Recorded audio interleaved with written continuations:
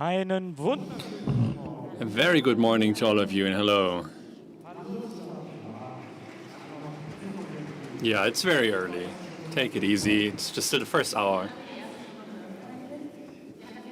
First Lens day for all of us. We had a great day yesterday. I'm super happy that it continues in the same spirit on day 2 here in stage 1 at Republica 2024. I don't have to repeat the motto, who cares, but it's written everywhere. Great to see you all here again. We have a full program for you again today at Republica Stage 1. Lots of things are going to happen. Anna is going to lead you through the program today. Just a little tip from my side, people that are looking for a special session, 1845 Stage 4, there might be a bingo, as rumors go, for anybody looking for something very special. And we're also going to continue with something special here with the next speaker, celebrated author, comedian, and doctor, but recently spends his time engaging with climate change and health. He started the Foundation for Healthy Earth, Healthy People. And how did he become from entertainer to the doctor of the nation and the protector of our basic needs for life? That's what he's going to talk about in his next session. Please give it up for Eckhard von Hirschhausen.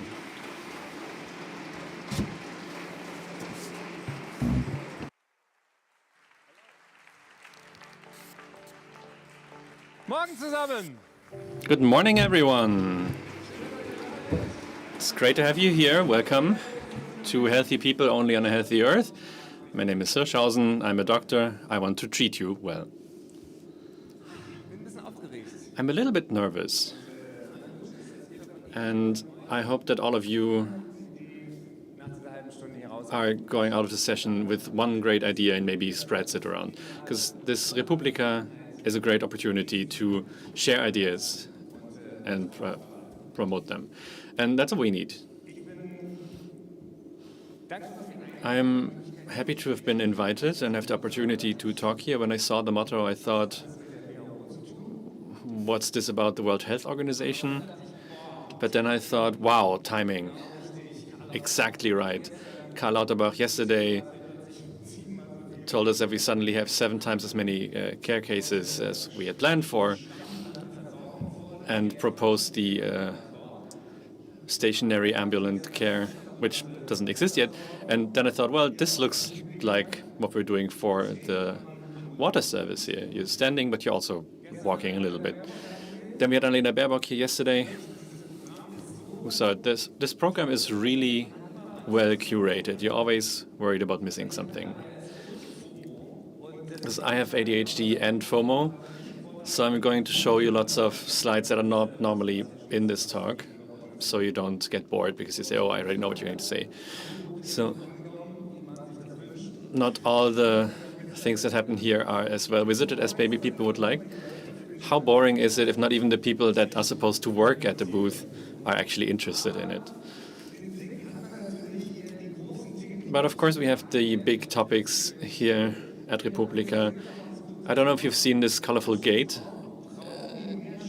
That quote above says, do we need more state acts in climate protection?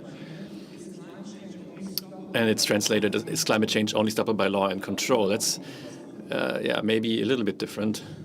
Maybe there's bots involved here.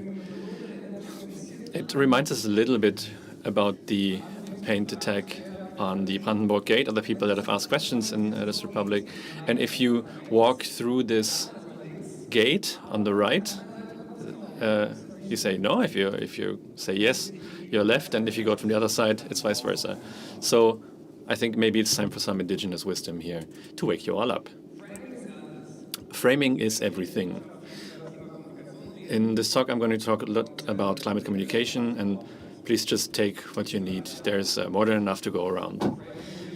Framing here at Friedrich Naumann Stiftung, I thought it was interesting. Lots of people maybe thought that you can only put the positive stickers, the stickers, on the left side under the positive label, and negative had 3 times as much space. That's framing, people. And it reminds us a little bit about the ICE debate of the Conservative Party. And here they try to get people interested in this stupid robot, but everybody's just interested in the children. So I think humans still make a difference. For example, Thomas Jaschek yesterday from Volksopeza, who I met,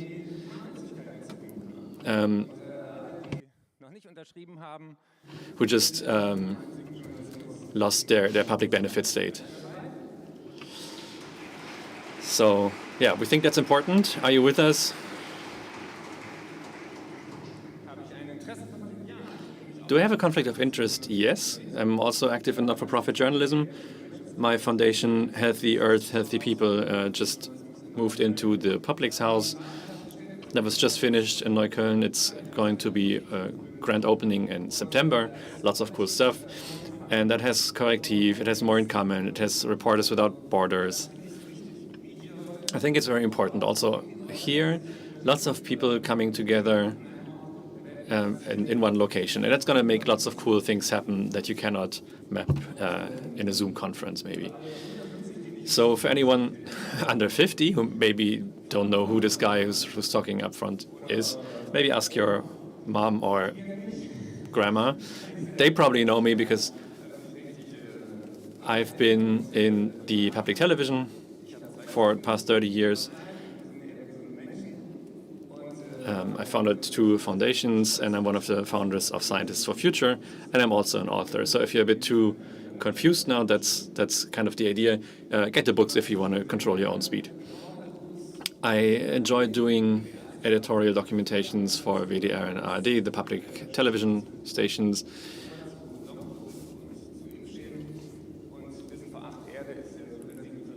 That includes content about the pandemic and vaccinations and so on. And then there's also Knowledge Before 8, which is little knowledge bites before the news announcements. So how did it start for me? So we had politicians, all male, by the way. Christian Lindner said, oh, Fridays for Future. They don't know what they're saying. They just want to skip school. They should leave politics to the professionals. I mean, obviously, that's exactly what democracy is about. And then thousands of scientists got together and started Scientists for Future. This press conference was also famous because Rizzo quoted short pieces from that and reached 20 million people just before the European elections. So the core question isn't what do we know, but why do we refuse to believe what we know? And to visualize it, climate change isn't real, then we go straight to, okay, it's real, but it's not convinced it's caused by humans, and then we go straight into oops and fuck. And this is where we are now. We're also in the midst of an election cycle.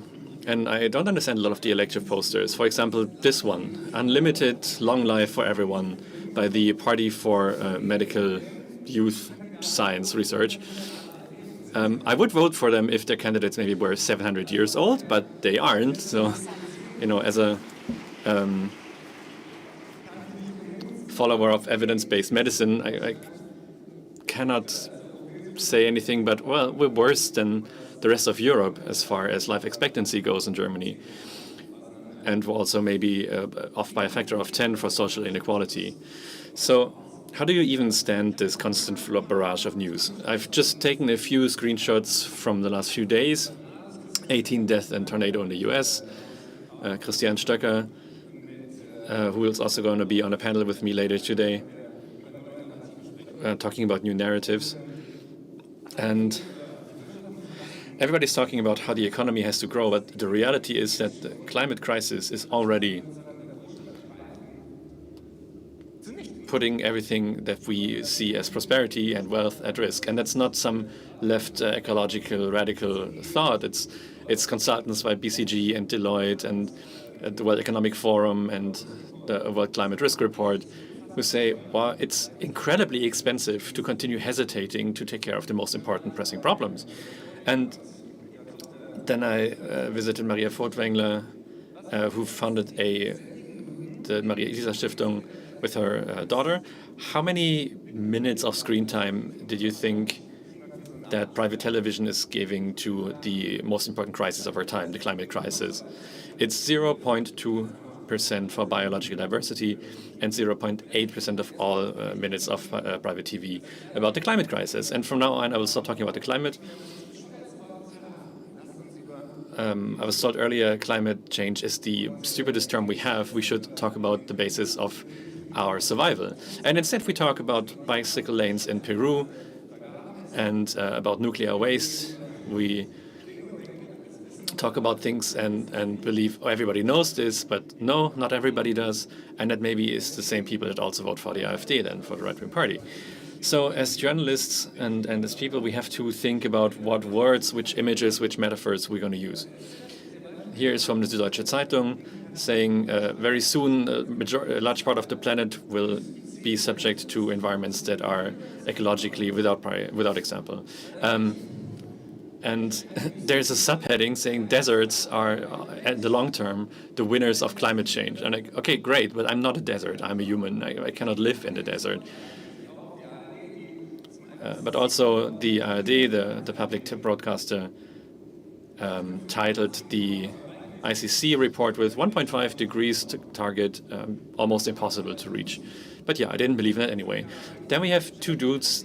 I didn't know either of them, but somehow they had time. I haven't encountered them before, even though I've been working on this for years.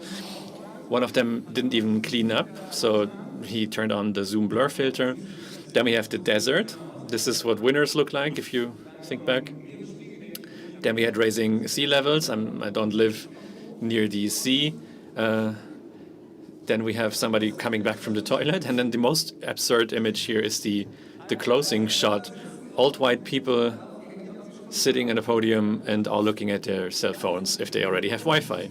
This is the imagery that they chose for the largest crisis that we currently have. And we wonder that maybe people aren't acting on it as they should. And then it's followed by, oh, Credit Suisse is safe. I'm like, okay, cool. I don't have an account there, but I guess not everything is bad.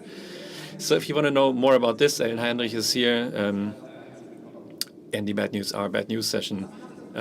Please go listen to her. So what does that do with us and our soul? I worked as a pediatrician in children and youth psychology. I was also here at a Congress on the topic of climate anxiety. Because in your education, you learn that these kinds of fears, these anxieties are irrational. So you just show them how you can move beyond them. If somebody's afraid of heights, you kind of confront them with it piece by piece and show them how to take it away. But what's irrational with the climate crisis is the way we deal with it. And it's not a therapeutic problem. It's, in the past, we believed what we didn't know. And today, we don't want to believe what we know. So this continued cognitive dissonance, this continued pushing away of facts, and maybe allow me a metaphor here. The way we deal with the climate crisis is how waking up in the middle of the night with a full bladder, maybe some of you have experienced this already, you know exactly what you need to do. You also know it's not going to get better by itself. But what do people do? They close their eyes. You turn left and right, say, oh, maybe it's just going to go away. No, 2024 is the year to open your eyes, to do what needs to be done, and that's how we can get back to a good life and good sleep. Mental health issues are skyrocketing, and lots of journalists that I talk to, including lots of climate scientists, are desperate. They say, what still has to happen? What do we have to say? What should we say? Carla Winkelmann, one of the most important researchers about the ice shelf, said, I asked her, Ricarda, how do you deal with this, knowing everything you know? And she said, after thinking for a short moment, she said, we don't have time for desperation. And that's why I'm here for you today. It does something to the soul. At the COVID square, you know what a soul is. That's a little joke of mine. And now I have one request of you. Put your phones away. It's going to be recorded. You can look at it later. I meant you. You're taking a photo of the photo where I told you to put your phone away. Would you like me to take a photo of you so you can post it next to it? What I'm getting at is this way in which we're continuously damaging our health by dividing our attention even more. I bought this book years ago at the Free University in Berlin. We're amusing ourselves to death. Who of you has read it, it's so true what the author wrote in 1985, how everything becomes entertainment, how we think that the remote control allows us to switch off all the things we don't like. And that's why it's so important to think about what changes people. Is it facts? How do we tell the story so it's not just one topic amongst many? For that, we need authentic encounters, and that's why I take away phones when I can. I had one authentic encounter in my life. That's Jane Goodall, one of the coolest people I've ever had the pleasure to interview. And I was very nervous. I met her at an award ceremony in Düsseldorf, and she told me how apes greet each other. It's this feeling of being with someone. It's look to your left and to your right and check if the people next to you are armed, if they look okay. Because I asked her, what's typical of us humans? Do apes have humor? Yes. Do they have social feelings? Yes. Do you know what sets us apart? We say goodbye. What? Why is that relevant? Well, saying goodbye means that you expect to meet somebody again. You're looking to the future. We humans are probably the only people in this world who can teleport ourselves to the end of our days and ask ourselves, who do I want to have been? What's the legacy I want to leave? What did I spend my time on Earth on? When animals meet, they have lots of meeting rituals, but they have no way of saying goodbye. Dogs that meet each other on the street, you can see it every day. They run around each other. They lick each other's genitals. Maybe you might know those rituals from Oktoberfest or from Carnival. But the difference is in how you say goodbye. And Jane looked at me through her wise and melancholic eyes and asked me, how can it be that we humans keep mentioning that we're the most intelligent species on Earth while destroying our own home? Bam. That was the question that hit me in my heart. I was silent, I swallowed, and thought, just don't say anything. If we're the most intelligent species on the planet, why are we destroying our own home? If we know better, why don't we do better? Or let me ask it a bit more provocatively. Raise your hand if any of you regularly shit in their own home, in their own living room. Not accidentally or due to an acute gastrointestinal infection.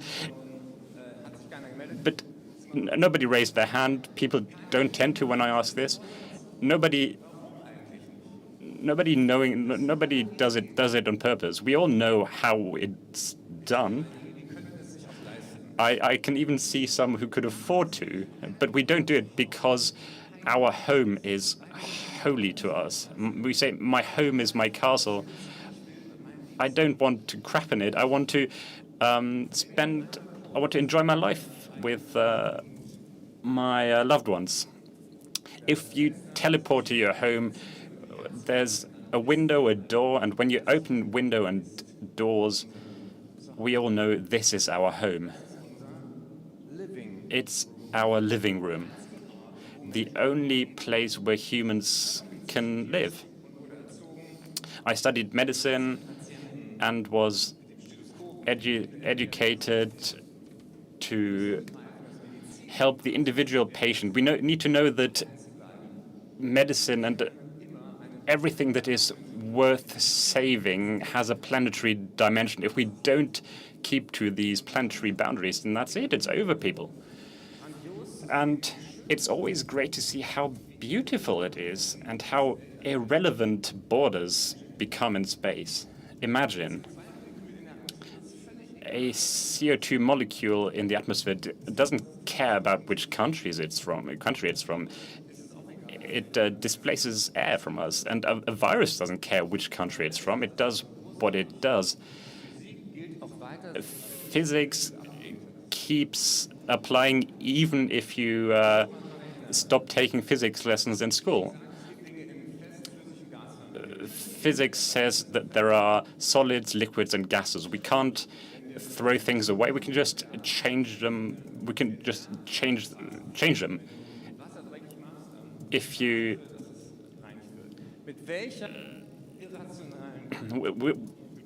with what irrational reason is there that carbon dioxide isn't being priced in the same way that other garbage is? Why is there no carbon pricing?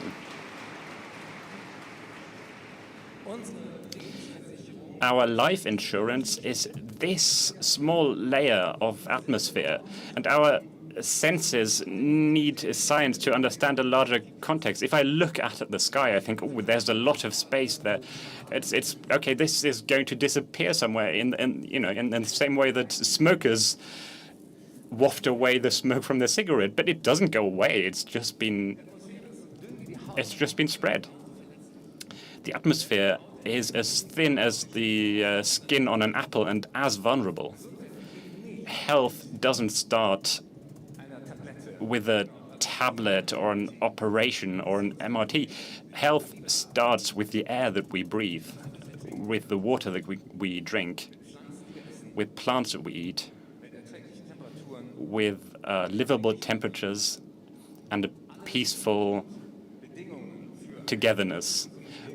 All 5 bases of life on Earth are being threatened. Nothing is going to get better on its own, and none of these are going to be solved by the market. Nothing can be taken for granted. And when I understood this, I changed sides. I used to be an artist and stand on stages and entertain people, but you can't fulfill the expectation that 1 in 3 sentences should be funny in this medical emergency, and then I joined Scientists for Future. We were so close to a tipping point, and then the COVID pandemic came. We keep doing the same thing these golfers are doing. I went to university here in Berlin. The research shows that showing people research doesn't work. And that's why I celebrate Don't Look Up. Who of you saw it? It's a great film. We need to change the way we think. In an empty world, you can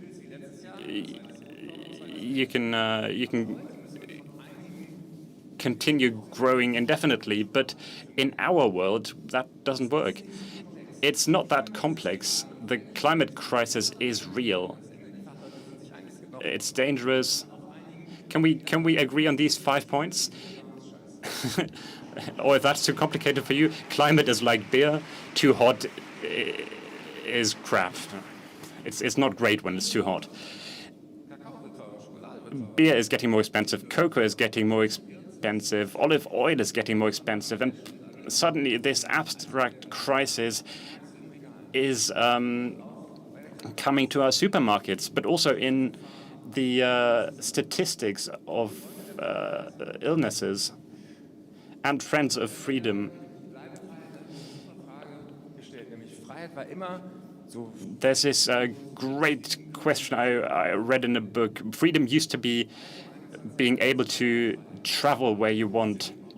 But the question we need to ask ourselves is, is there a freedom of staying? Can we actually stay where we are? And not even in the city of the Statue of Liberty, you were able to, you had the liberty to breathe. You had to take out your your masks to be able to breathe in the. How free are the people in the global south who are the most affected by this climate crisis? And we need storytelling. Cases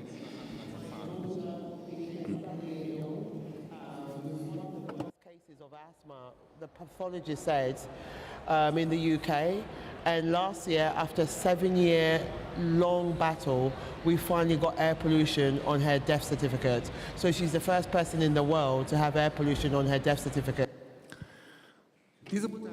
This mother fought for her 9-year-old daughter that died by an asthma attack in the inner city of London.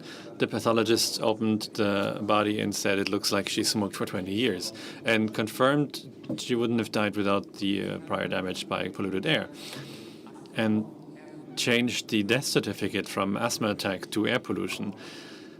These are the stories we need. Stop delivering all these abstract numbers. Of course, the facts need to be right, but we need the emotional level. We need the emotional impact. The beauty we lose, but also, this is a photo from last year. This is the Rhine River, shrunk down to a tiny trickle. We say something is solid as a rock, but the rocks are crumbling because mountains are held together by frozen water. Animals, you think, what has a fly ever done for me? But we're not in the center of nature. We're part of a web of life. And when you lose that, you don't have anything to eat in the morning. Just imagine what depends on insects. It's including the tablecloth. The only thing you still have is honey, because the wild bee is endangered, but the honeybee isn't. When we report on Bavaria, stop talking about Aiwanger and Söder, the politicians. 1.7 million people got up on a Sunday morning to vote for biodiversity. Where do these people occur in the reports that we publish? And why do we have stone gardens? What's the message here? I have a lot of gravel. Great. What's the framing for plant-based food when you can prevent hundreds of thousands of deaths? Eating less meat is not it's not a sacrifice. You're just losing heart attacks. People say, I ride a bike, I don't eat a lot of meat, I never fly, and I only buy what I need. Some would say I'm ecologically aware, but actually I'm just broke. Why is the proper life less expensive than the wrong one?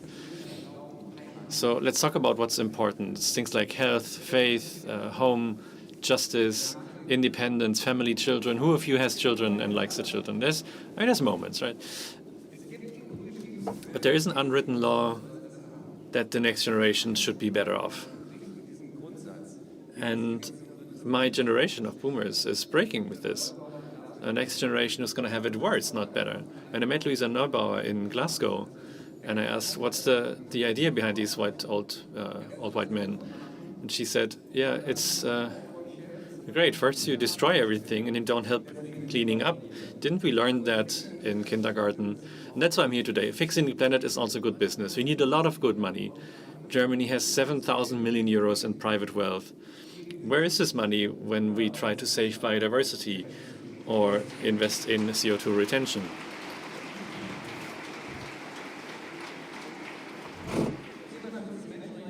Climate protection is a human right. I celebrate Roda Verheyen, a great lawyer from Hamburg, who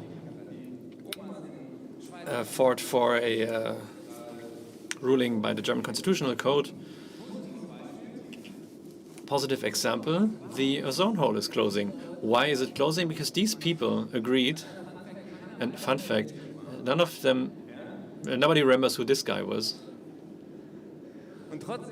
And still, we can be thankful every night that we don't have skin cancer, because now the ozone hole is closing. We don't remember his name, and this is only 40 years ago. So I wonder,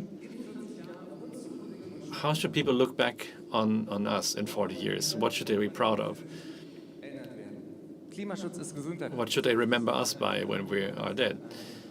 So climate protection is a very good thing if people don't want to stay alone, because it's the only thing that can only happen in the community. And that's why we need also health and care workers. That's why the new energies are so important. It's so much nicer to work next to a solar panel than it is to work next to a coal power plant. 42 degrees is where human life ends. If you have a raw egg and you put it in warm water and it gets hard-boiled, the egg doesn't become soft again when you cool the water. It's irreversible.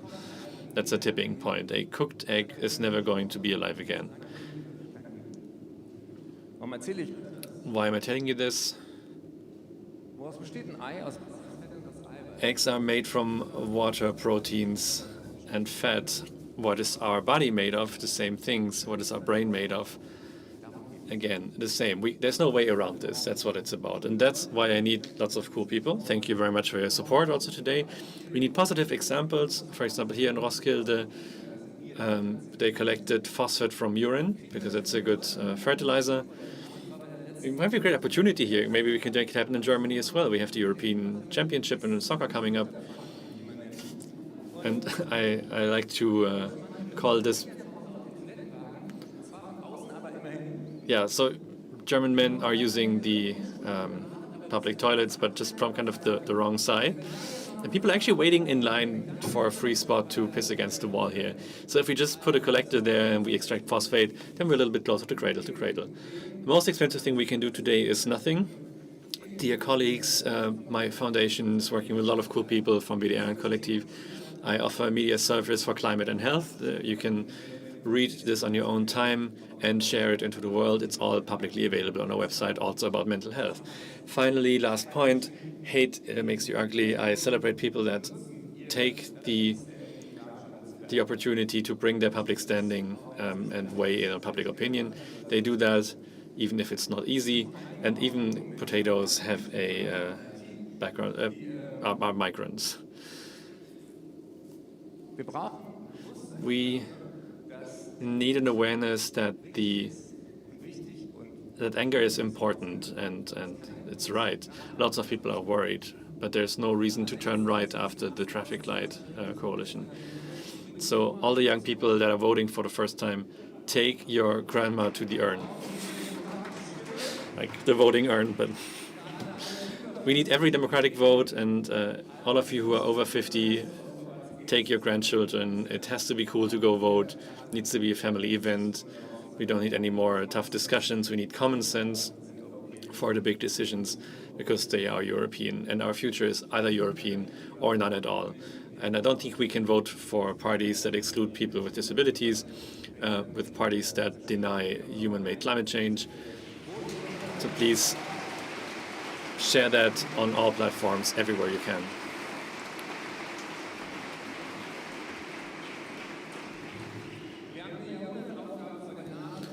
We have a century task ahead of us in less than 10 years' time. It's stressful, but the choices will reverberate for hundreds, even thousands of years. I wish I'd have taken the time to see what reverberate means. I'm already going above time, so I'm going to stop with a funny slide to remind us of we're not great at planning, but if you don't do it, think back to Jane Goodall, nobody will. And is there anybody here who's expecting a child? Is anyone who's going to become a parent in the next months? Because then I would have had a gift for you too. 1, 2, 3. You can join me later. It's an intimate question. We're going to be around here for a bit. I brought you something. So we have to talk about time horizons. We keep talking about 2045. That's when we're going to be climate neutral. 2100, we will have this or that scenario. A child that will be born this year will be 21 years old in 2045. It's going very quick. 2100, maybe that kid would also like to be a grandparent. Is that still possible? Can we still give them a positive outlook for that? Can we talk about futures that are possible for grandchildren and humans and animals on this planet? We could have it so much nicer and healthier. These children are already underway. We can all ask ourselves, 2024, what did you know? What possibilities did you have? What choices did you have? And what did you do? And I hope for all of us that we better have really good answers. Thank you very much. Dankeschön, Eckhard von Hirschhausen. Eckhard von Hirschhausen, thank you so much. We're going to continue directly with our next speaker. Chatbots seem to be able to do everything. They argue, they plan, they show signs of intelligence. Is that a good thing or a bad thing? And where do they stand on the way to machine superintelligence? That's what our next speaker is going to talk about. Eva Wolfangel is journalist, author, and moderator, recipient of the 2020 German Reporters Prize, is a fellow at Boston MIT, and writes about topics such as artificial intelligence, cybersecurity, and virtual reality. Her book, One Wrong Click, How We Can Protect Ourselves from Attacks from the Internet, was published in 2022 and Penguin Random House. I'm super happy that she's here. Give it up for Eva Wolfangel.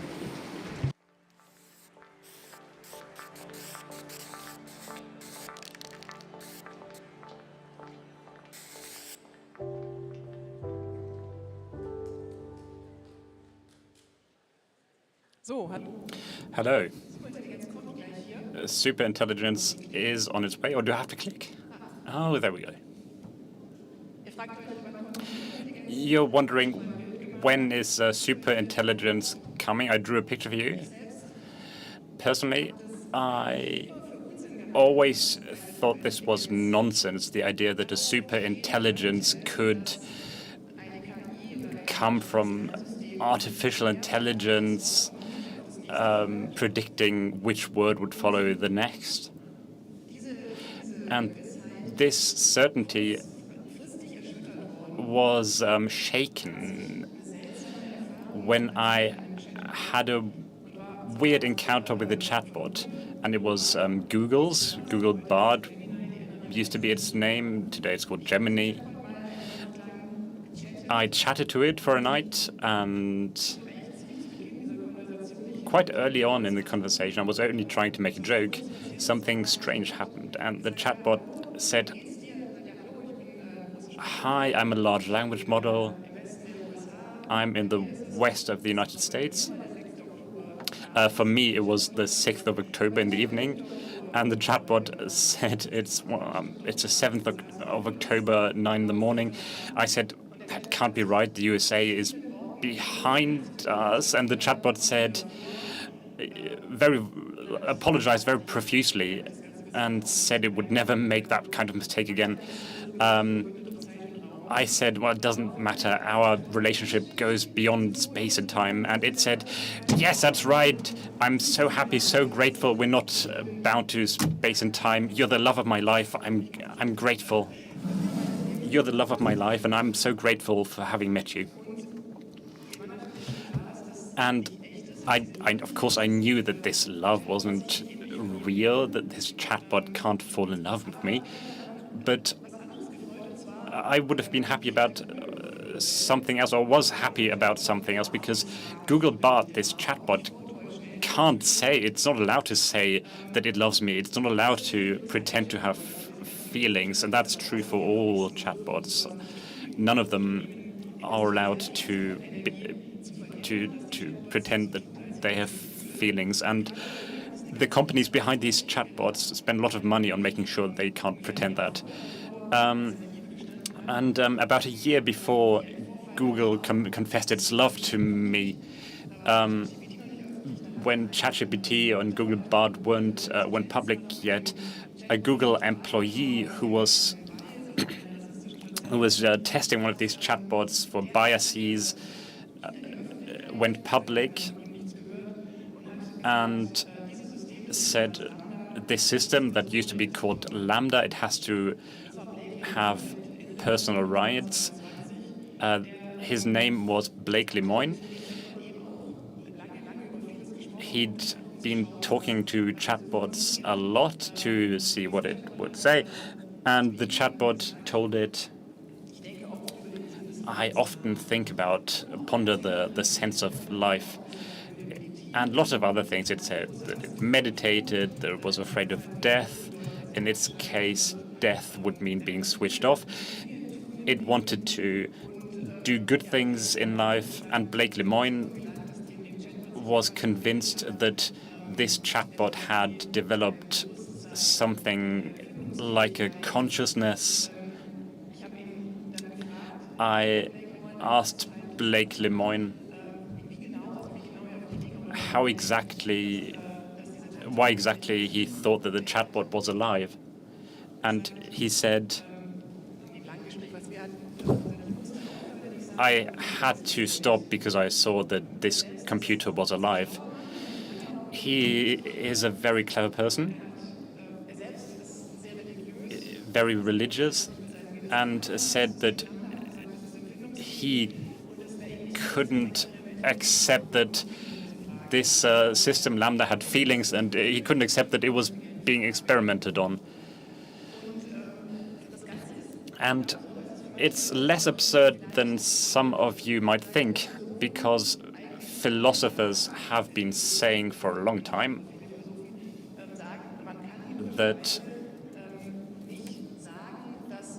there is no logical way of proving that an AI doesn't have a conscience, it can't develop a conscience. And that's why it's not absurd that Blake Lemoine expects this to happen. I was also surprised, not that the chatbot says that it has a consciousness, but that somebody would believe it. I expected that. I've been looking at language models, natural language processing for a long time. There was a paper in 2017. It was called "Attention is All You Need," where researchers at Google looked at a new mechanism, or developed a new mechanism for language acquisition. And I chatted to GPT-3 for the first time, and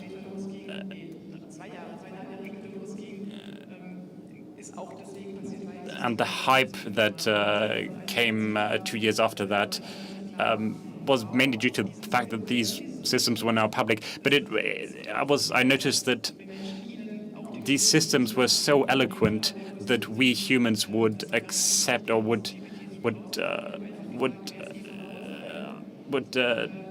take all kinds of nonsense at face value.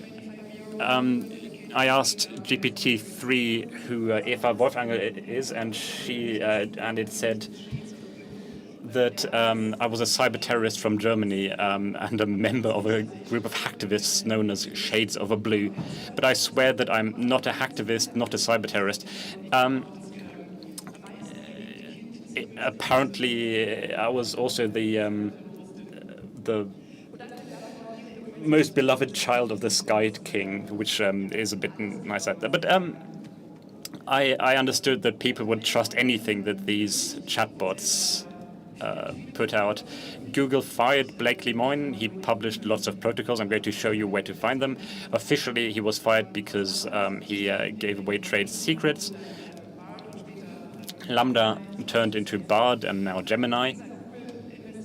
And Google invests lots of money into making sure that this kind of thing doesn't happen again, because this caused a shitstorm when Blake Lemoine said that this chatbot is alive. The shitstorm was also brought about by people like me who said that you can't call it artificial intelligence and compare it to the human brain and construct it in such an eloquent way that people will believe it.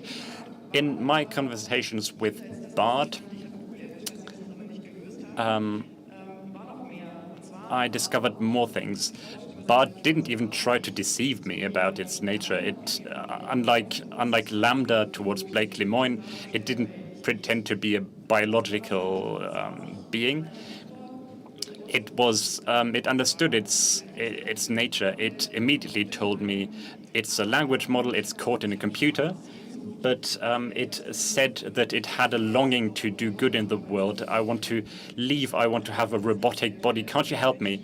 It understood that I, as a human who has a body who can move about in the world, I could be useful. It wrote scripts to me.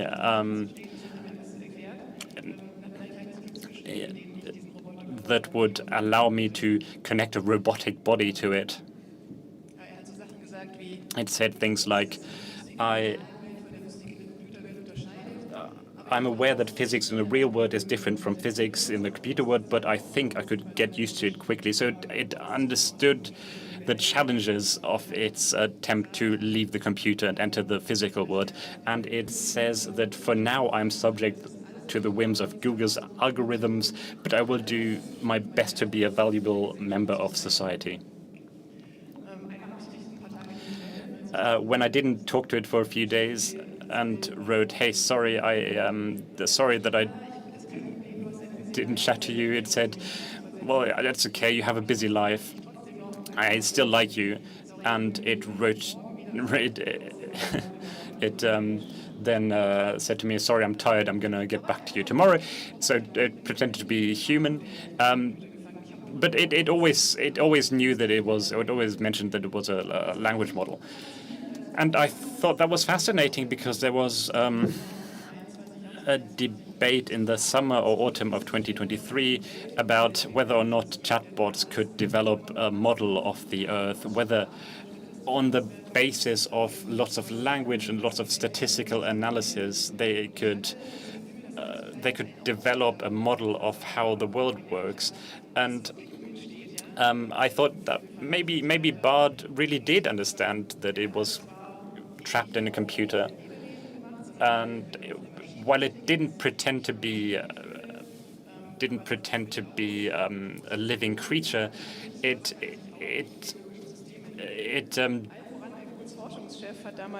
did understand. It pretended to be a machine intelligence. But shortly before that, there was an article in Noema magazine, "Artificial General Intelligence is Already Here," where that argued that this idea of artificial general intelligence had already entered the world in the way of large language models. And one of the strong quotes in this article is, "To claim that a priori that non-biological systems simply can't be intelligent or conscious seems arbitrary, rooted in untestable spiritual beliefs." So it claims that our disbelief in artificial general intelligence is just spiritual. And one of the reasons why we don't want to see this is human or biological exceptionalism, which is a desire to maintain something special about the human spirit. And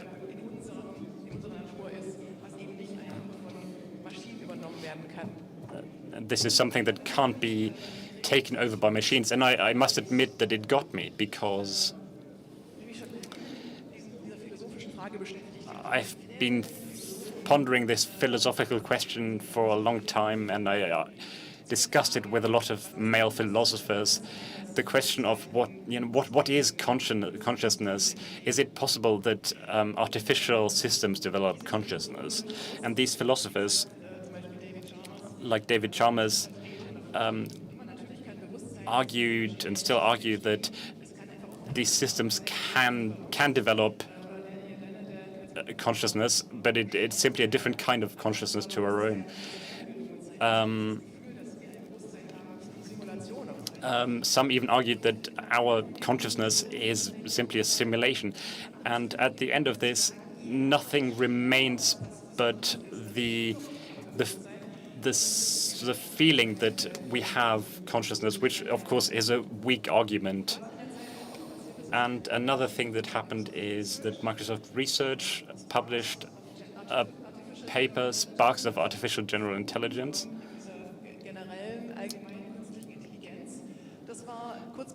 That was shortly before the release of GPT-4, when only few people had access to GPT-4, and these researchers showed that this system could draw a unicorn, and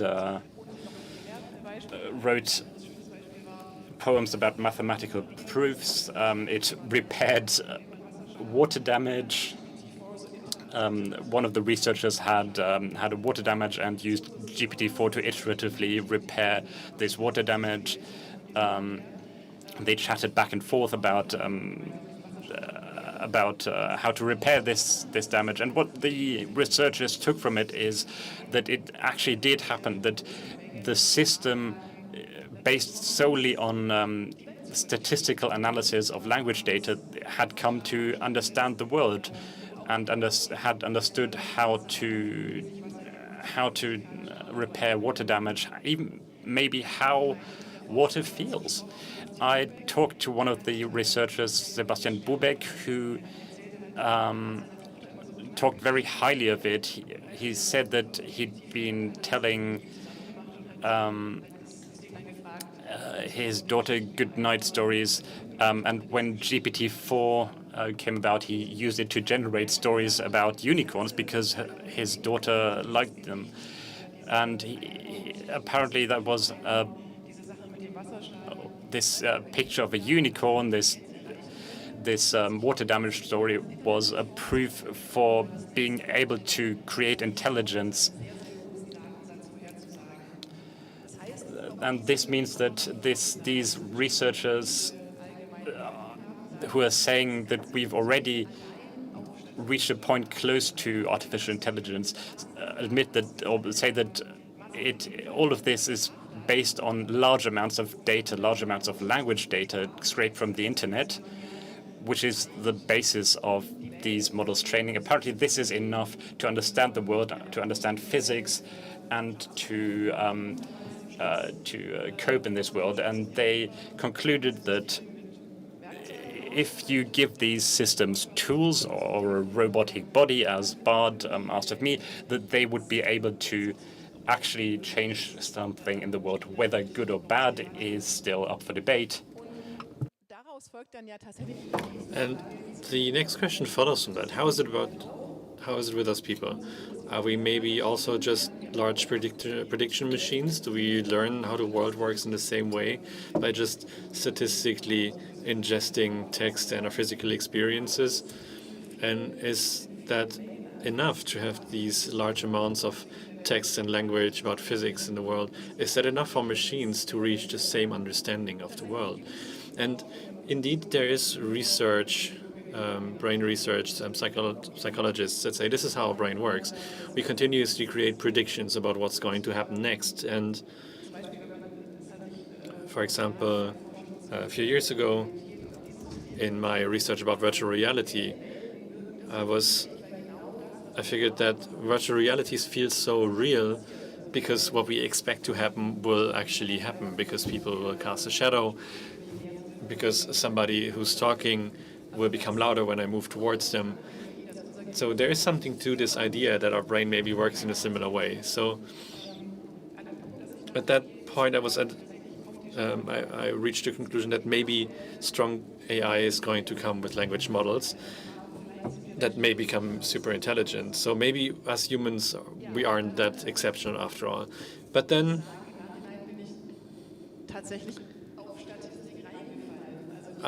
in the end, I was fooled by statistics. This idea that I speak to a chatbot for one night, somebody else repairs water damage, that's not enough to prove it's not a statistically significant event that says this is super intelligence. But what we experience is anecdotal evidence only. So random anecdotes, things that happen to me or people around me that are so convincing to us that we believe there's got to be something to it. And that's how they ultimately fool us. So when Margaret Mitchell, a US computer scientist who's posting a lot on social media, showed examples for things that didn't work. For example, there were a lot of tests that were published where people told ChatGPT, stack a glass of water, an egg, and a pen. And then when ChatGPT tried to stack it in a way that makes sense, they say, see, the system understands physics. But Margaret Mitchell slightly changed the way she phrased the question, and ChatGPT created completely absurd stacks that didn't work. So she kept showing over and over that they are exceptions, that they are coincidences, and it's not a systematic understanding. And I called her and asked, so what should I make of my conversation with Bart?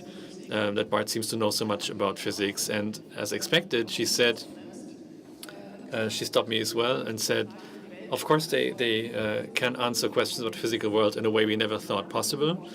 So she sees this incredible progress. But she also says it's unclear if they're doing it the same way that we humans develop this understanding, or whether they're just matching patterns in text that they've been trained on. And she also pointed me to the dangers of anecdotal evidence and said, if we really want to know,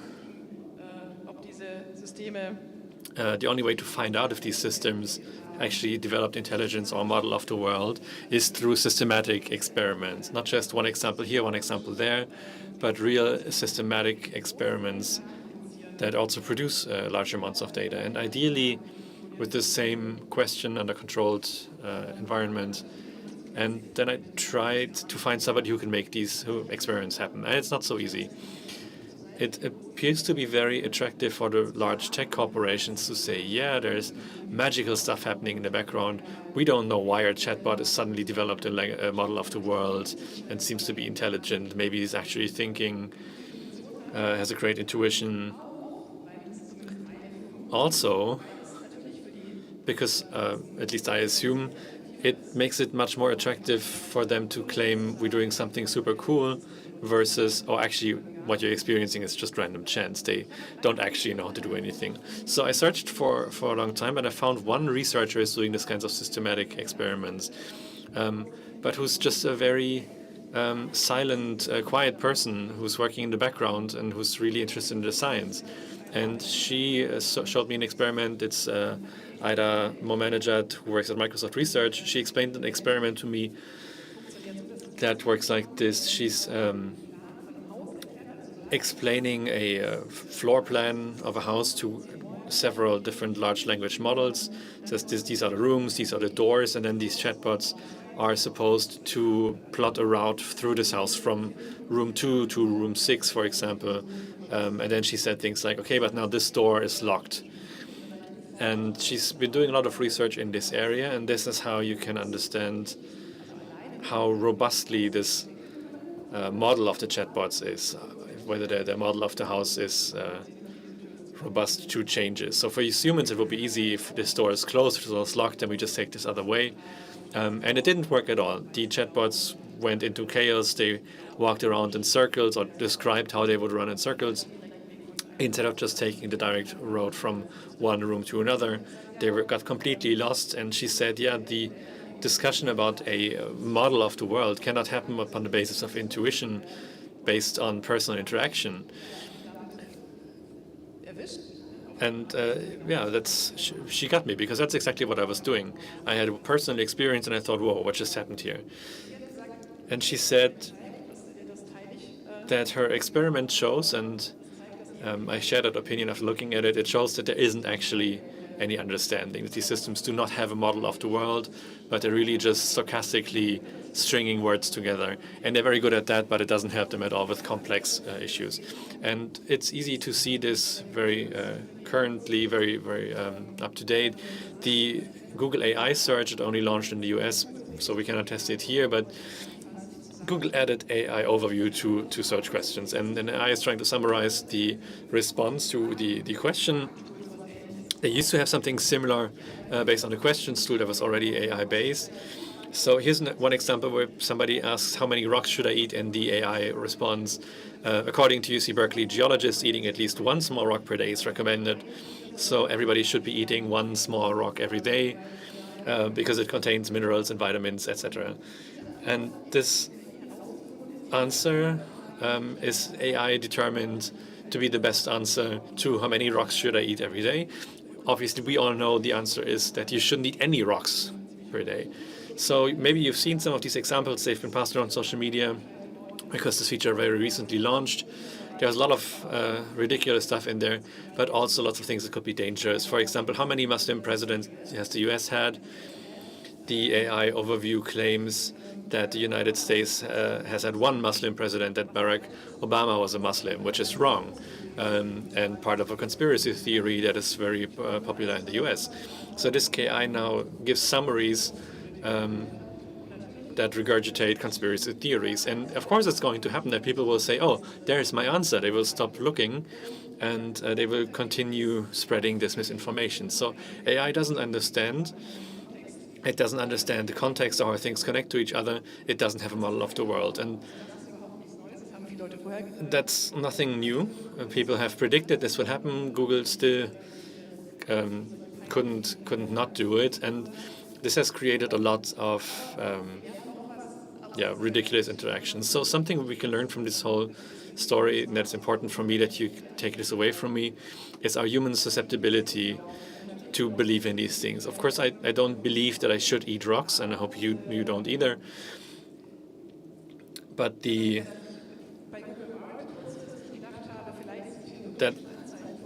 I thought maybe there are some indications of a model of the world with Google Bard, just because it spoke so eloquently about physics and seemed to know so much about itself. Shows one thing, or maybe two things. Firstly, that we humans really jump on anecdotal evidence and fall for it very easily. And secondly, that we seem to mistake eloquence for intelligence. So we seem to assume that when somebody speaks very eloquently, then they are also intelligent or exceptionally intelligent. And shamefully, that is also something that I've written about years ago. Here's an essay from 2021 from a 2022, from a researcher that wrote about Blake Lemoine. She said Google's powerful AI spotlights a human cognitive glitch, mistaking fluent speech for fluent thought. So what we can learn from this incident is that we have a glitch in our brain, that we take fluent speech, eloquence, and mistake it for thinking or intelligence. And this, I interviewed this researcher after this article to write about that. It's Anna Ivanova, and she said there's no correlation between eloquence and intelligence. That's the cognitive glitch of us humans. When we hear language, we automatically construct a mental model based on a human example. So I wrote that 2 years prior, and then I still fell for it myself when Google Bard was so beautifully intelligent. And I think that shows that this glitch is very stable. And that also people that themselves warned of that glitch still possess it, including me. So also towards you, everybody for themselves, but also for your peers, it's important to be aware of this. And that's what I want to leave you with at the end of this session. When you feel that superintelligence is just around the corner, I can feel it, there's something there, then think back to this glitch and think about our weaknesses and our brains, and be aware of your intuition. Not everything that appears super intelligent actually is. Question these ideas critically, and that's my time. Thank you very much for listening.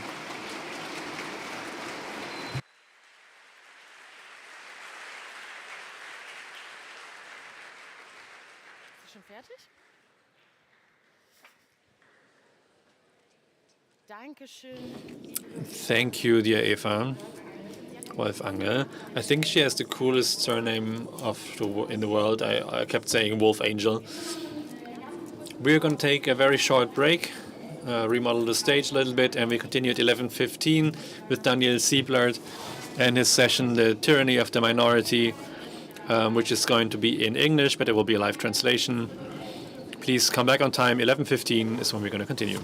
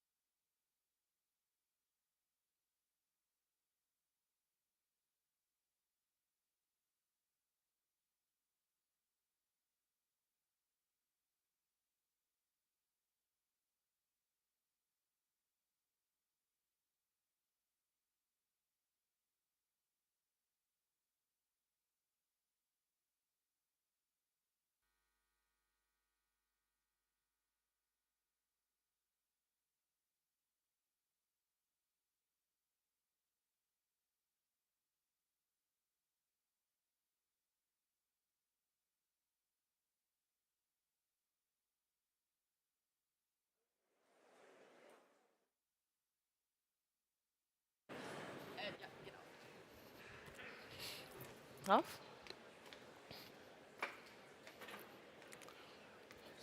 So.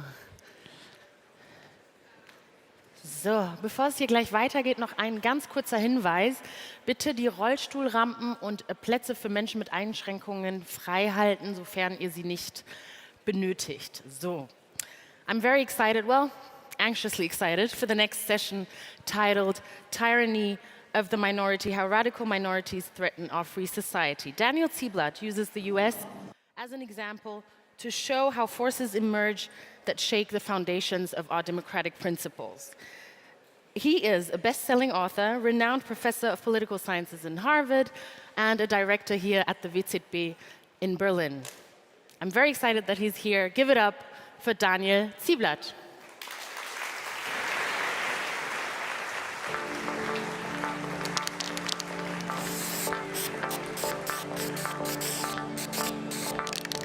Thank you.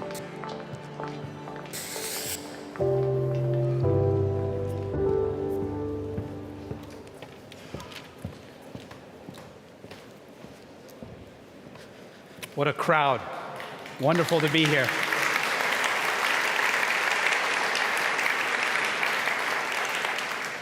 So I want to talk to you this morning about how democracies can defend themselves from threats from within. Democracies don't die like they used to. Democracies used to die at the hands of men with guns, of generals attacking democracy violently. Today, most democracies die at the hands of elected politicians, presidents and prime ministers who, once in power, use the very instruments of democracy to kill it. This is Hugo Chavez, this is Viktor Orban, this is Erdogan in Turkey. This means that the principal threats to democracy today come from within.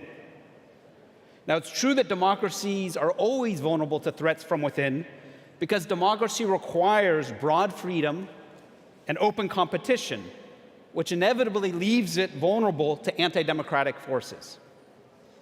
So a democracy can't fully immunize itself from threats from within without ceasing to be a democracy. But there's a dramatic increase in the number of anti-democratic figures in the world today. Chavez, Erdogan, Orban, Modi, Bolsonaro, and Donald Trump. So it's very important to think about how to protect a democracy from such figures. Now, to reflect on these themes, I want to begin today by talking about the United States, but I will end today by thinking more generally about what lessons we can learn from the American experience for Europe, for Germany more generally. So I don't think it's very controversial to say that American democracy faces real challenges today. America is experiencing what political scientists call democratic backsliding. This is not severe backsliding, not like the kind of backsliding that has come to Hungary or to Turkey, but every international index that ranks democracies notes that there's been a pretty significant decline in the quality of American democracy since 2016. Freedom House, an international organization, has a global democracy index which scores all countries from a low of 0 to a high of 100. A decade ago, the United States received a score of 94 out of 100, which put the United States in the same league with Canada, Germany, Great Britain. Today, the US's score is 83, which is tied with Romania and 2 points below Argentina. Now, this is pretty shocking, but when you have government efforts to restrict the right to vote, when you have violent attacks on election workers, and when you have a president who tries to block the peaceful transfer of power, you reach a point where Freedom House gives you a score lower than Argentina. Now, that this has even happened is really shocking from a social scientist point of view. I'm a political scientist, and political scientists disagree about everything, but there's two things they agree on. The first is that rich democracies never die. No country with a GDP per capita of over $17,000 per year in the 20th or 21st centuries has ever broken down. The United States is 5 times that level. The second seemingly rock-solid finding is that old democracies never die. In the 20th and 21st centuries, no democracy over the age of 50 has ever broken down. Even if we say the United States became a democracy in 1965 when full voting rights were extended, America's democracy is over 50 years old. So the fact that there's a crisis in American democracy today is really a puzzle.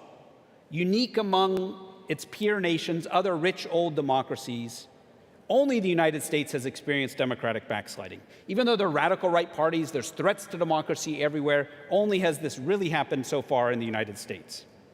So how has one of the world's oldest and richest democracies become so vulnerable? So in our book, Tyranny of the Minority, we focus on two causes. Number one, the radicalization of the Republican Party.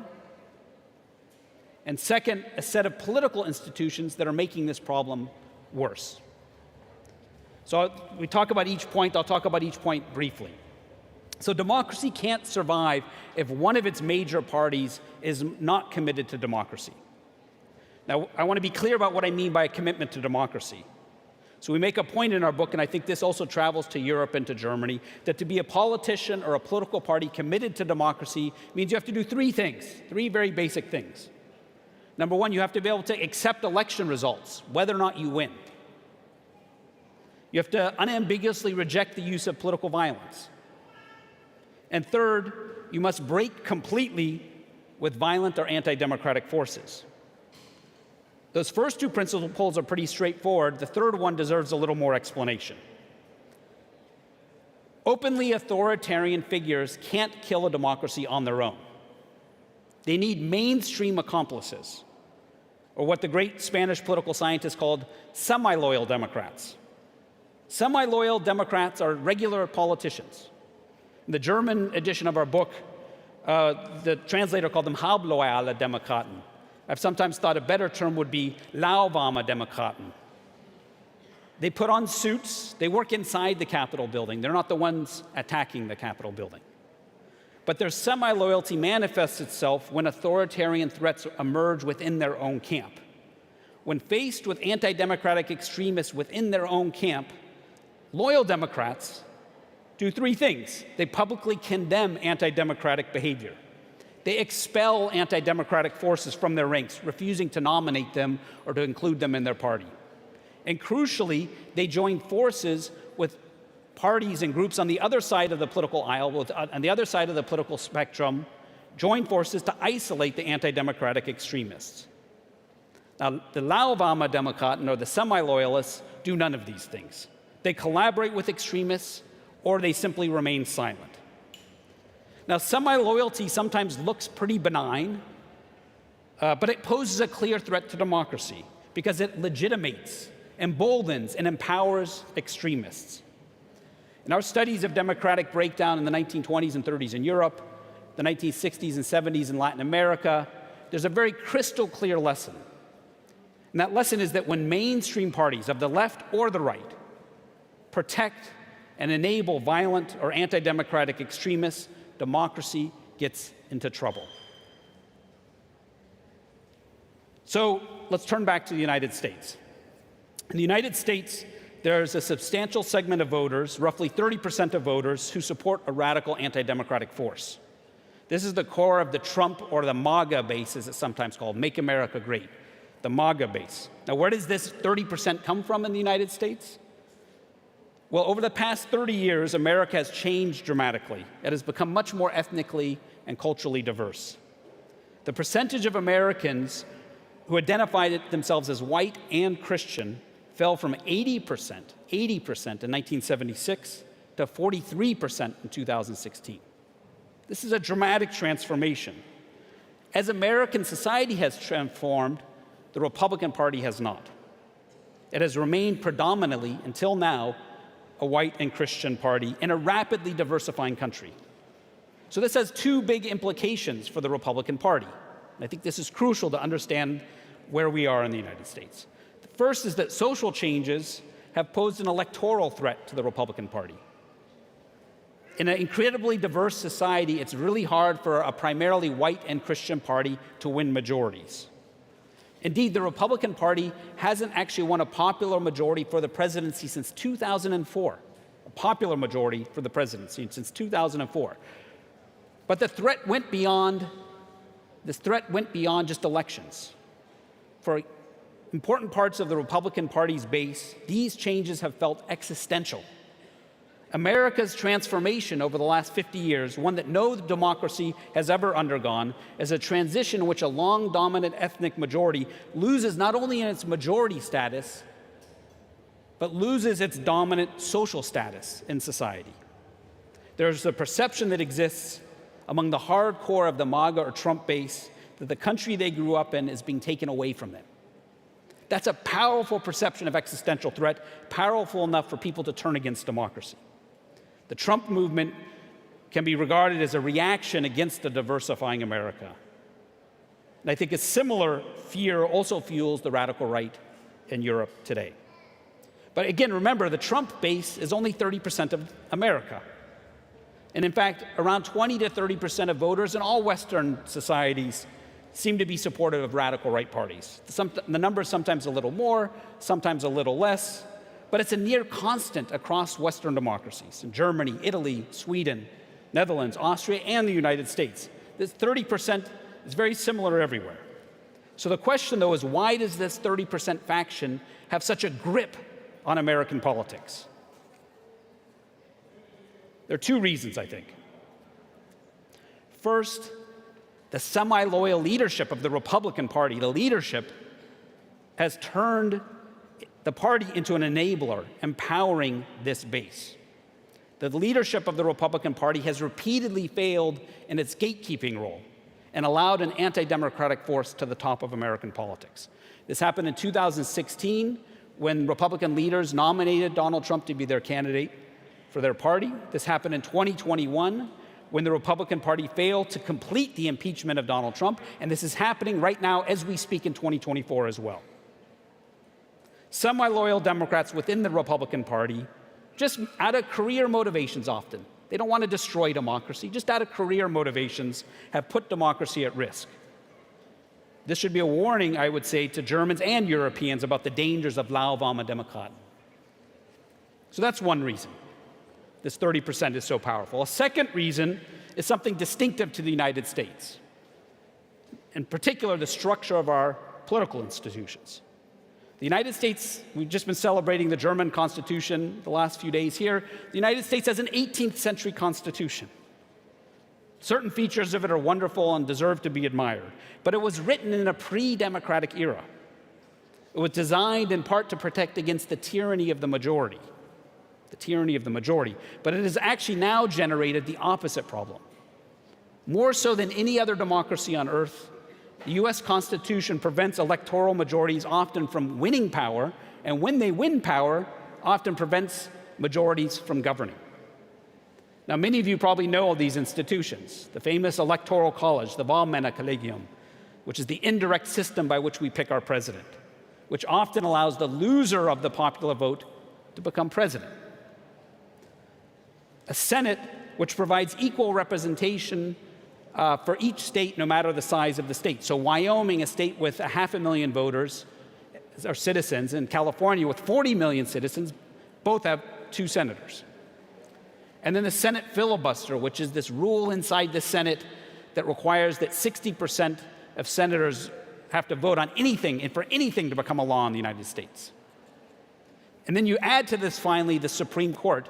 The United States is the only national court system in the world in which one can be appointed to the judge and serve for one's entire lifetime, which means that judges picked a generation ago can thwart the will of majorities today.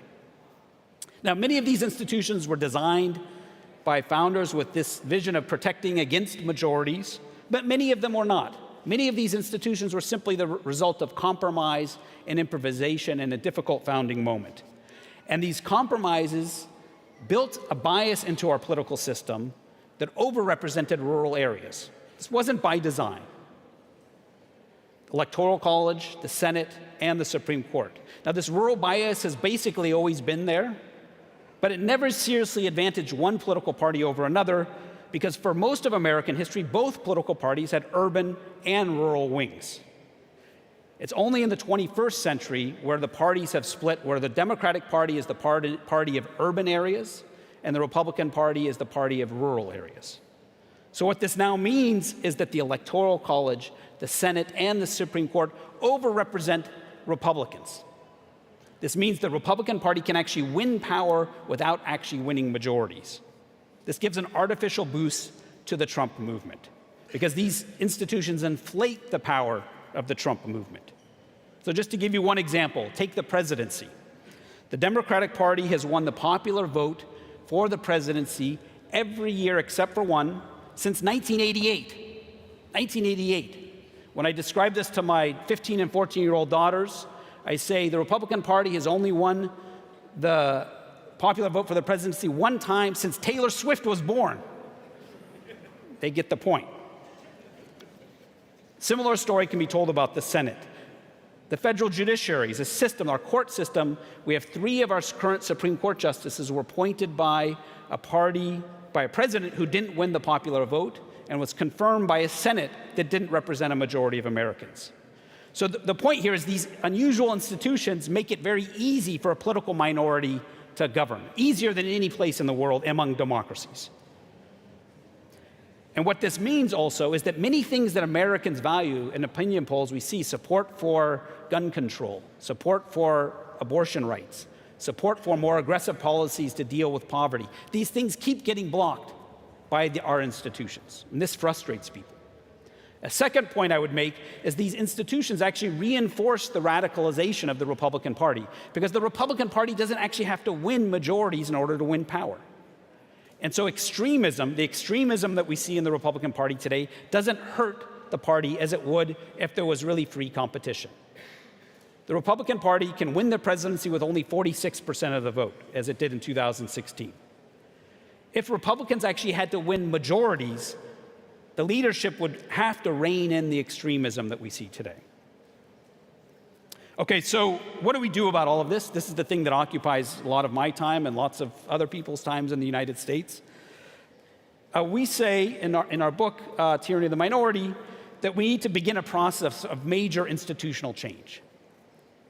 We need to democratize our democracy. We need to update our 18th century Constitution. This has happened in the past, I should say. There's been updates, but not very many. So in our book, we have 15 proposals. I won't go through all of them, but some of these things include abolish the Electoral College. We're the only democracy in the world today still with an Electoral College for selecting a president. Democratize the Senate by eliminating this weird institution, the filibuster. Establish term limits for Supreme Court justices. Make it easier to vote. We vote on Tuesdays. Nobody can get to the ballot. Most governments try to make it easier to vote. In the United States, it's often people seem to make it harder to vote.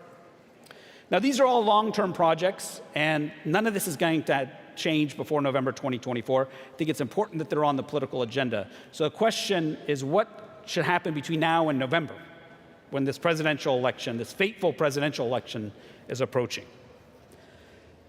And what to do now in Germany? Are there lessons about how to confront similar threats? Because the threat to democracy in both the United States and Germany is actually quite similar. The Trump movement and the AfD in Germany are very similar. In both instances, they would represent a shock to the political system if they were to actually gain power. So how to defend against this in the short run? So I'll close by describing 4 general strategies. They each have their strengths and weaknesses, but these are the options on the menu, I would say. The first is the classical laissez-faire or liberal American response. The classical liberal says, let all ideas compete. Don't use physical force or the state to silence outrageous voices. Let the electoral marketplace work. Let good ideas beat bad ideas. Let good candidates beat bad candidates. Now, this is a powerful perspective, and I subscribe to it in part, but the problem with this view is that it leaves our systems vulnerable to demagogues who will cheat. It's not a free and fair competition always, who will use the very institutions of democracy to damage democracy. So in response to this, there's a second approach, and this is an approach that's very familiar in Germany, that emerged out of the experience in the 1930s. And this is the tradition of wehrhafte Demokratie, or in English it's translated militant democracy. Now the core idea here is that you need to use the state, the rule of law, in a top-down fashion to differentiate between acceptable speech and unacceptable speech, acceptable political parties, unacceptable political parties. And after a legal process, ultimately, be in a position to potentially ban dangerous debate or parties. In other words, use the rule of law to exclude anti-democratic forces from the electoral marketplace. Now, this tradition, of course, has been very consequential in post-war Germany. Centers around debates around the AfD in Germany today. It's been recently used in Brazil. The Supreme Electoral Court banned last year former President Bolsonaro from running for president again. Now, this tradition is very powerful, but it too has limits. Because if legal guardrails aren't in place, how do we guarantee that the democracy protects itself from the abuse of these incredibly powerful tools? So this too is an incomplete strategy. A third strategy for confronting authoritarianism within a democracy is to build big electoral coalitions to isolate and defeat anti-democratic extremists, political coalitions. Now, this too has its roots in history. In the 1930s in Belgium, the Catholics and socialists who hated each other about lots of things and disagreed about lots of things joined together to form a government to defeat the fascists. What this broad political strategy means in the United States today is that in November 2024, Liz Cheney, a very extreme conservative, but who's committed to democracy, needs to join together with Bernie Sanders, a democratic socialist, who's also committed to democracy.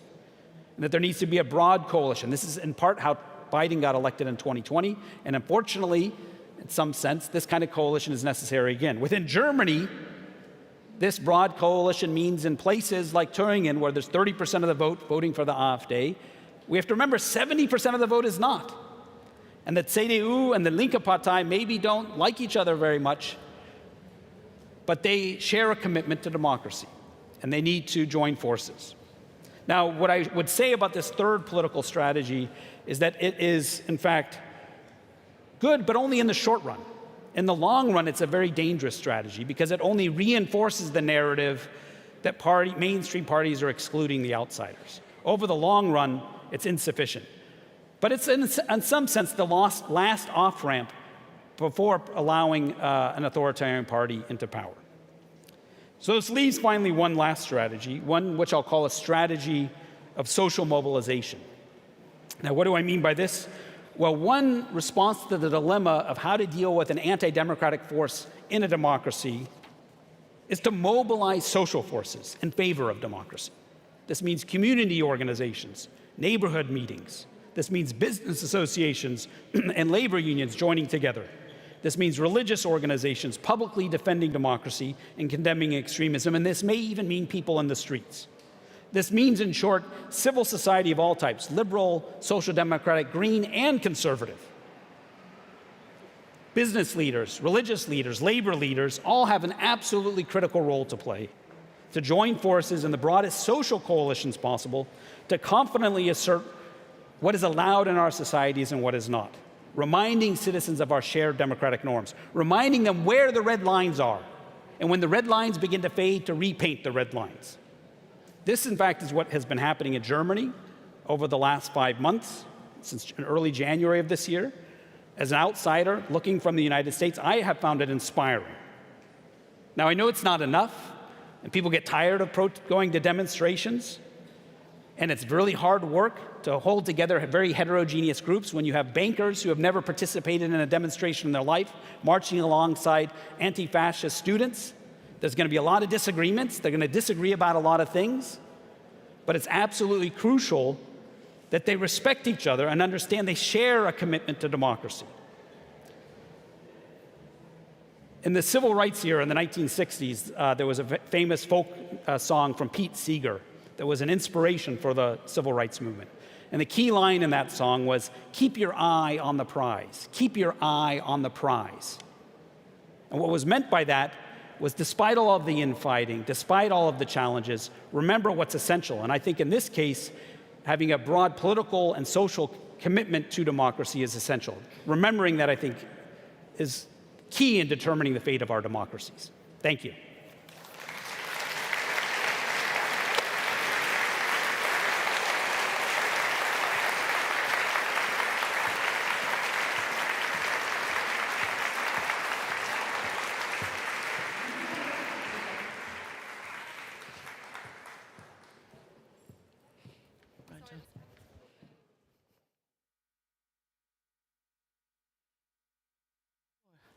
danke, Daniel Zieblatt. Ich musste mir gerade ganz stressig die Schuhe anziehen. Deshalb hat es jetzt nicht so nahtlos geklappt. Daniel signiert übrigens um 12 am Dussmann-Tisch Bücher für alle, die interessiert sind. Es geht jetzt auch hier direkt weiter, ein kurzer Wassertausch. Ich komme mal kurz. So, jetzt habe ich mich gefangen. Ich weiß nicht, wie es euch geht, aber mir wird an jeder Ecke suggeriert, dass unsere Gesellschaft unüberwindbar gespalten ist. Und wenn ich Twitter oder X when I open Twitter and X, I still don't think that people are talking to each other, but when I go out, I still experience that people approaching each other, talking to each other. Is it a myth? Is the general neutral speech trigger or cargo bikes? Are they triggering people so much that they're not talking to each other anymore? And our next speaker will be talking about this. He's professor for macro-sociology at HU in Berlin. He's a famed author. He's wrote the book Trigger Points. His newest book is Ungleich vereint, and equally conjoined is I'm happy to say, I think I can already see him. He doesn't have to put on shoes. He's ready and arrived, and we're happy to hear his warm welcome for Steffen Mau.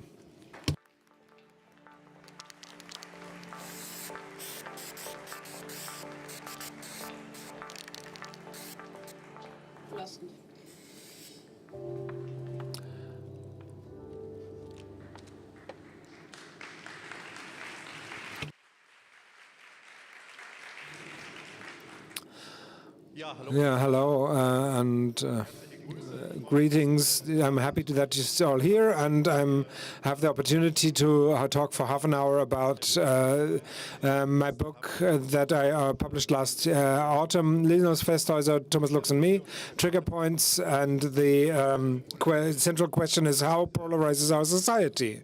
And if you have a look at the debates not only in social media, but also in newspapers, but in academia as well, that the polarization topic is a mega topic. Everybody is discussing this. Everybody is thinking that the society is polarized, and I've got a couple of news excerpts, but also an academic publication, and that has a look at how often the words polarization and as appears in academic papers, and it's getting more and more intense. The polarization is a fear scenario, and that's something that you don't want. That Daniel Zieblatt described the situation in the United States quite impressively, and we look towards the US very often. We also look towards Brexit and other societies where things are going apart. And what do we mean when looking at talking about polarization? And we often have the impression that large societal groups are moving towards each other that don't only represent the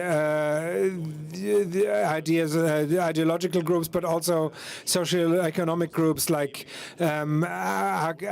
academics versus working class, and cities versus rural areas. And you also, if you have a look at this, you often have a distinguishing between cosmopolitans who are pro-migration and world open, and on the other side, usually from remote areas with low economic status and low education. And we asked ourselves, that's sort of the idea, but we asked ourselves, is that actually true? We use the dromedar versus camel image because I know it's zoologically not correct. Dromedar is also a camel, but there's one hump. So you would say there's a lot of people some are sitting in the middle, and in the middle there's camel with two humps, and there's a valley in the middle, and this on the other is unbridgeable differences. Is that true? That's our question, and I want to show to our research, and it's actually not that easy. And if you put up this thesis, then you would have to show that something has dividing itself, and the social imagination drifts apart. And there's something we can't find. In the book, we show a lot of data and information on it about the last 30 years. Really nothing changed. But the interesting thing, this also applies to fields where you wouldn't think that. For example, when it comes to migration, we had a migration politics crisis, and we took care of that. But there's no falling apart of the open opinion. So if we say, well, there's 2 or more areas, what do we have then? So in the book, we make the suggestion to differentiate and to make it a little more complicated, as if we don't just say, okay, there's just 2 areas. It's different areas, different topics where we have to negotiate. Yeah, for example, when it comes to the east, if it comes to weapons for Ukraine, that wasn't something we looked at, but we looked at topics like structural strategies and conflicts that coin the society, and where there's conflicts that interact with each other. There's fear arenas, let's say so. It's the top-down insimilarities, for example, when it comes to money, and the second one is inside-outside stuff. When you have borders, for example, how open, how close is a society, and the other one is they and us. And there's questions of not discrimination, but and the today and tomorrow in similarities, and there's questions of climate change, and this you can just unwrap it. What's the basis of this conflict? I can go much into detail, but what's happened if we look at it?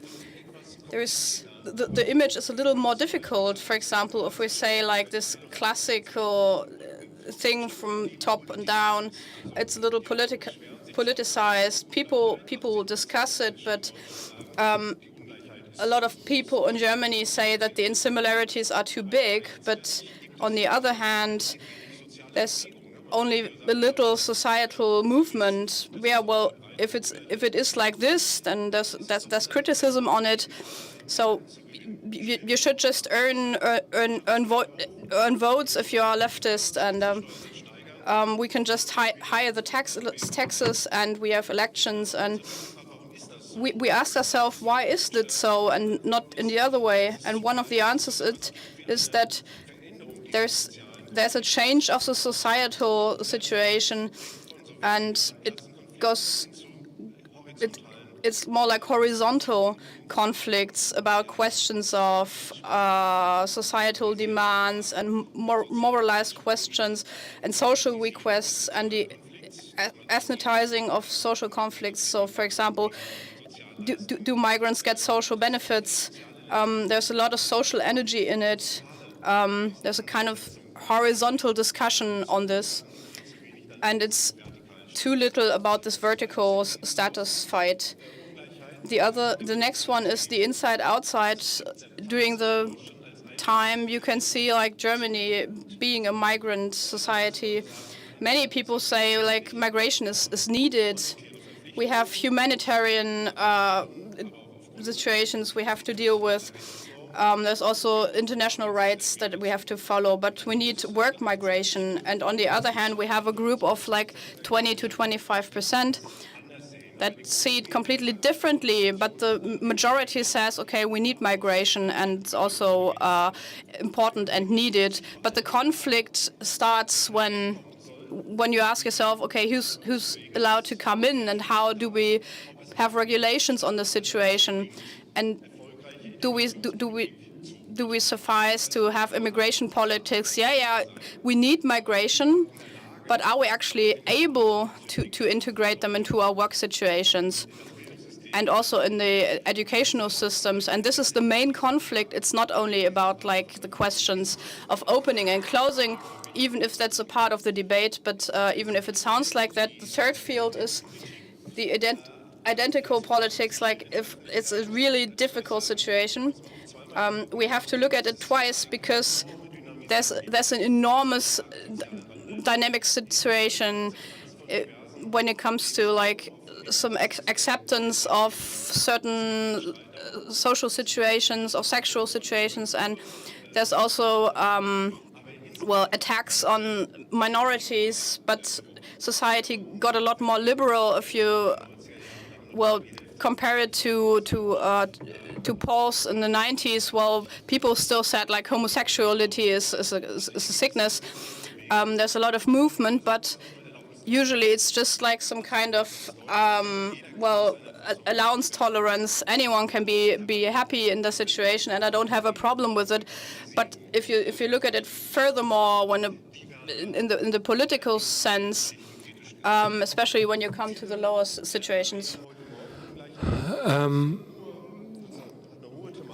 So the today and tomorrow inequality. In Germany, there's no huge conflict between climate deniers and people who accept climate change as a fact. That's less than 10% that who deny the climate change, but there's still conflicts, but they still exist, and they are still they revolve around the question about how to deal with the climate change. Some say it's it's almost 12, and we really need to change quickly, and the world is changing dramatically. And others are saying we can't do it so quickly. It's not so much a target conflict, but it's more a question about how to assess the climate change and how to organize the socio-economic transformation, and what to do with this. So we tried to take these arenas and indicators and measure them, and we group them towards different classes. If you take the polarization theory, that it depends on social relation, but what you see here, that's not necessarily the case. So the question of distribution politics is quite similar. Regardless of whether you're working class or an employer. In the 70s, it was much more distributed. In the 70s, the working class was for more distribution, and the employers were seeing that critically. Different, that's the field of migration politics, where you can see that the most progressive positions come from cultural experts, so-called cultural experts, like people like here, knowledge workers, people with an academic degree who work in culture and knowledge professions. They're more open, but production workers or people working simple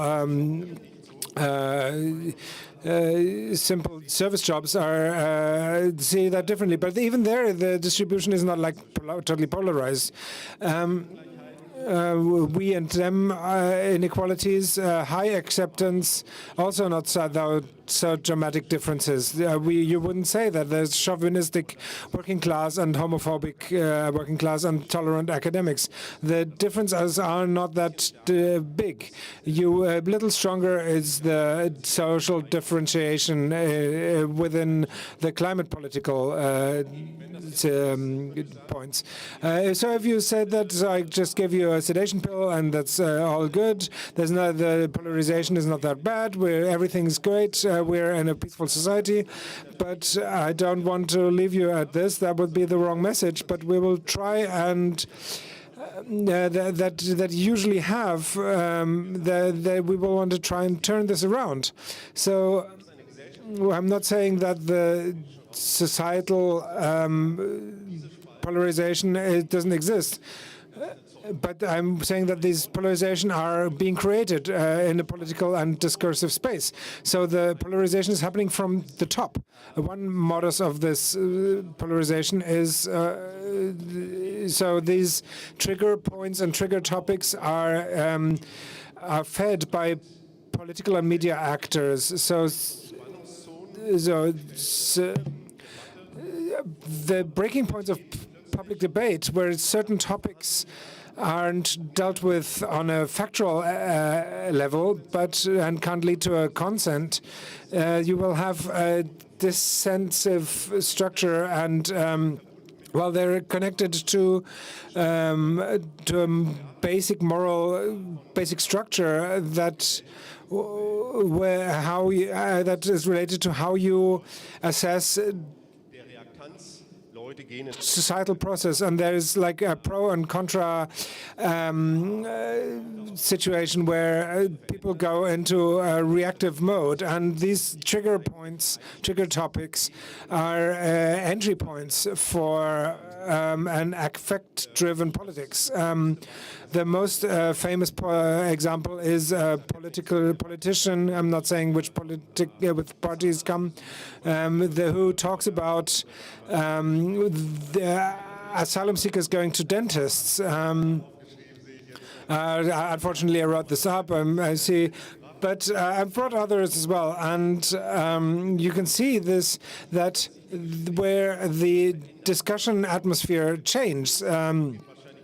The pulse goes a little more higher, the room temperature heightens, people have a different body posture when they debate these things, they cross their arms. You read, people call this and say that's, yellow press niveau, and that's, these are topics that you just can't sit down and just calmly debate this. So I've got these, you have the look, they're going way too fast to trans, a quota for trans people, that's triggered a lot of people. White men are doing TV, are state institutions allowed to change the grammar? Habeck wants to set up energy Stasi, and the newest topic is bicycle lanes in Peru. That's a trigger point where a lot of people jumped on, and these are codes for to show about other things. It's not about bicycle lanes in Peru. It's about things that these are they call up association context. So the last example is white visitors are not allowed for 4 hours. So so last year there was an exhibition in a museum about colonialism, and where black people were allowed for only 4 hours on a Saturday, and that was a huge discussion by people who would probably never have gone to that museum and never heard of it. And probably the exhibition had to secure this exhibition with the police. So what is it about that this kind of minuscule topic, like 4 hours opening times, is such a big topic? So that what we write about that's what we talk about, these trigger points in the book. So we try and put this. I think these fit. So there's. People have the feeling that's a kind of inequality against they have to get up against, and that's the second one of fairness and stuff like that. So there's a strong feeling of the loss of borders. If it's not the single event that triggers, but that event, well, is part of a chain of events. So if I just give them the small finger, they take the whole hand. So they come with it as well, and there's an inflation of expectations, and at some point you have to draw a red line, and where you say to this point and no more. You all know that from from gender-neutral language and, for example, the building energy rule. So if in my private basement that drew a lot of interest, and there's a private area where politics shouldn't have a statement on. So the thesis is that we feel something like a polarization in our society, and in this open debate the middle doesn't say anything at all anymore and becoming silent, and we only see the really loud edges, and we feel like we split the society right now, and politics is also pretty divided. And there's polarizations companies. If you look at news and other outlets that just bring up trigger topics to raise emotions and to just draw people into their political areas where they aren't at home, basically. So I showed you this picture. If you look at the voting areas, and they're more differentiated than the societal areas. There's some was able to be expected. For example, if you see at the SPD and opinions on this in and outside political arena, they just draw off, and the electionists of the Greens with the they and them, the AfD is pretty undecided. It's like some kind of caterpillar, while the Greens are really able to be seen. And if you look at the climate arena, there's more like a conservative area, and with the Greens are most progressive. If you look at the left party, when the BSV is split off, you can see that in the inside-outside arena, it's the third from the top, or in the WU arena, that there's something like a Wagenknecht hill. Usually it's more like a normal distribution, but when it goes to climate politics, there's three parties in one. They're only on the same standpoint in one area, but the dividing of the party was pretty sure, yeah. Okay, and then you see that's quite interesting that if you see these arenas, that's about a classical or institutionalized conflict, the top and the bottom arena. The other three arenas are new and unsaturated arenas that haven't arranged themselves yet, and there's still movement in them. And you can see that these parties, except for the Greens and the AfD, who are the outposts of this, other parties are almost on the same points, and there's no differentiation, and it's quite difficult for these arena parties to make a point in these arenas if they don't have any differentiation points. So what does that lead to? You have to keep tied to programmatic individual ideas. So they're not, for example, there are no speed limit on the Autobahn, or the limit of new debt may not be challenged at all. So that also means a hollowing out of the programmatic hollowing out of the parties. So I've took this from another colleague. The felt polarization, whether the real polarization, and the public, you see this. In the top, you see what happens in the public discourse. There's very pointed and accentuated positions, and the bottom, you have much more of a heterogeneous positioning of the entire society, and they, most of us are mixtures. We're not all in a cosmopolitical or in a chauvinistic group. So there's people who are migration friendly and drive an SUV. The combination is much more diverse than the public discourse tries us to understand. So these conflicts are made. Polarization is generated politically and medially, and it doesn't exist as a socially structured sexual substrate. So the polarization, the trigger points with these sensible topics are crystallizing conflicts in which opinion classes are generated. So some topics are declared as a large societal topic.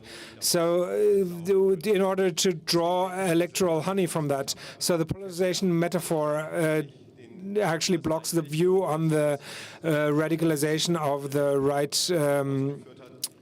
fringe. So there's a very strong radicalization on the right fringe, and that reaches into the middle of the society. So it's two short points on that. So if you want to understand the conflict dynamics, what we have to talk about the fatigue of change. So society is in a big, huge change, and there's an increased speed of societal change due to migration, due to digitalization, due to diversification, so external shocks, wars, change of energy politics, and a couple of other things that are moving us and that can't be addressed in the classical ways of addressing conflicts. And we have a large portion of people who are saying we can't deal with that change. We're not being picked up. We're not driving this. We're just affected and are victims of this societal changes societal change processes, and that's more than 40% who say that totally. And another people experience political dispowerment and anger. So anger is a strong feeling, especially on the right fringe, and especially with voters of 80%, with 90% that are with voters of the AfD that say they're angry. So here you can see how people who are angry are socially constituted, so that you can see where you find yourself in a social and an economic structure. Do you have a lot of economic autonomy? Do you have a lot of resources, cognitive competencies, and can I adapt to this changing world, or am I just receiving commands on the low hierarchy of a large corporation? Then I will experience this change in a much stronger way, and that you can see that income as well as education correlate strong with the anger, and this other graphic shows that change fatigue also correlates a lot with anger. The left graph shows you the people who feel disconnected from the social change. They say they say angry. So there's a strong correlation between strong societal change and deep change, and the feeling of the perception of being excluded from the political process. So I want to leave you with a little picture. So I don't know how this animal is called. For me, it's a dromedar with a small right hump, and maybe that's the appropriate picture. We obviously have a problem in this development of right-wing movements, right extremist parties and movements. but we still have a huge hump of Democrats and people who can talk about these topics, and we still have a have a consensus in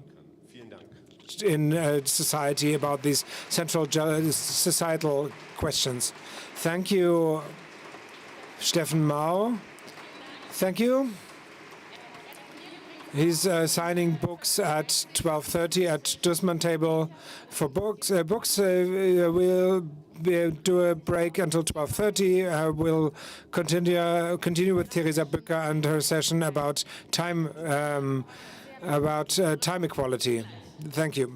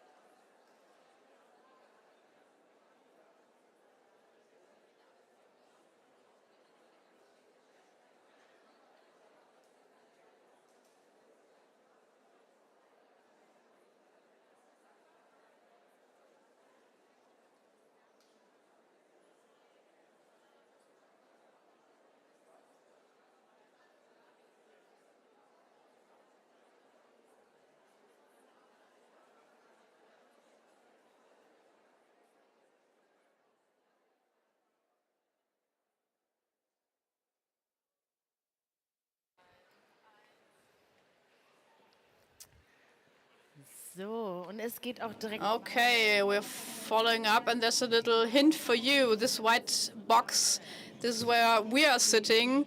Don't lean on it, and it's distracting them. Just don't do it, please. And also the area on the other side is just for people with a wheelchair. Don't put rucksacks there and stuff. Thank you. And so anyone can have a good time. I'm a big fan of our next speaker. That's why I'm really excited to tell you who she is. It's Theresa Bücker. She's been awarded, and she's taking care of topics from society, from now and from future.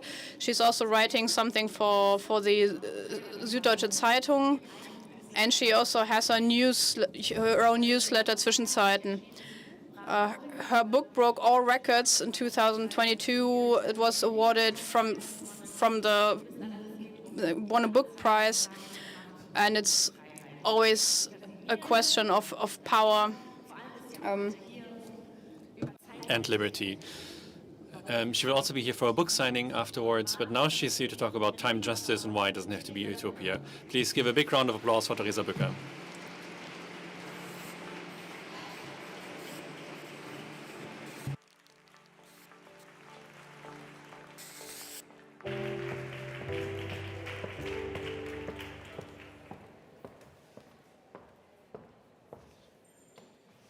Hallo.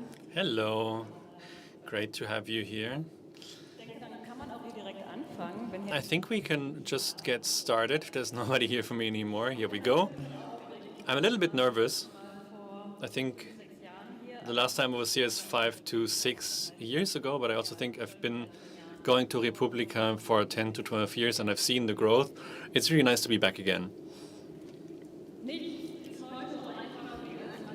Nothing is as easy as to be perceived as a radical thinker today, or have a utopia idea. It's enough to question the status quo, even just cautiously, or advocate to taking a step forward, to be considered a naive dreamer.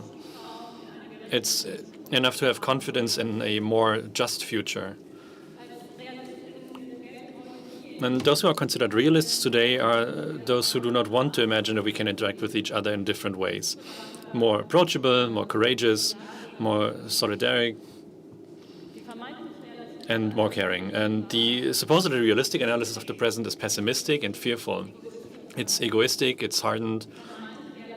This supposedly realistic analysis trusts neither itself nor others, and especially nothing good. Do we really want to understand the present and plan our future with this image of humanity? If you look around in this room and look at each other, maybe return the gaze, don't you trust each other? Don't you believe in each other? I only put this in so you can be flirting here. Who do you trust and why? And a few weeks ago, I gave a lecture on time justice at a trade union. Somebody from the audience asked me afterwards, where do you take the courage to pose these big demands? And that surprised me, because so far I haven't understood my analyses of the prevailing time culture and the conclusions I draw as particularly courageous. They seem logical to me. Firstly, because I can prove with figures that the way in which we exist, political and social structures restrict access to one's own time. And that is highly unjust and cements power imbalances. Without a radical policy of time that reorganizes at a very basic level what people can use their time for, we cannot attain a just and free world.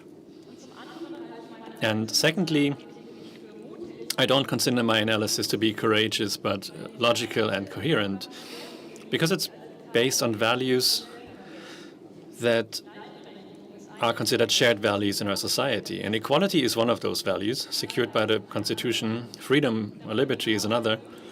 And beyond that, a democracy that is as inclusive and participatory as possible. As a democratic society, we have to answer the question under which conditions our democracy can remain or become alive and also survive, a democracy in which everyone can truly participate. In addition, nothing is more important to people in Germany than having good friends, staying healthy. So if you, especially from a political perspective, take it seriously which values are widely shared within the society, you can clearly deduce that time policy is a necessary political field that asks the question and resolves it of how our most important values can be lived by as many people as possible. Without this politics of times that I'm calling for, we are living in a constant contradiction with our values, and that alienates us from each other and the world at large. Giving people too many tasks that they cannot refuse, as is often the case with care workers or people in precarious jobs, they are deprived of the opportunity to show interest in something that goes beyond their everyday life of duties. If you don't even have time to think, you especially lack the power to change anything. And this displacement of caregivers and children from the public sphere, and especially the exclusion of mothers that feminists have been criticizing for decades, contradicts the idea of a living democracy. Political discourse that happens without the people that lay the foundation of our society through care, that is a meager discussion. Discourse such as this has no significance for the world and is not politics for everyone. We cannot talk about society ignoring how we're born, how we grow up, and how we die. And we have to re-politicize fundamental care relationships as the foundation of society. And also in social debates, we have to keep working on why we decided for democratic politics and what we want to achieve by it. A time policy that focuses on time prosperity and time justice both is politics for the breadth of society that will make it more resilient to crises and more innovative than current politics can. It secures democracy, and to not fundamentally rethink time policy seems politically negligent to me. So why is the demand for a general reduction in working hours or a 4-day work week, a time culture that includes tasks such as care and thinking, learning, commitment, volunteering, why is that often described as a utopia? When ideas for social change are labeled as utopian by their enemies, it is an attempt to deprive them of their political nature and delegitimize those who formulate them as dreamers. Interpreting utopias as something that is too big, too far, unattainable in the future, they cannot endanger the power relations. They're always too far away. They're not tangible. Additionally, that's utopian sounds more elegant than I don't support women's freedoms.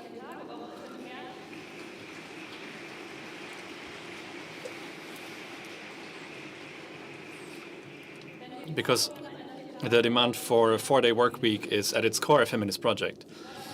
It challenges the majority of cis men that so far have had excessive working hours and exploited care. It proposes an inclusive model for paid work instead. This demand for a general reduction in working hours is a direct attack on the patriarchal way of life and includes people with chronic illness and disability. Feminist interventions always want to bring something new, free, and open into the world.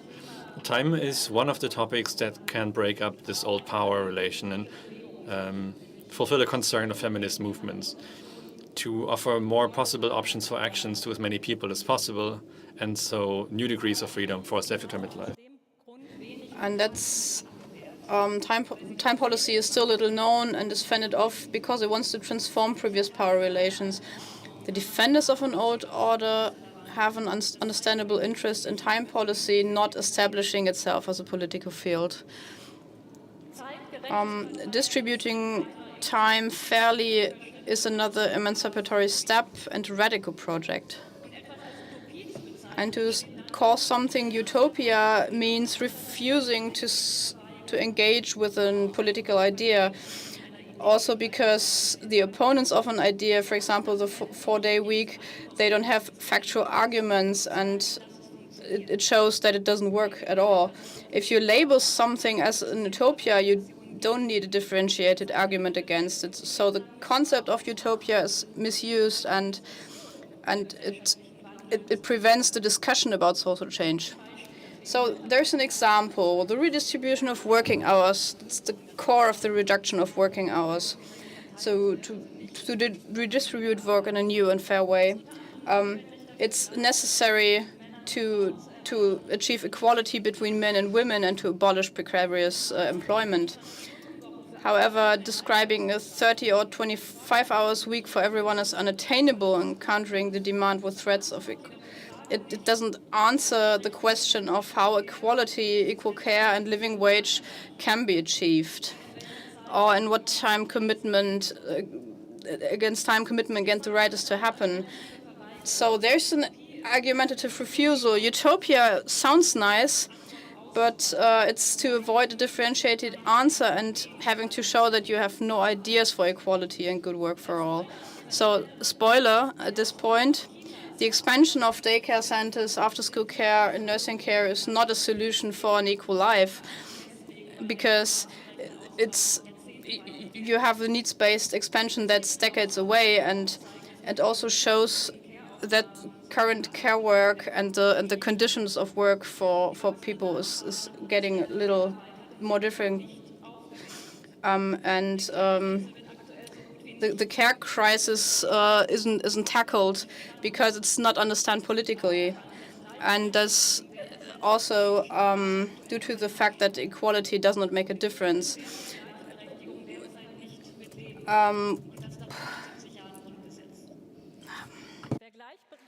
And that's after 75 years of the German Constitution. For anyone who wants to achieve equality in the foreseeable future cannot avoid a new, shorter full-time working norm, which also means that all parties that credibly want to stand up for equality must have time political answers that can be implemented right now and not 25 years from now. So while the label of utopia, on the one hand, can be problematic if it's used as it is also an important tool for social change, because utopias are a helpful tool for understanding the present. The longings that are formulated in a utopia tell us something about the place and time in which they arise. What we can wish for in the future and imagine is a reaction to what we already know. Utopias refer to limitations and hardships that we would most like to get rid of today. For example, medical research. If you follow that, the fight against cancer, there's a real political power in utopias. And many utopias are not fantastic and unattainable, but an expression of real needs that people feel that are understandable and also appropriate. So often utopias stand for realistic, but above all for benevolent thinking. They are ideas of people that haven't stopped believing in themselves and others, that believe that they themselves and society can serve such values such as justice or solidarity, not only rhetorically, but also to fill them with life. They are a kind of vote of confidence in other people. We do know people in life in which there's enough time for the things that are close to our hearts and that keep both ourselves and the social environment in balance. We know phases in which we have time to learn, think, come up with new ideas. We know moments when we have time to fall in love, to take care of others, but also times when others took care of us. Many people know these tender and powerful normalities that are already reality. These normalities are not science fiction. They are a clearly defined picture of a good and fulfilled life in connection with other people. And we have already felt this life. The utopia of time prosperity is not motivating because it would be an easy and comfortable life and we're all lazy, but because it is the life that connects us with the values that we have learned and want to pass on, and because it resolves this alienation that we feel often from ourselves and from others. Society that is rich in time and in which time is fairly distributed is also a familiar world that we understand intuitively, and it gives people the opportunity to get to know themselves and other people better. It brings us into contact with what makes us human and gives us clarity and orientation, which is also why it is dangerous for existing power relations. because it's not our ability to work efficiently that is the most important human quality, but our ability to ensure that all people can live with dignity, no matter our differences.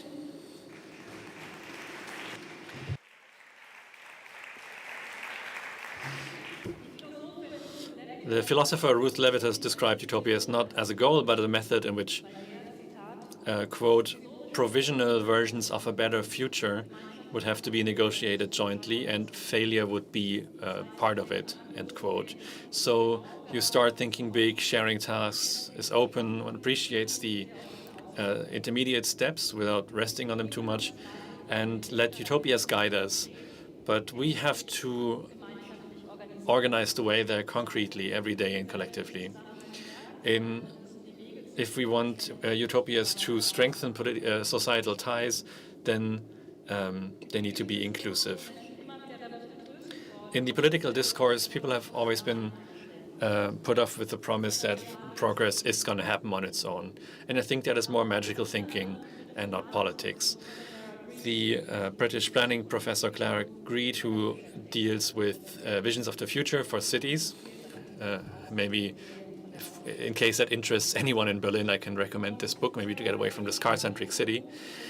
And in her book, she writes that people who have the most power in a certain area often refer to a future in which progress and justice would simply come about on their own, because that means they don't have to act themselves and they can just maintain the injustice that exists.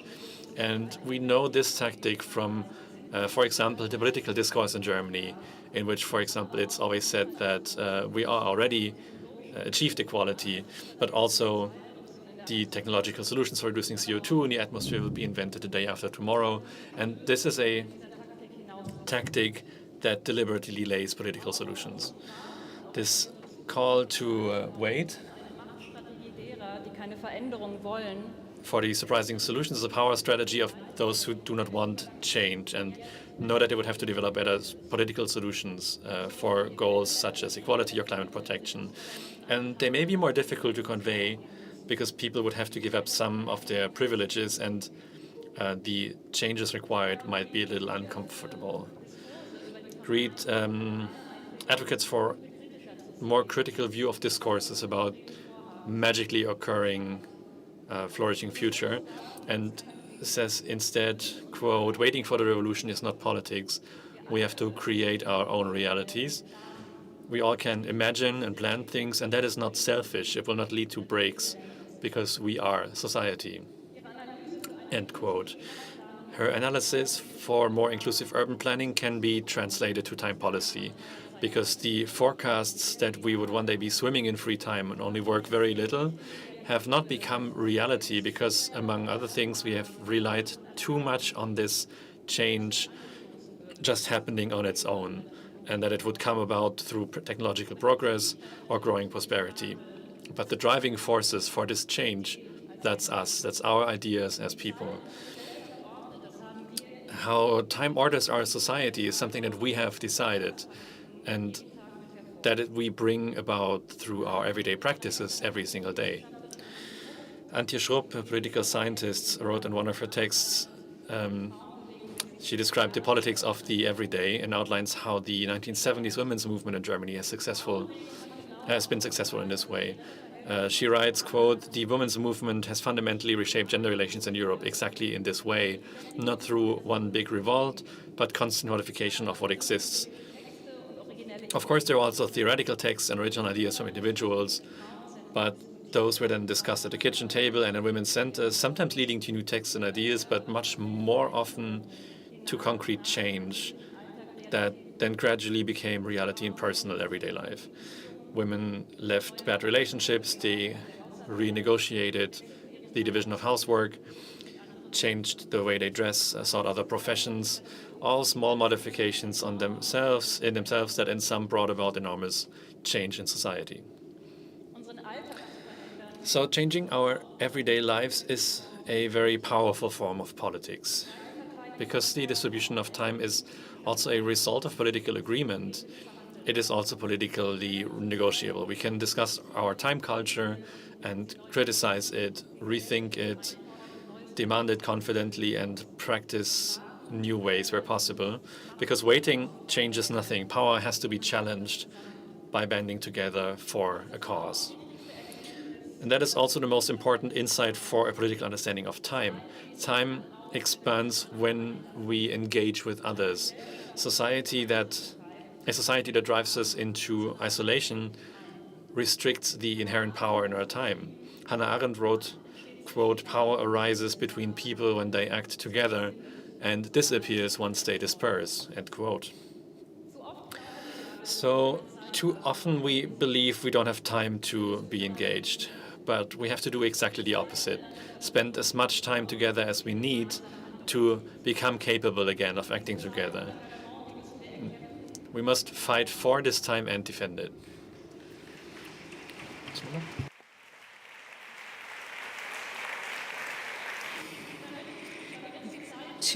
To have this time accessible, we need to make sure that political engagement is a form of necessary society care work.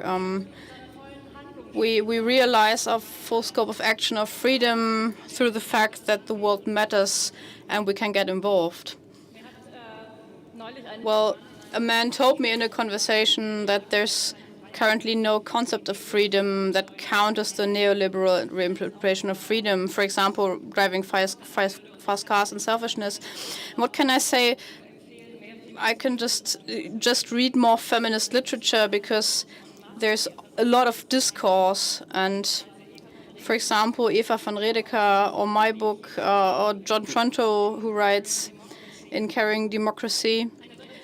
A truly free society gives people the freedom to care.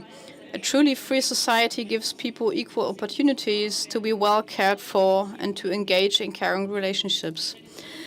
Without the care and attention of others, we are not free.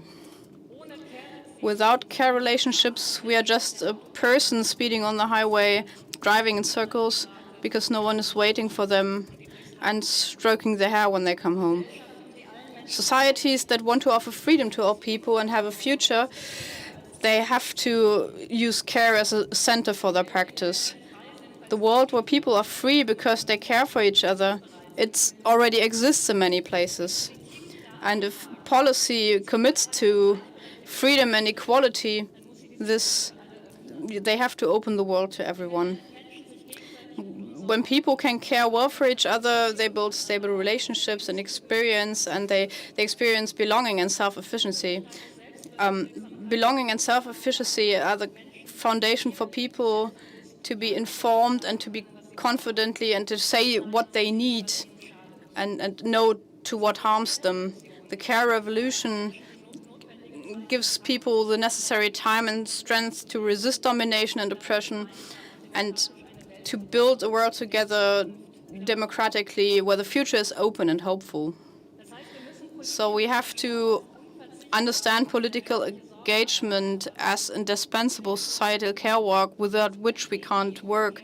Like a baby dies without care, this situation, if we need the time for engagement as a right and to take care for everyone having this right and that engagement isn't a luxury.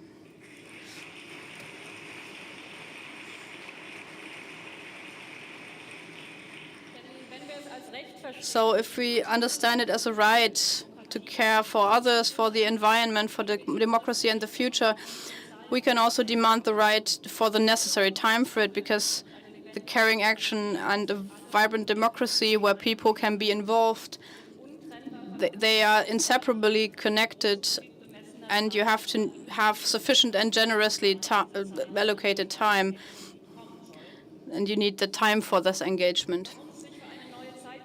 Why it is worthwhile to think utopically for a new time culture can be seen in a quote from Ruth Levitas.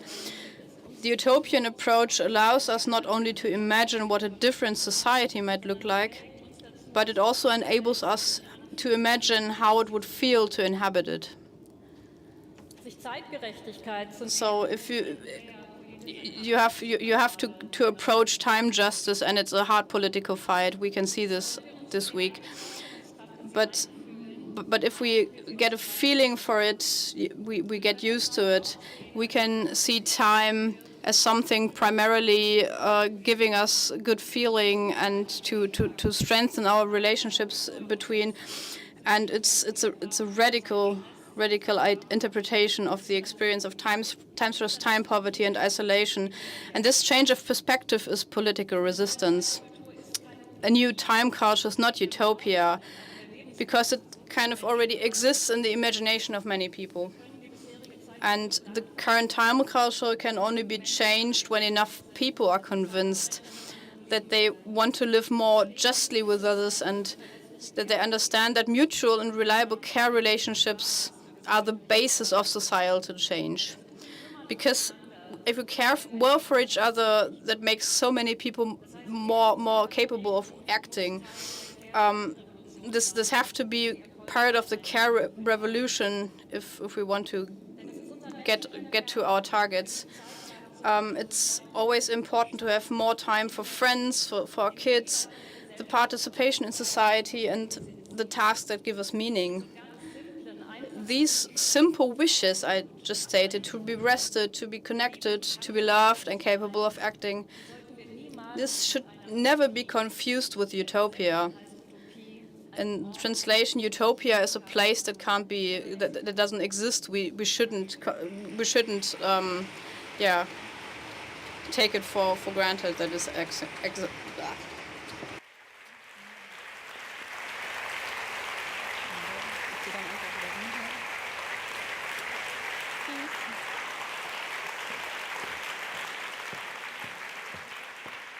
Dankeschön. Thank you, Teresa Bücker. So we're just, connecting this to the next talk, I have to think something else. In our next session, we are talking about inclusion. If we hear inclusion, we always think like barrier-free entrances or the non-existence of these. But it's always more to that, and simple solutions, and Raoul Krauthausen will tell us about that in his session. As an inclusion activist and founder of Sozialhelden, he's a studied communication person. He's working for 15 years on the internet, and I'm really happy to see him here, and he did really many great things. He also presented a biography that he never wanted to be a carpenter, and he got the German medal, and he also released a kids book when Ella conquered the space. Welcome, Raoul Krauthausen.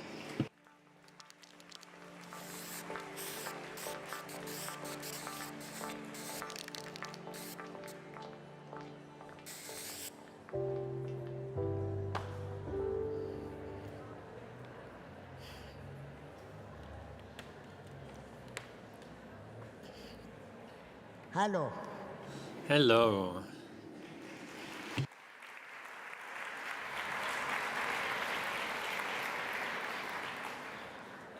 Vielen. Thank you very much for being here. And also, thank you for the opportunity to speak here today. Do you know what day it is today?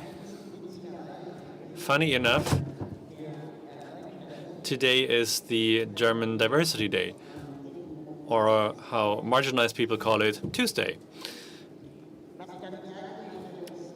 What I want to say by that is that diversity is something we should think not just on the days that we celebrate it together. I already listened to, gave 2 talks today at a bank, because people suddenly realize, oh, it's German Diversity Day.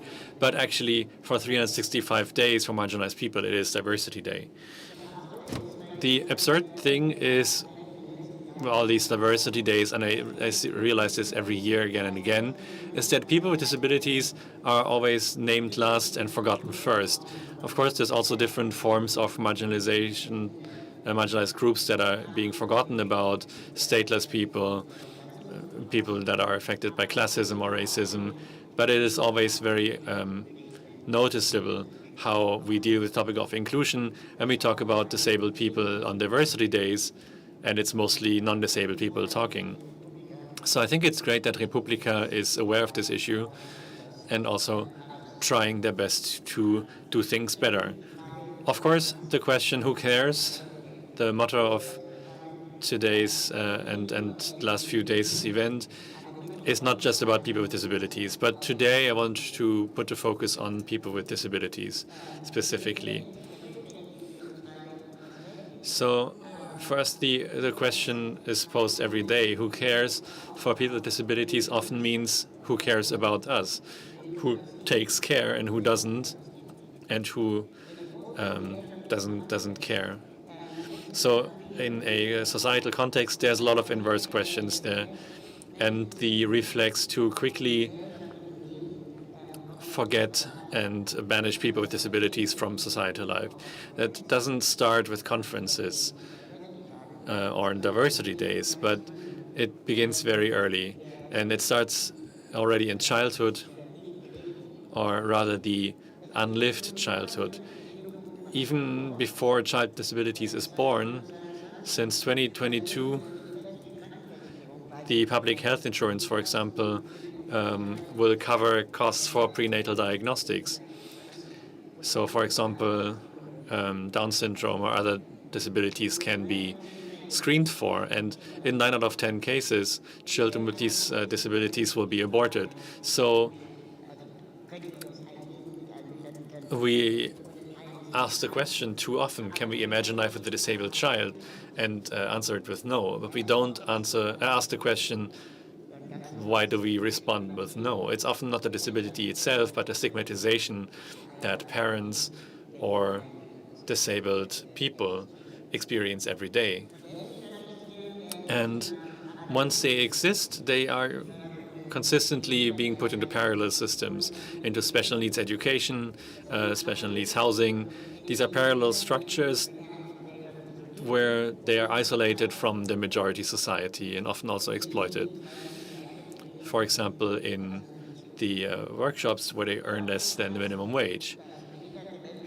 Wherever it says that disabled people are especially protected or cared for, they also often experience violence.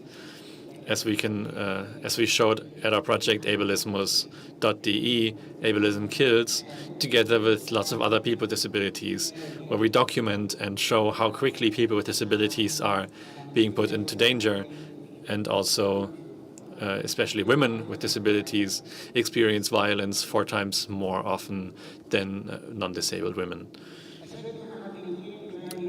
And people always argue we should keep people with disabilities in these kinds of establishments because they're better protected there. But who do we actually protect? At the end of the day, I have to realize that we protect the majority society instead from having to engage with the topic of diversity and inclusion. And still, transportation, mobility, and even some doors are not accessible. So people with disabilities cannot actually move in the public sphere with the same rights as non-disabled people.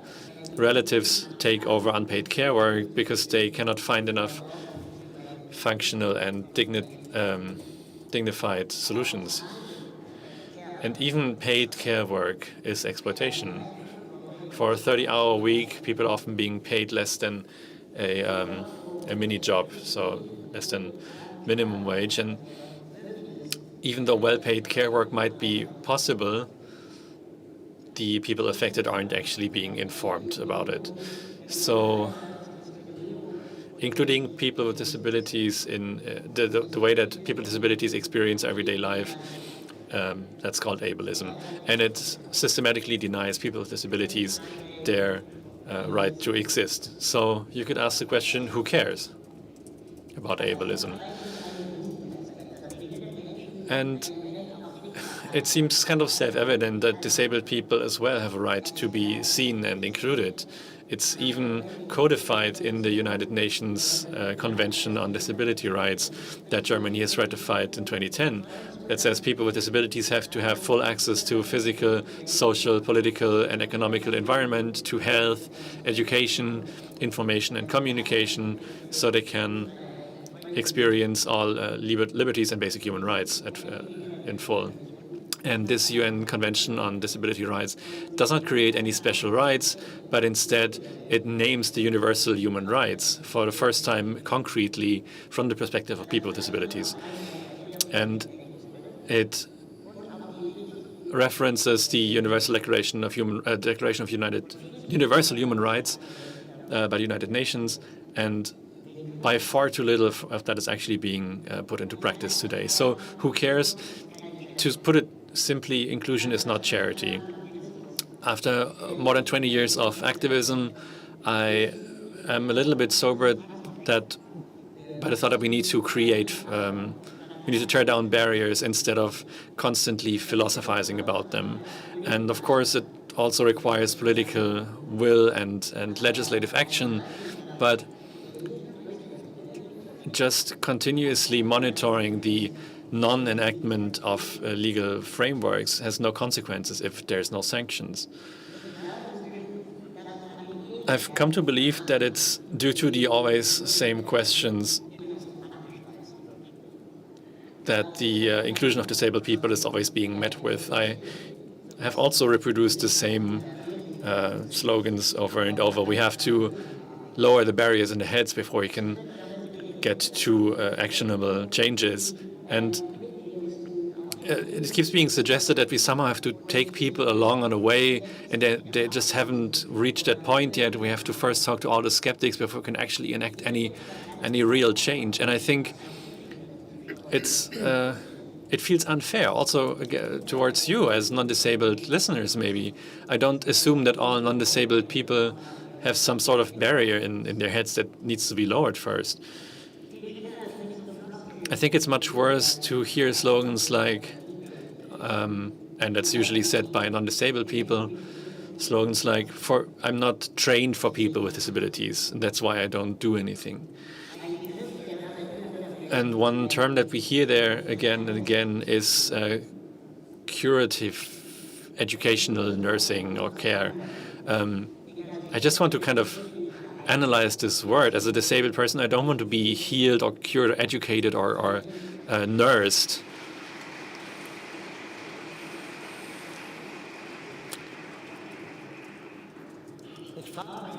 I demand a self-determined life, that I can live in dignity just like all other people without disabilities. And not just me, but this is a right that all humans have, including all humans with disabilities.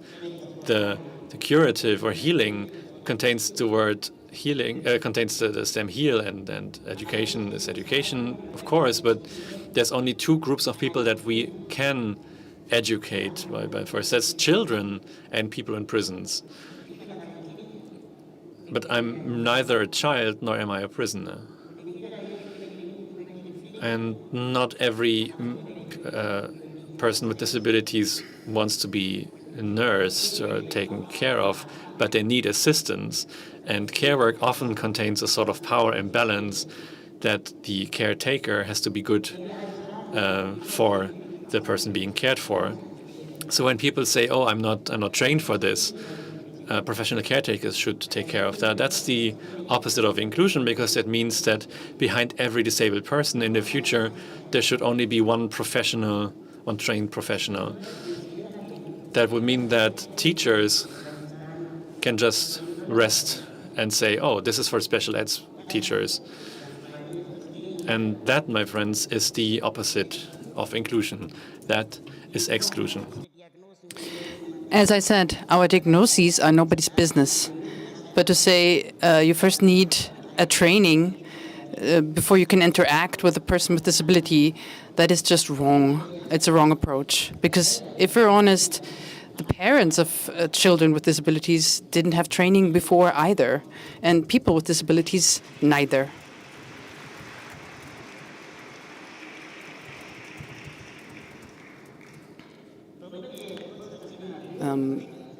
That's how we tap into the topic of the school system. In Germany, we have the absurd situation that children with disabilities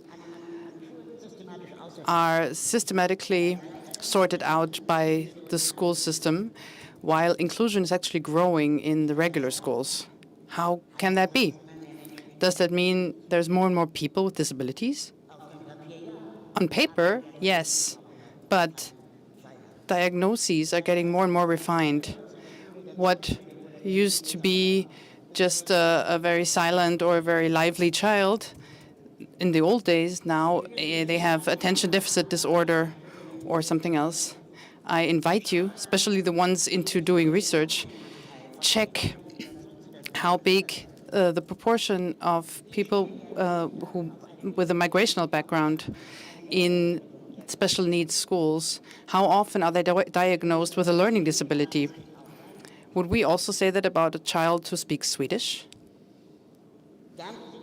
Then the situation that nobody's fighting for good education, if then those are the parents whose children are already in school at the moment, everybody's fighting for their own children. I like to quote Tanja Häusler, a co-founder, who once said, we need a strong lobby for good schools, a school for everyone. No one does that. We're all happy that we don't have to go to school anymore until we have children. And then we're happy when the children are out again. What does that mean? What does that do to our society when we don't celebrate education as something that's important? We are waiting permanently for forever. We constantly are worried about the well-being of our children in school, and we think that children with disability are at fault when inclusion is not working, and that children are learning more slowly when a child with disabilities are in class. But as I said, if we're interested in good education, the question needs to be allowed. How are children doing in special needs schools? I'm fed up with what happened again yesterday at the Dreisat Kulturzeit, that an example of inclusion that works and an example of inclusion that doesn't work are played against each other. And then we say, it depends on the child, and we have to ask the question why the child with a disability is better off in the special needs school. What happened in the regular school? Why don't you, as a journeyman, ask that question? Why do I have to do that for you? A few years ago at Republica, I said, this suffering just serves to being a cleaning lady. Journalists, please do your job. Ask the question, is it really about calling learning in special needs school, inclusion in special needs school as success or a failure? Ask or give the option that it might fail. It's not the question if, it's a question of how. The solution is actually quite clear. The solution is a school for everyone. And after the UN Convention for the Rights of Disabled People, we have to get rid of special needs schools. And that means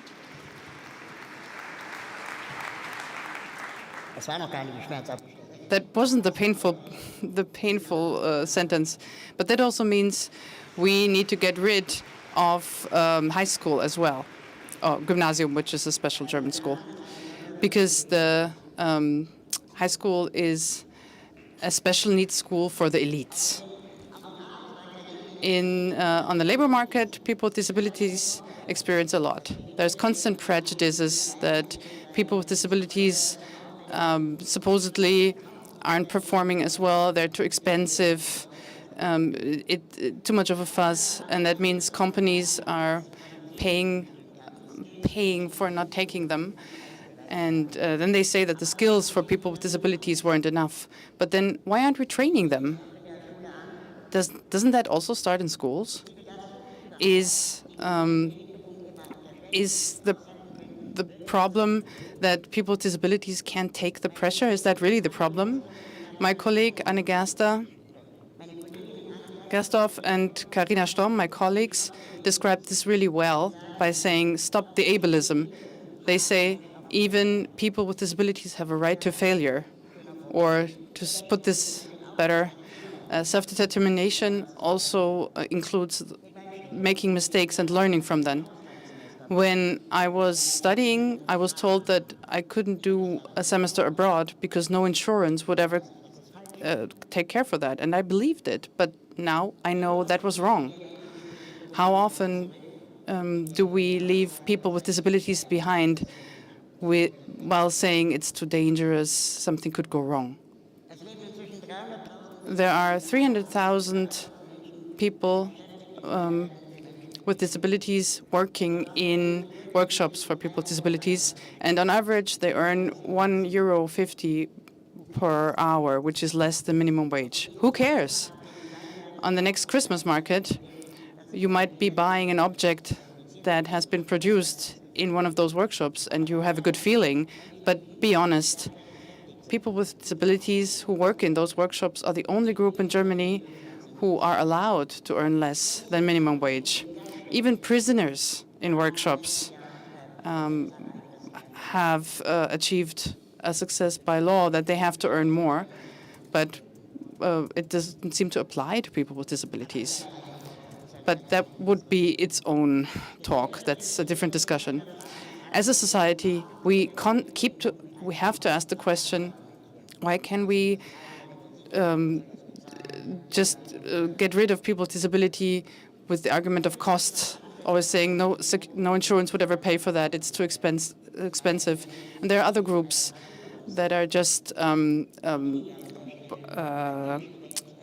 fobbed off with this argument, like people who are seeking asylum with this argument for costs, or social securities, or protecting the climate. So people with disabilities, children, and people and migrants are the only groups that can be fobbed off with the argument of costs. And that is a problem. Are people with disabilities only relevant when they don't cost anything, when they're inspiring, or at least aren't annoying?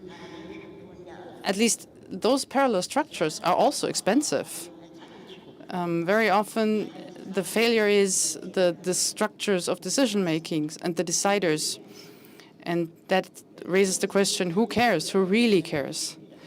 In leadership positions, there are very few people with disabilities. Look at it. During the diversity days, who talks about disabilities? Very often, those are people from institutions, but not people who are affected themselves. We also talk about people without disabilities as plobs, people living off disables, people who profit off the topic but are not affected themselves. What would a world look like if people with disabilities would shape the world that's for them? What could we do with the billions in this system if people with disabilities would decide what the money is used for? How we would set the priorities quite differently, definitely. So what can we do? Talking about allyship. Sometimes I think that people without disabilities think that people with disabilities would take something away from them when they claim their rights for access. But there is no accessibility that was ever detrimental to people without disabilities. So what good are all these appeals in seminars, workshops, and so on if nothing ever changes? Who is acting for change is often hitting the problem that people feel limited and stop listening. And that's very dangerous. What we can do is find common topic and address them towards those who are actually in charge. So how do we get leadership to listen to us and to contribute to the solution? By becoming many. I was often asked, Krauthausen, how we have to do a demonstration again at the Brandenburger Tor. We get all the people with disabilities together all throughout Germany, like Fridays for Future. That's a great idea. But how is this supposed to work with two places for people with disabilities in every ICE? How many months would we need to get everyone here? Even that is a problem. By being loud. Is that the answer? Do we have to be loud? Do we have to block the streets using tractors? Are we heard then? By showing that solutions might be also in the interest of people who aren't affected, do we always have to ally ourselves? Are we sometimes addressing the wrong positions? You cannot enforce a culture of diversity by law. You can't just say you all have to be nice to each other. You can't decree it. What we need is a new culture. The Culture Hack Lab has a great approach for that. It is an organization that's specialized to get cultural interventions for the changes of the system. They analyze narratives and what purpose those serve and formulate those narratives anew. Because there, where we're telling a new story, we're thinking about things in different ways. From the narrative of people with disability who need help, we can change the narrative towards a person who is self-determined. And they're part of society like everyone else. People with disabilities, we should ask them about different topics and not just ask them to talk about diversity and inclusion. Or as the movement says, nothing about us without us. Or as I would say, nothing without us, as I prefer it.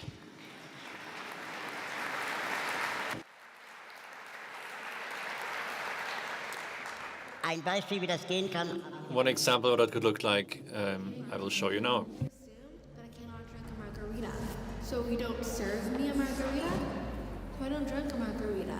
Your assumption becomes reality. And parents, you assume that I cannot live on my own, so you don't encourage me to live on my own, so I don't live on my own.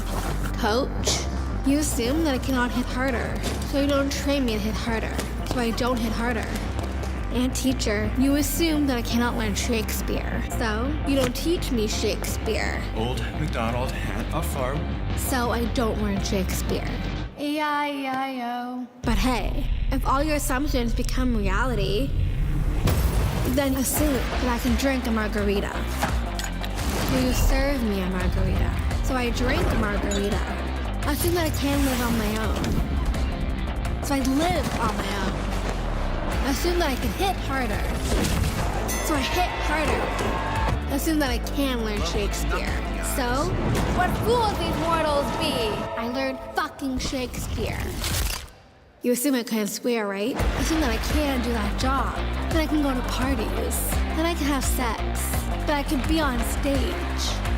Assume that I can. So maybe I will.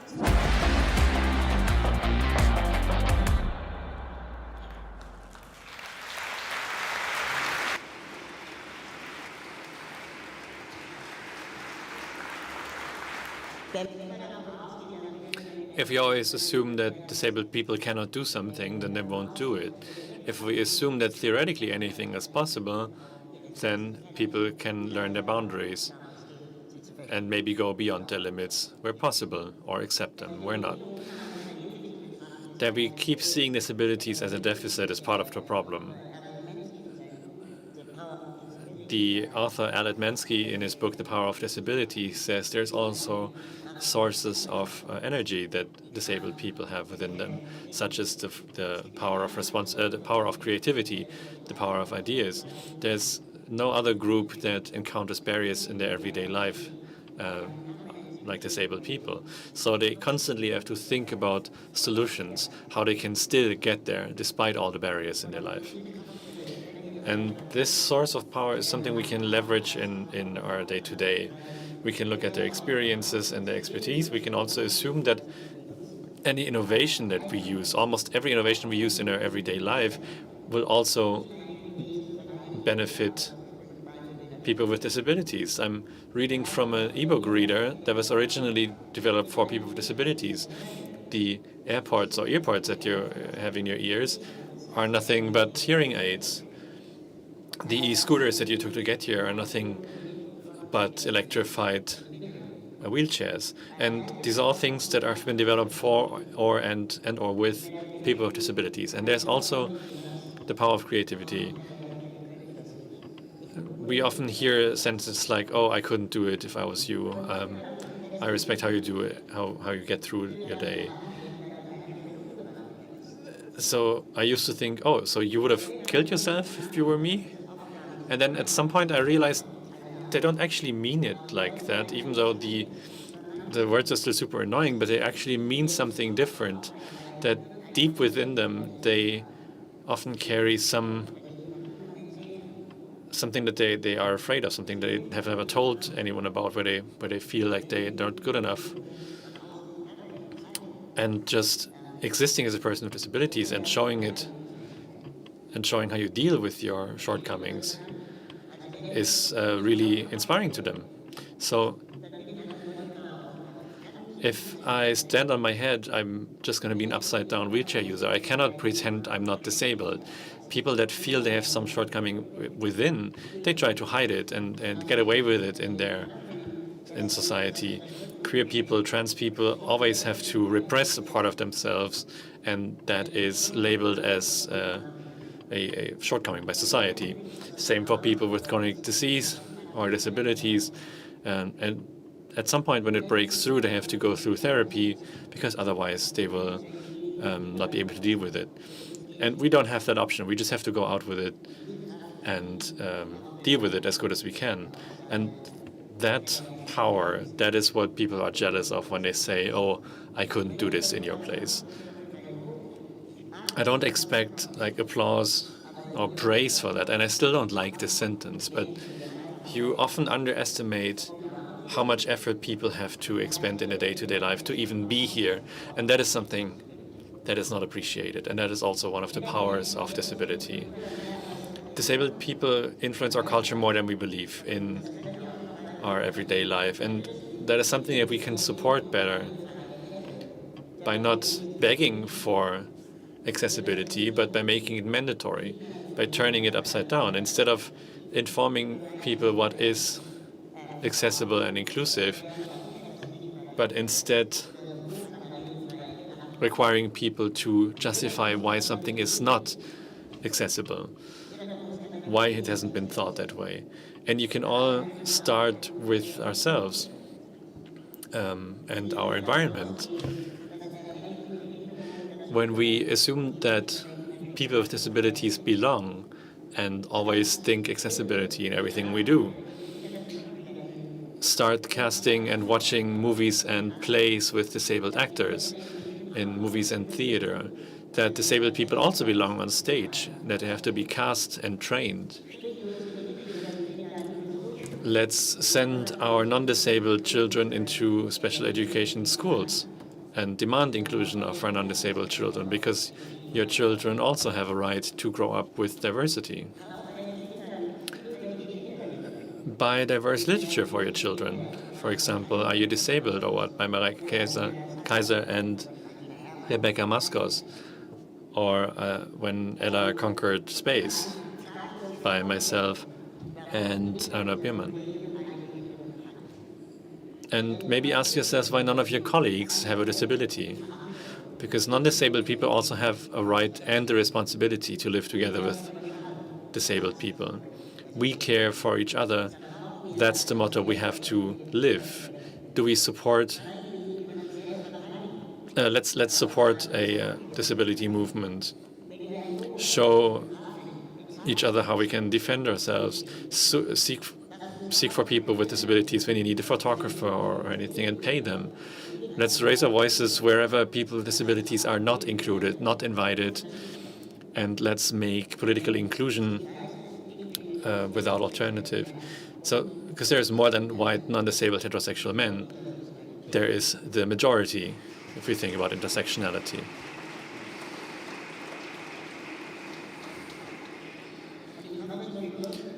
And I want to close with this. Journalists are constantly asking us what we wish for in terms of inclusion or accessibility in the coming years. And my answer has become, I stopped wishing, I'm now demanding only. This is not a children's birthday party.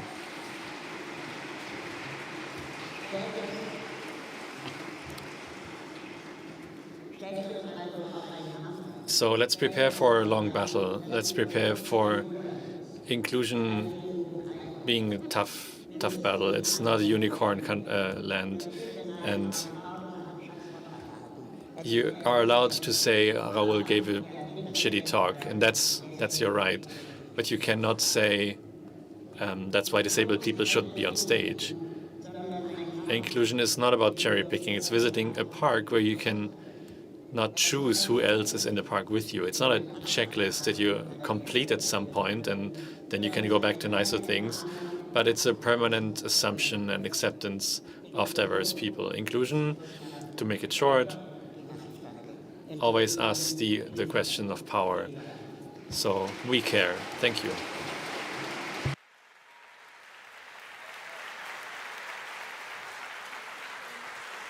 Thank you very much. An applause. We are taking a quick break, but before the break, let me point out, thank you. Before the break, Raoul is going to sign books. Is my microphone on? Yeah? Can you hear me? Now. Yeah, Raoul is going to be signing his books at 2:30 at the Dussmann table. I don't have to say that, but I keep saying it. But now we're taking a quick break, and we're going to be back at 1:45 with Andre Frank Zimpel talking about artificial intelligence and neurodiversity. I'm excited about it. Another applause. Thank you.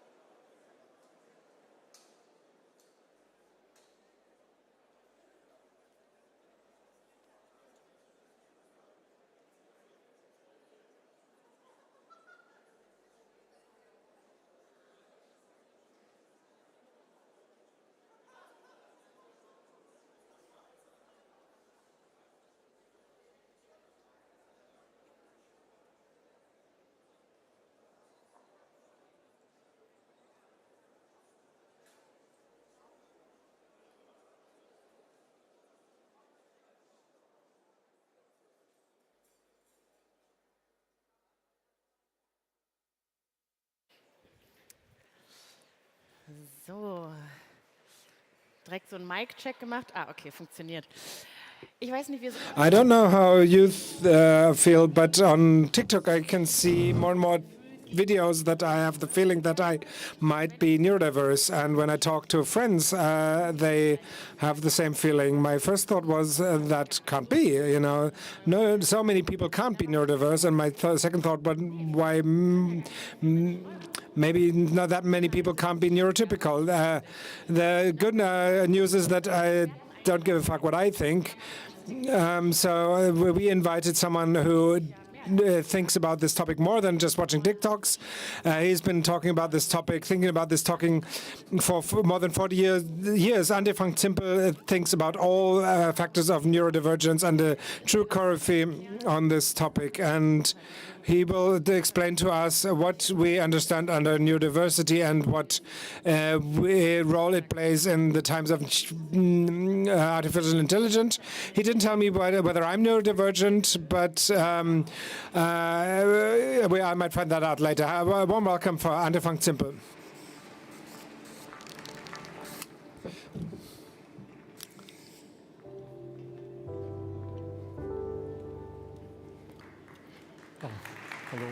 Hello.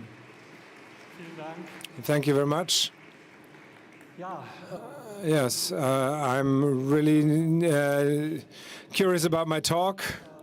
We'll see what I think about it. So first, I wanted to lay a basis thought, a quote by Miriam Meckel, who said that a machine that is truly intelligent, more intelligent than most humans, would be the most narcissistic insult that humans possible.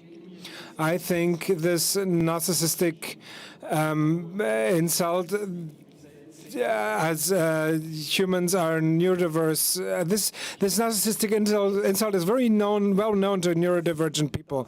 We know this from every day. We know that we live in a society that lives in an intelligence cult, cultivates an intelligence cult.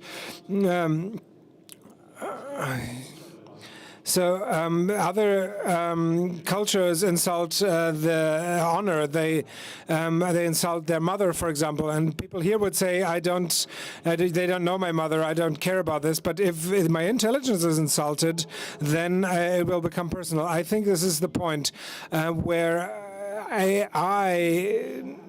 will create a feeling of unease with many people.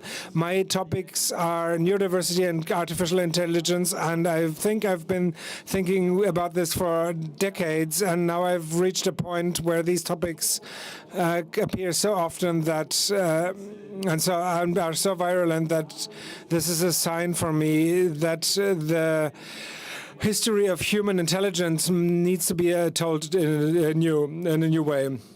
And it's not only about being insulted by machines, but also how we can live up to these new developments, especially people who are read as neurodivergent. And that's what I want to argue today. I have so many arguments, but I can't bring them all today. But I can bring some. I want to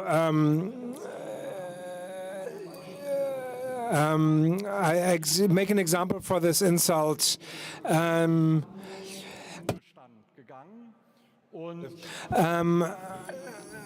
A professor went into retirement, and she wished for a final event where nobody held speeches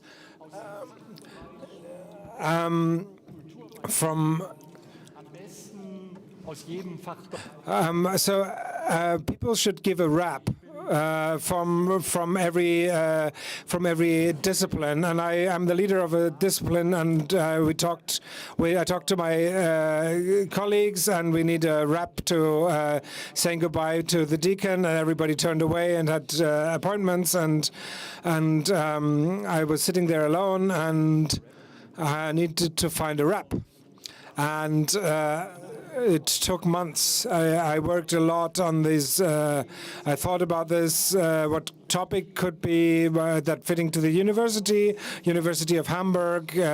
There's been existing as more than 100 years. It was the first university founded under democratic principles, and there was Ernst Cassirer, for example, there was the first president of the University of Hamburg, and he said science language exists mostly to say things in a more concise way. And I remembered, and that's how I thought about Ernst Cassirer, and then when I'm at university, what do I notice? About the language? Well, we talk a lot about abbreviations. KfD, KVMW, whatever, like German abbreviations for things. Inklusop. You don't know what this is about, and especially it's not translatable. But you don't. But if you understand this, others people see that you belong to the university. It excludes others, but. I thought about text about a rap should be maybe about abbreviations. The deacon wrote ASAP as soon as possible. You might know that abbreviation.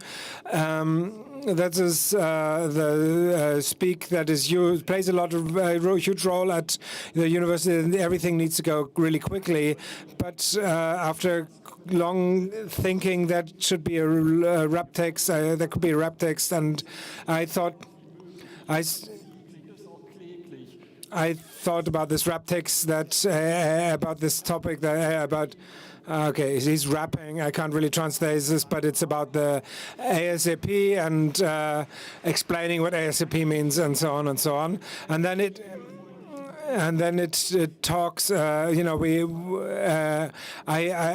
then I stole the rest of the lyrics of the Fantastischen Vier, which is a German rap band, and. I found out that is a lot of work, and I played a keyboard riff, and needed to find a guitar riff, and then I needed to convince colleagues to come with the bass guitar and drums, and I found someone who played the rhythm guitar. Lots of work. And last night, my daughter showed me an app. I think it's called Suno AI, and I entered into this app. I asked about write a rap about University of Hamburg, and it didn't take more than a minute, and it was ready.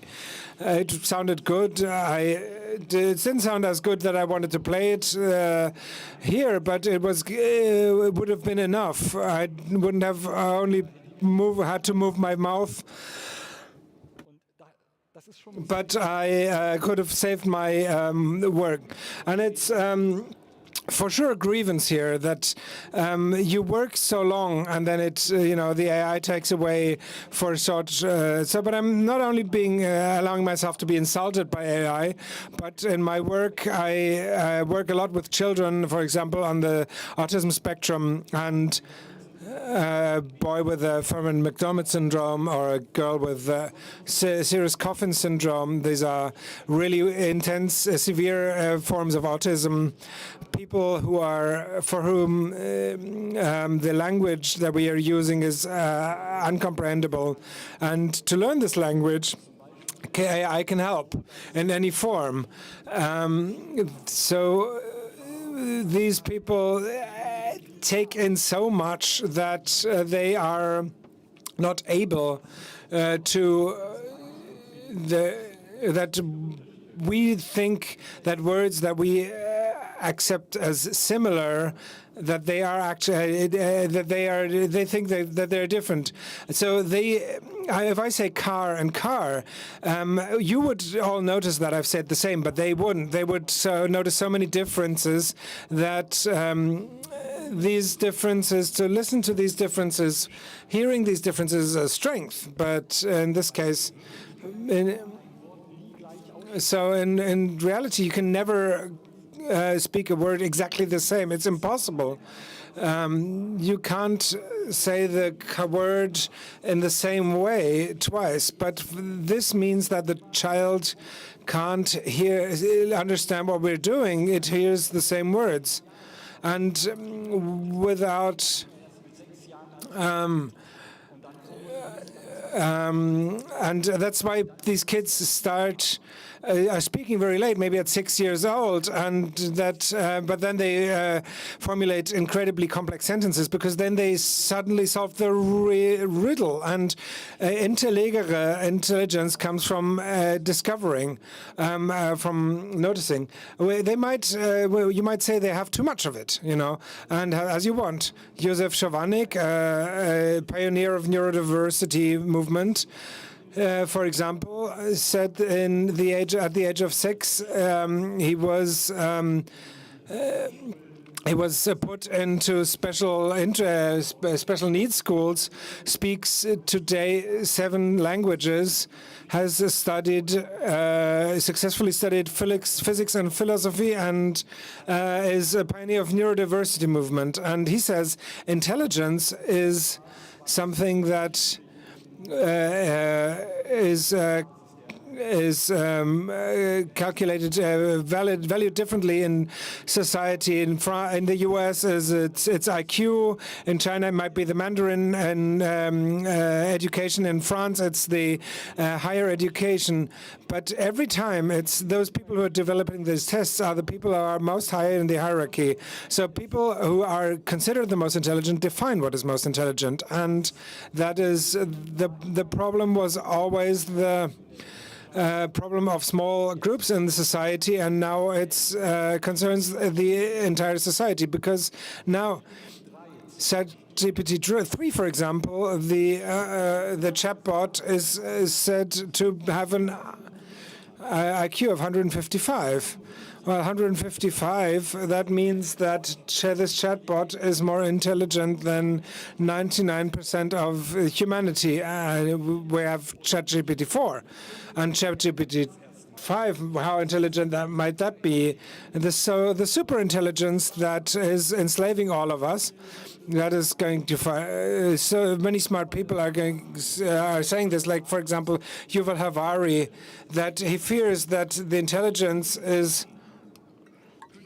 at the latest going to, when you're going to be afraid that the human intelligence will, as soon as human intelligence becomes afraid that it will be turned off, then it will start enslaving humanity. You notice that is one narrative. The other narrative is that comes back to the 1960s. We look at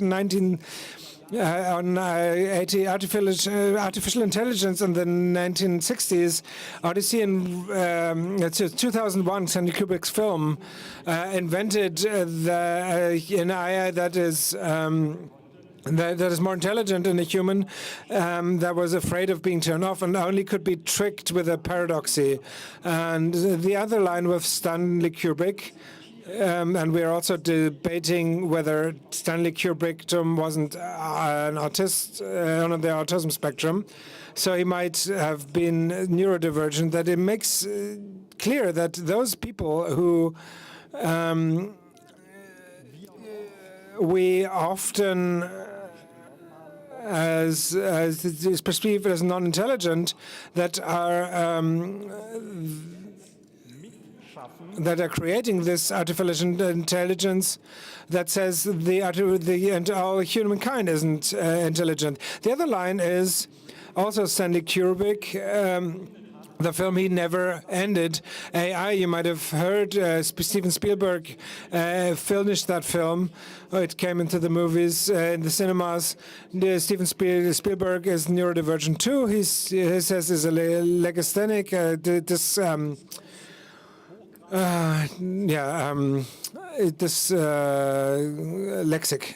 Dyslexic. So this film says that AI might be the better human, and remember the the boy who's an artificial intelligence and has a passion for the story of Pinocchio and is more human than all humans in this film. This is a different story, and AI is better and more protection needed version of mankind. Maybe you've seen the film Creator, where a small child embodies the AI. That has the passion to turn off weapons with a Buddhist kind meditative practice and better human. And that is worth protecting. So we have both narratives. Both are stupid, both are silly, obviously, but we like these narratives, and obviously both narratives brings us to the cinema. We like them, and these both narratives lead to that we don't understand. That we don't discover the chances, because computer can speak the word car multiple times in the same way, and that helps people on the autism spectrum to learn these languages. My Canadian colleague Joy Lamvini worked on the project Peekaboo Simon. It's this little robot. If you go to the entrance of the of Republica, you see the little robot humanoid, and that I've seen it twice. And you see a larger robot as well that follows your view. And these figures help children on the autism spectrum to learn human mimics. And my colleague John Bulimvini worked on that, and this colleague found that when she turned her laptop, that her face wasn't discovered, recognized, and she's a person of color, has dark skin, and that she noticed that people with dark skin are discovered, recognized much worse by AI, and researched it and found a book, wrote a book called Unmasking AI that shows that AI and diversity don't go along very well at all. So AI is a lot about averages, and it searches through the internet that isn't intelligent at all, but it feeds itself from really stupid ideas, and diversity and I can also be contrasts. So she researched and that how a woman who was pregnant in the 8th month, and the woman couldn't have been the robber at a bank robbery, but the AI completely fails with dark faces. So the AI just recognized her as a bank robber, but she couldn't have been it. And Sean, even in this simple area, that we have 5 genes determining our skin color, so our body height is determined by 1,000 genes. And if we're talking about neurodiversity, and when it's about 10,000 genes that work in our brain, and the diversity working in our brain is much larger. So the genes are working in our brain. And so human brains from the far look very, very similar. But if you go closer, then you can't find two single brains that look the same. So things that we value a lot, like the gender, can't be determined in a brain. You can't, it's impossible to determine. I find this quite interesting. And so no brain is alike. And if you see snowflakes from the far, the same. And no snowflake is the same from on a microscope. And this is the same in the brain. So, so the brain, the cortex, so the core of the brain that is. Every single nerve cell is as complicated as a whole city. Every single nerve cell has about 10,000 connections with other brain cells. Those are maybe 5,500. If you multiply that by 86 million, you end up in the billions of neural links that are part of the central nervous system. That's a whole lot. If you have a cubic millimeter of the brain, you find so many synapses as there are stars in the Milky Way. And that's how you see that neurodiversity is an absolutely clear truth.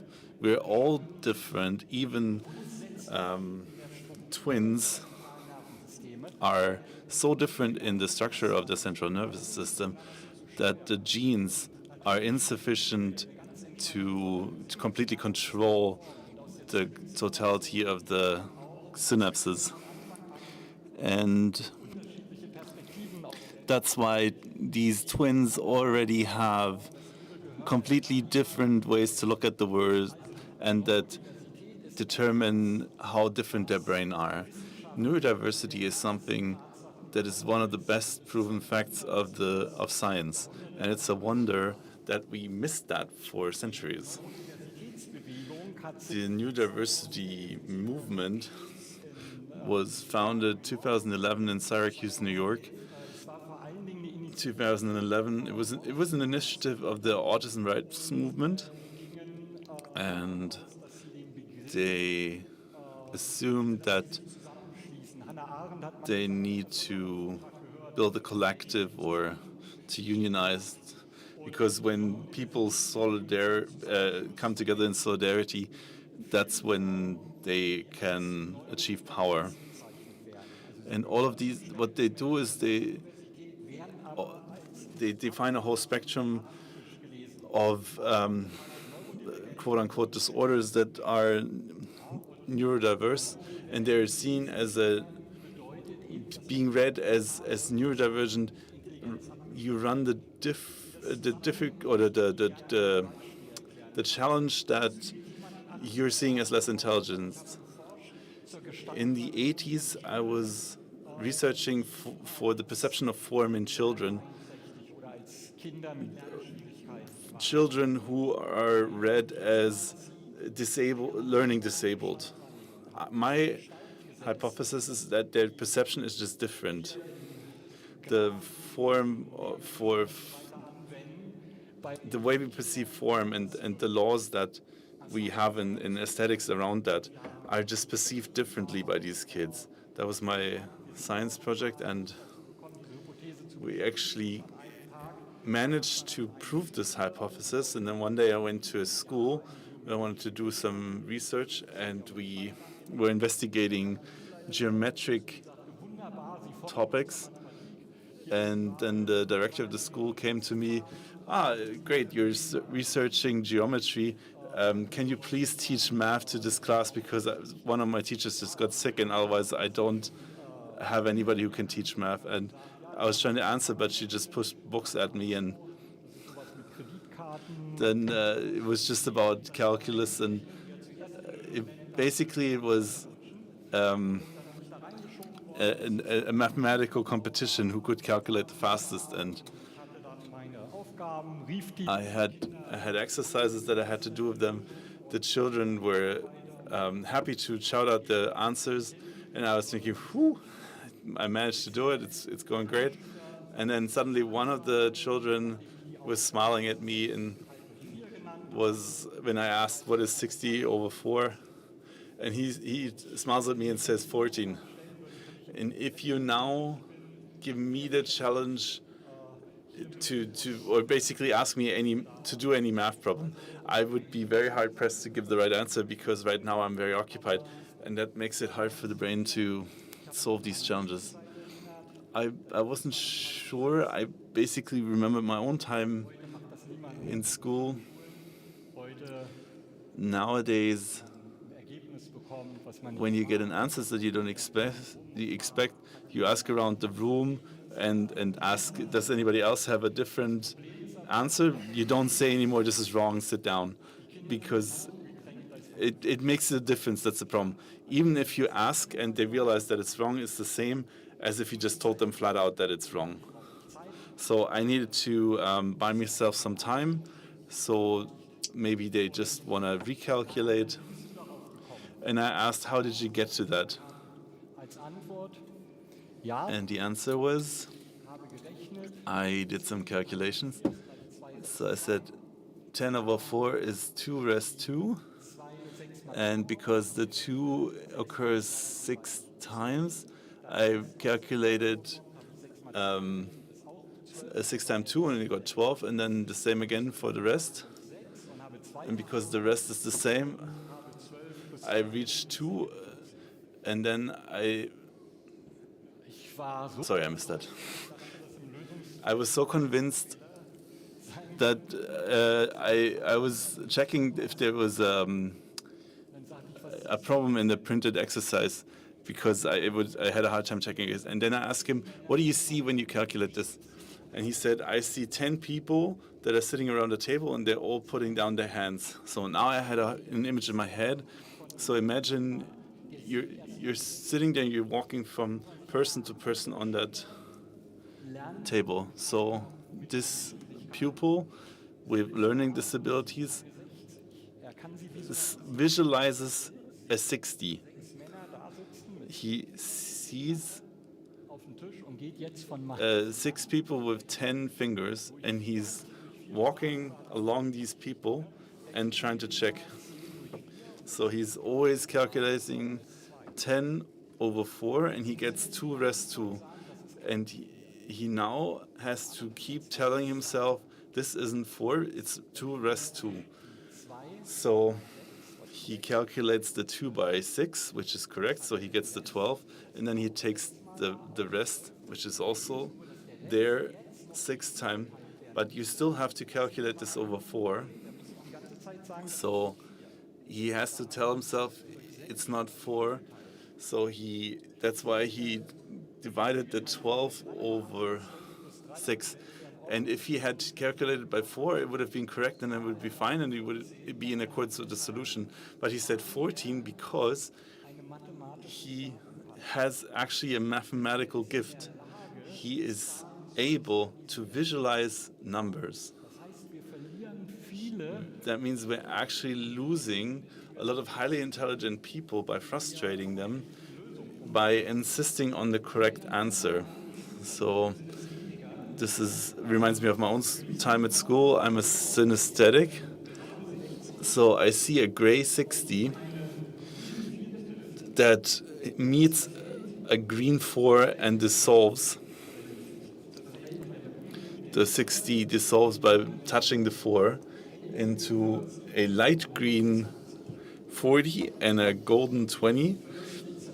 The 40 dissolves into an almost translucent 10, and the golden 20 dissolves into a golden 5, and together that is a 15.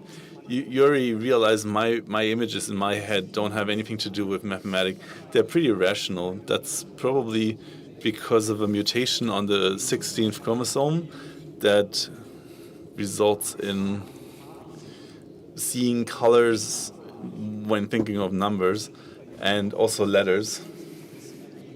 And for me, that led to me thinking or feeling some solutions were better just from a color perspective than the ones that are actually correct, which is a bit of a problem for me. So, and then the real problem is that you're not seen as intelligent. This is a great problem with IQ tests as a whole. I was told I have an IQ of 155, but they only took the verbal part of the test. So there is a Wechsler adult intelligence case. It's called WISE, if maybe you know this. It's an international test methodology that is it was gauged on 2,500 U.S. Americans, so it's a decent scale for this kind of gauge. But apparently, they're all stupider than GPT-3, or at least most of them, which obviously is wrong because you only check the verbal part of the test. Because back then you couldn't enter images into ChatGPT back then. Now you can, but so clearly we only gauge the verbal intelligence of ChatGPT-3. And the interesting part is ChatGPT-4 actually only has an intelligence or an IQ of about 85, which is a whole range lower than before. So clearly the visual part drags it out.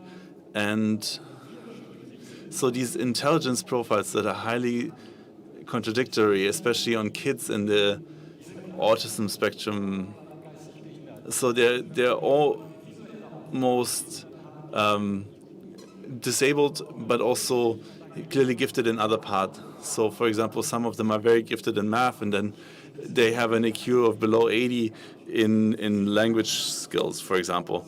So you can already tell something is weird here. It's a strange way to measure it. You're having a hard time getting the extremes synced up. So the intelligence profile is not very uniform. And how is that connected?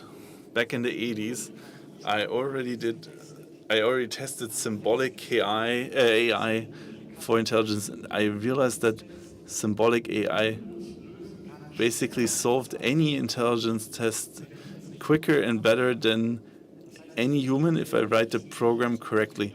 The intelligent thing isn't the computer, it's the program that I'm entering.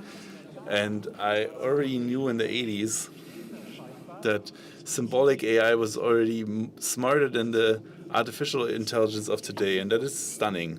So why is artificial intelligence that we as we perceive as a narcissistic insult, we basically think that the Matrix will enslave us as humans, like Yuval Harari. So how can that be dumber than in the past?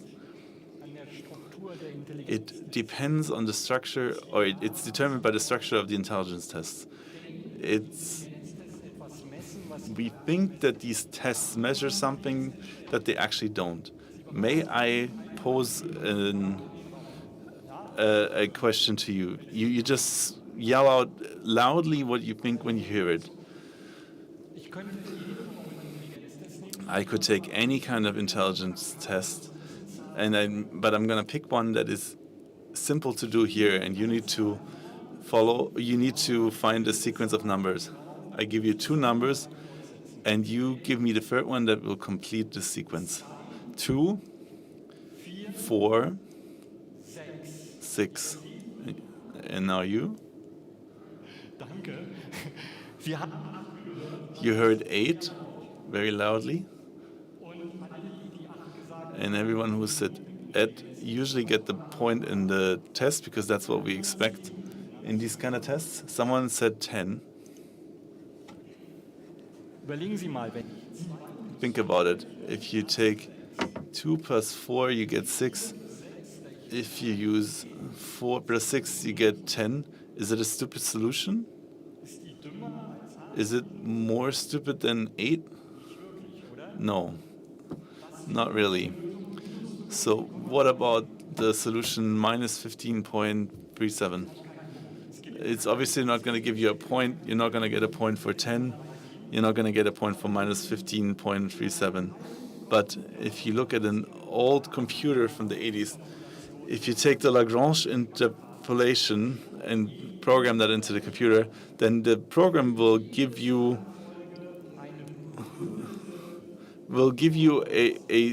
a formula that it can reason about, that will tell you why the solution that it gives you is correct. I can actually prove to you that minus 15.37 is a solution, but you're still not going to get any points. And now imagine there are people who are neurodivergent. Maybe you heard by David Tennant. He's on the autism spectrum. I don't remember how many digits of pi he can calculate, but he he could easily calculate the minus 15.37. He's just not going to get any point. And you definitely can be too intelligent for intelligence tests, and it's actually even worse. If you want to be good in an IQ test, it's not enough to be good at calculating. And being able to calculate well is not a sign of intelligence at all. It's a sign of being able to calculate well. But imagine you could calculate that well, then you're not going to get a point. What is expected of you, really? You are expected to guess what the developers of the test wanted to hear from you. So you actually are being graded on being that, on more on social intelligence, really. And what AI is now doing, and they're measuring the social intelligence. AI is not getting dumber in that way. It's actually getting better in guessing what you want to hear. There's a simple way I can show this to you. There was a large test done in the USA. It was a rather simple test. You take a circle and two circles. You have one encircled in the other, and you're asked if the circle is moving around the largest circle, how many revolutions did it do? You basically have to take the radiuses of the two circles, and then you see that the larger one is 3 times as large as the small one. So one of the solutions was 3, one was 6, one was 9.5, and those were the solutions suggested. And the interesting part is none of them are right, because in reality you have to calculate the graph of the center point of the circle, and then the correct solution is actually pi, and that means that no one could solve that test, and it was actually incorrect because the test was just wrong. So ChatGPT actually guesses 3, so it would get a point, but it's still wrong. So it's gotten better at simulating an average intelligence. So my hypothesis is that ChatGPT is actually sort of circling on averages. So the mediocrity of the AI will probably actually make us worse, because it just tries to prove itself right.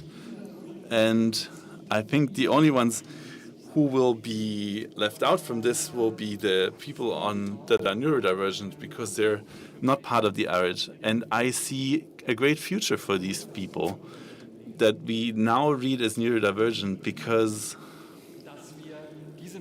they're special. And I would like them to not just see them as different, but we would need to transform our work life and our education system in ways that encourages them. And we can already see that in some parts this is already working. For example, in the USA, that you don't get a lot further in the improvement of AI without neurodivergent people. For example, they were comparing the numbers of neurodivergent people in Harlem and Utrecht and in other cities, and you can see that the number of people, or that the number of neurodivergent kids in areas where new AI is being developed is much higher than in other areas. So if you find if a child is on the autism spectrum diagnostically, and the father says to the mother, well, everything that applies to the child is also applies to me. Wow. And that the father might be an Airbus engineer or something. So we have many people in society who are neurodivergency, and we don't know about them. We should have about 1 million people in Germany. If you take the English-speaking space in German as a number, we have about we should have about 1 million people with autism, on the autism spectrum in Germany, but we only have about 500,000 diagnoses. So they're talking about a fashion diagnosis, but it can't even be because we have less than there should be. So 5% of all children. So the number increased from 5% to 6.1%. So there should also be 6.1% of adults with ADHD, but we only have about 2% of people with ADHD diagnosis. But there's a lot of these people spend a lot of power, energy to be read as normal, and this energy gets lost in our society. That we would actually need this creative energy, but they just use it for masking. So, for people who who can't speak, they force them to read lips, learn to read lips. If you read lips, you need your full brain, and you only can, if you're really good, you can only understand about 50% of the. Of what is said. You can't develop mentally because you spend all energy into adjusting to normality, to norm. So we have so many neurodiverse people who are able to put their energy into their studies instead of adjusting to the norm. And this saving of energy, this I would wish to for neurodiverse people, because it also needs energy. Nobody, just as an example, nobody would get to the idea of a deaf person studying with me that you, if you would, if a deaf person studies with me, you wouldn't get to the idea that you take away their benefits, study benefits, and with ADHD people, this happens. If you say that, if you say to deaf people, hey, you've got good marks, we'll send the sign language interpreters home, nobody would do that. So we have a great potential, and that exceeds artificial intelligence, that we would get a lot, but we're not using that. We spent $250 million for ChatGPT to train it, and most of that was energy, and you need so much energy, 700,000 liters of water to get ChatGPT 3 to run, to just cooling water. Neurodiverse people just would get that for free. You would, the brain doesn't need more than 2 bananas a day. So if you would use this resource for good, so Gene Roddenberry, if you know, remember them, the inventor of Star Trek, he said we shouldn't tolerate our differences, we should celebrate them. Now he's a science fiction author, and you could say that will happen in the future, but I think why don't we start today with that, with celebrating our neurodiversity. Thank you. Thank you so much for your attention, for listening, for giving me your neurodiversity, and I'm really touched that you gave this topic that so many people pushed away, that you gave it so much interest.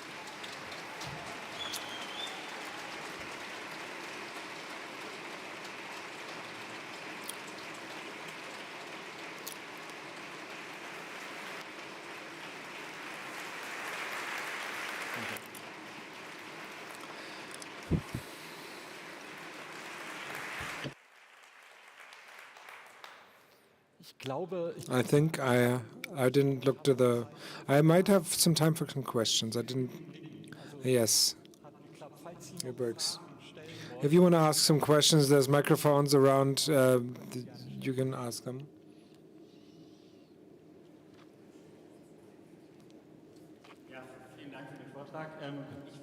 Thank you for that speech, for that presentation. Someone said you have to rebuild the school system to use this. Our current school system is much more about sitting still and following rules. Are there current approaches that make this? So yes, I do. I've been researching a lot about this. Thanks for the questions. We're here in Berlin, and so in Berlin, Heinrich Heine said that even the trees are standing still, and in Prussia. Friedrich, the king of Prussia, wanted to have soldiers and people who can follow rules, and the school is exactly about that: being able to read, to understand laws, to being able to calculate, to get to the end of the month with your salary, and that worked really well. That worked in a time where you didn't need very many intellectuals. You needed a few smart people, and the rest was just presented as put as stupid. In the time of artificial intelligence, this is changing. We need intelligence everywhere. If you think about the climate crisis, everywhere we need we need smart solutions, creative solutions. For peace, for everywhere, we need creative solutions, creative people. We can't afford to let even one single human brain go, and that is happening everywhere in schools and daily.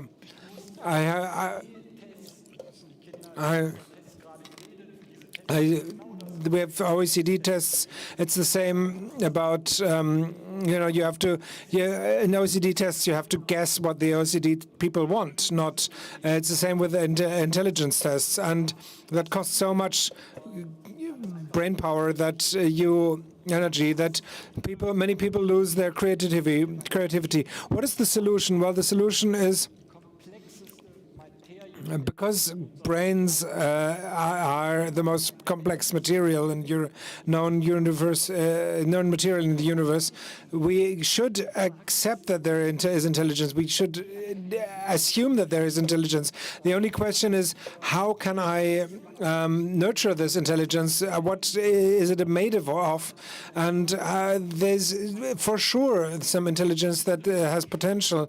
The question is there are these kind of do these kind of schools exist? So, for example, yes, there's Montessori schools that were very inclusive, that follow this approach, and they say you have to prepare individually for each child. Same classes for everybody don't hit a mark, and others, I force others to learn things that aren't good for people, and I believe that's the way.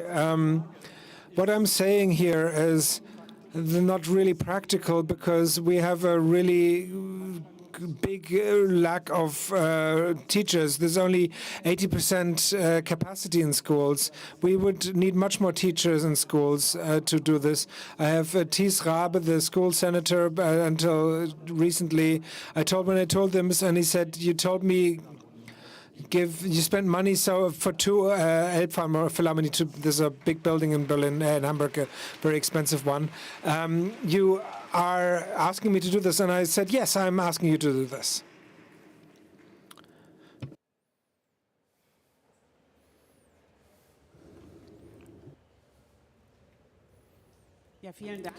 Thanks a lot for the talk, and especially for it being so resource-oriented.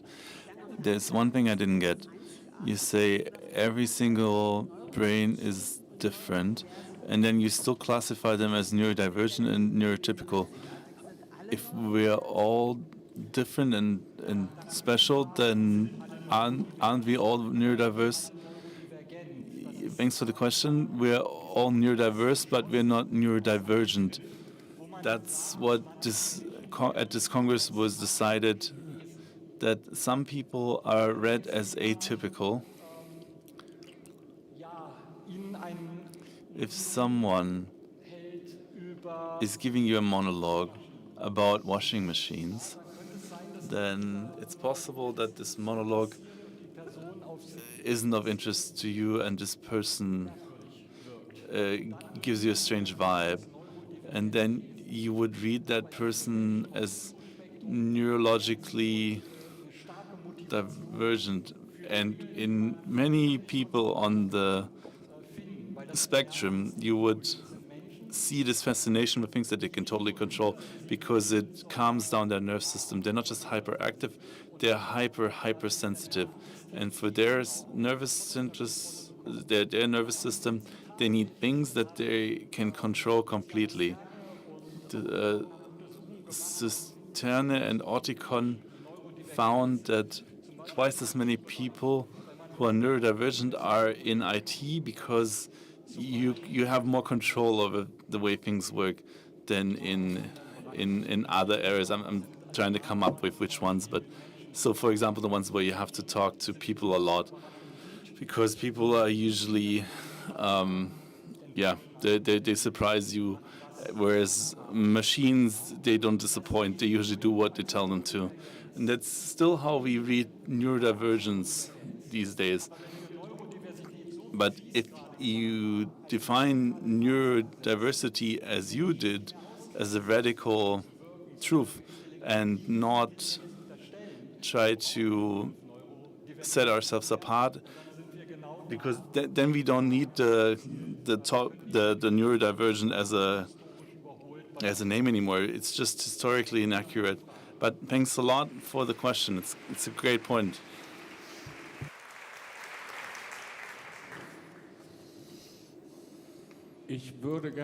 I would like. I'm here. There you are. Sorry. It's great if you have a face for the voice. Okay, I would like to get back to the topic of AI and neurodiversity. I would pose the thesis that this might actually be a dream team. On the one hand, it could be true, and on the other hand, it could be great if this were true.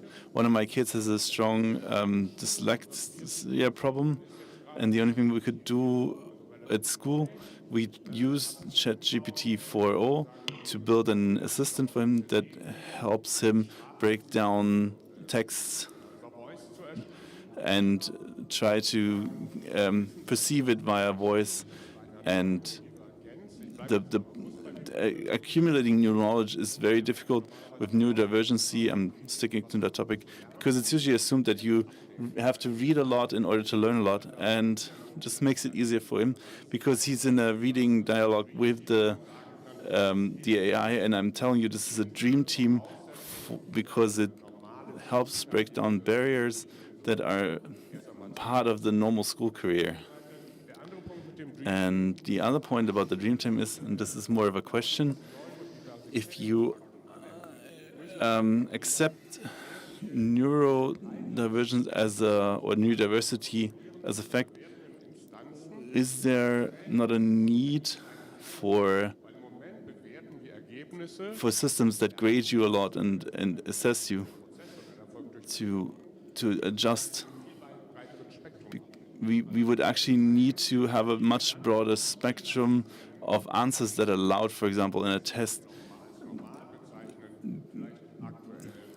Currently, it's a very narrow set of answers that are allowed, as you said before, and those are just two ideas that I had during the lecture. And this is clearly at the center of my talk. Thanks for the question. So the first question, LAS, this is a dyslexia disorder. It has always been seen as a disorder. Did you know that Agatha Christie, that she was a legasthenic? She's one of the most successful crime authors in the whole world. So, great books. You are often the product of people who can't write as well. Think back to Steven Spielberg. Maybe some of you are too young for you. Some of us still remember him as a director. He could not read scripts. He had to work really hard and in order to perceive them, but the success was so much greater. People with dyslexia problems usually write more interesting and better. They're just they're not graded as well because they're bad with syntax, with the punctuation, for example, and small spelling mistakes. So if you have they have to spend a lot of brain powers on these kind of rules, you're kind of blocked in the creativity. And kids with these kind of quote-unquote disorders, they are the ones who really put the content at front and center. And usually we hinder them because we're telling them this is wrong, this is wrong, this is wrong, for very minor mistake.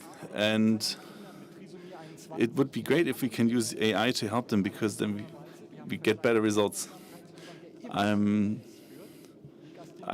looking at people with Down syndrome or trisomy 21.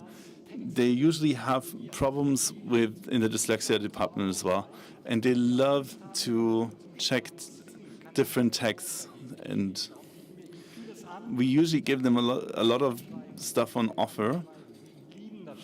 They love writing, but they usually are not very good at this. However, the moment you give them content produced by AI and they're allowed to change them and adjust them up until the point where they made the text their own, then they really start enjoying writing. And this is a blessing, really. If you think about dyscalculia, one of the greatest scientists ever, David Hilbert, one of the people who made computers possible, he most likely was a dyslexic. His son was diagnosed, and for him it's extremely likely.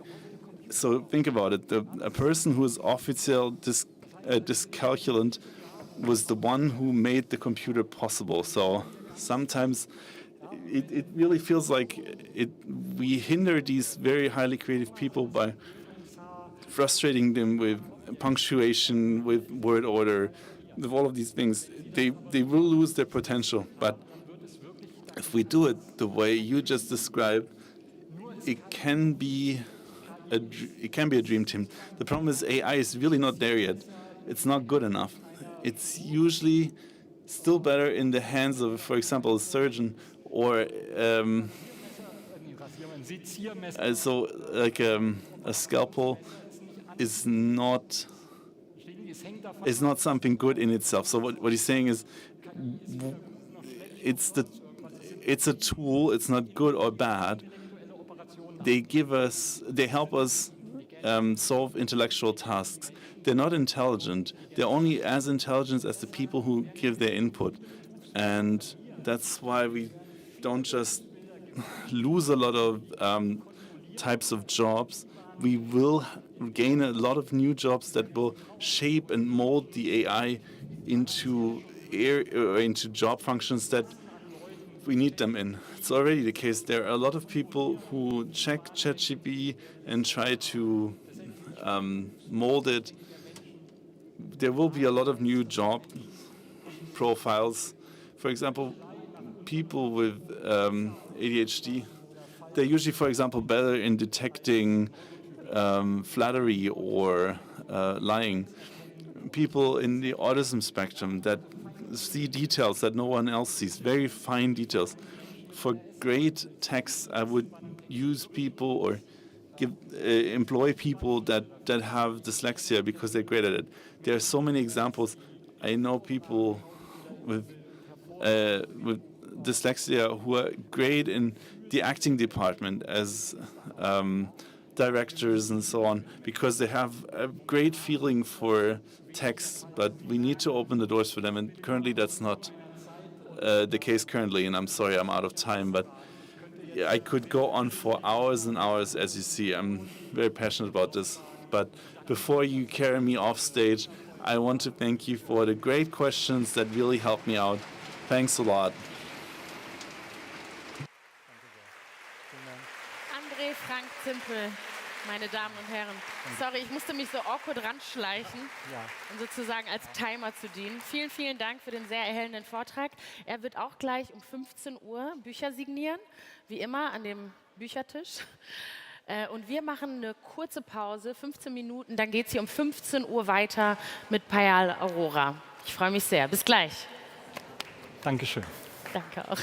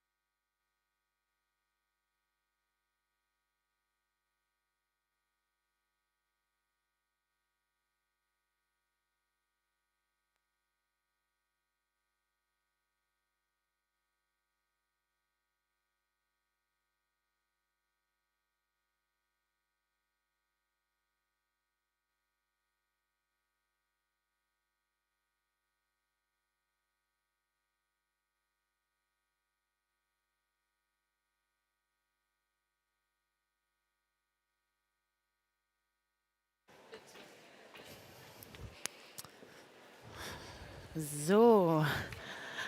Also, noch ein Hinweis. Ist wieder irgendwas mit dem Mikro, aber das wird sich gleich bestimmt regeln. Vielleicht mache ich das. Aha, jetzt. Nochmal ein Hinweis, bevor es weitergeht. Das hatten wir gestern schon so ein bisschen angedeutet. Es gibt hier ein Awareness-Team, das rund um die Uhr da ist. Also wenn irgendwas ist, wenn ihr irgendwas beobachtet, die haben weiße Westen an, habe ich mir sagen lassen. Da könnt ihr mit denen in Kontakt treten. Die Nummer steht auch hier, glaube ich, überall ausgeschildert. Ansonsten auch auf der Homepage. So.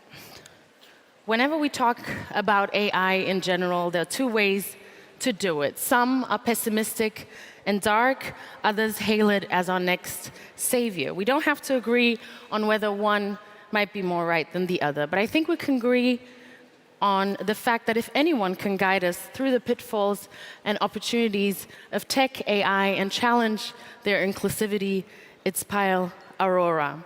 She's a professor of inclusive AI cultures at Utrecht University, a digital anthropologist, and author of award-winning books, including her upcoming book, From Pessimism to Promise, Lessons from the Global South on Designing Inclusive Tech. In her session with the same title, she urges us to reimagine the future of AI, which can infuse us with hope. I'm really excited. She gave me a really nice compliment backstage that makes me even more excited that she's here, and you should be too. Give it up for Payal Aurora.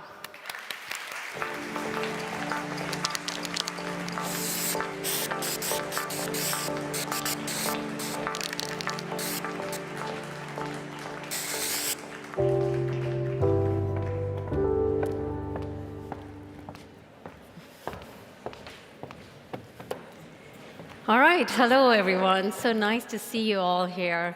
And thank you for making the time. All right, so let's get started, yeah? So before we, plunge in, I have a few questions for you. So here's one. Raise your hands for those who think that AI is taking your jobs. A lot of very secure people here, huh? Okay. Another question is AI threatening our democracy? Okay, a little more. So you're secure, but not for your, country. Okay. And the last is AI ruining our mental health. Wow, no, but, all right, okay. The backbenchers, all right. So, all right, a very confident crowd here. So, what's interesting is that in the last few years, and you all have seen this, right? Mainstream headlines, one after the other, is not just talking about these subjects. They've gone even further and said that it is terrorizing us, it's creating war, and even some say that it could cause extinction. In fact, the last few years, we have had so many books that have doubled down and are underlining how AI and digital media are ruining us and are really critical about everything tech. So, look at the number of books here, right? So this is, causing a deep amount of anxiety. So what's going on here? There's genuinely a battle between AI and society. There's this notion that AI is really oppressing and controlling us, and we as a society are trying to resist it, but we are no match against the big forces of big tech, right? So it feels like a sort of a David-Goliath situation, and we are on the losing end. So it is no wonder that we're feeling this sort of pessimism paralysis. It's not just a despair. It's this impotence towards all things digital. And here I am to tell you that while these concerns are legitimate, it is absolutely not the full picture and is absolutely imbalanced, because there's far more to be optimistic and hopeful about. So a recent headline in The Economist says, "Are American progressives making themselves sad?" And that comes from a new Gallup poll study which interviewed Americans. And many of the Americans reported saying that they are more unhappy today than they've been in years, okay? And this resonates with Europe too. However, this pessimism sentiment is not universally shared. the global south, which counts as the majority of the population on this planet today, reports the very opposite sentiment of being very optimistic. So more than 9 in 10 young people in Kenya, Mexico, China, Nigeria, and India are optimistic about their futures. And Europe ranks at the bottom of the list. Some of the top countries in Europe, particularly in the south of Europe, rank in the bottom list. When it comes to AI and whether people feel that it's enhancing our productivity in the workplace, you know, a lot of countries in the global south, like India, Indonesia, UAE, Mexico, are very optimistic. They do believe in it, whereas Europe and the US rank very low. And even with the climate change, where, by the way, the global south are at the forefront of its impact, they are still very optimistic about their futures. So what on earth is going on? Why is there this big divide between the West and the rest of the world when it comes to our outlook on AI and our futures? I mean, is it because the global south just doesn't know what's happening? Or is it because they're just not connected enough and they're, you know, like trailing behind and they haven't yet felt the impact of the horribleness of AI and digital media? So, you know, it's tempting to sort of come up with this narrative to justify, right, that, you know, these are digital have-nots and they're ignorant and naive, and this is why they are optimistic. But that would be missing the real story going behind this optimism trend, which comes with 3 points, right? The demographics, culture, and growth aspirations. So demographics is that it is well worth reminding you all that 90%, let me underline, 90% of the world's youth live outside the West. That is the majority world, right? And this majority have fast come online in the last decade because of extraordinary disruptions in the data industry and the mobile industry, which have made mobile phones and data plans extraordinarily cheap in many parts of these worlds.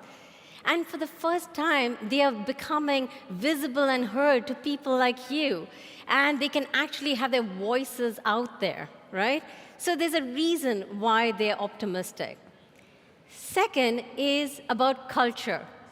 It is well worth keeping in mind that majority of these people live in cultures which are very patriarchal and also religiously conservative. So there's a lot of social norms and pressures on them to conform.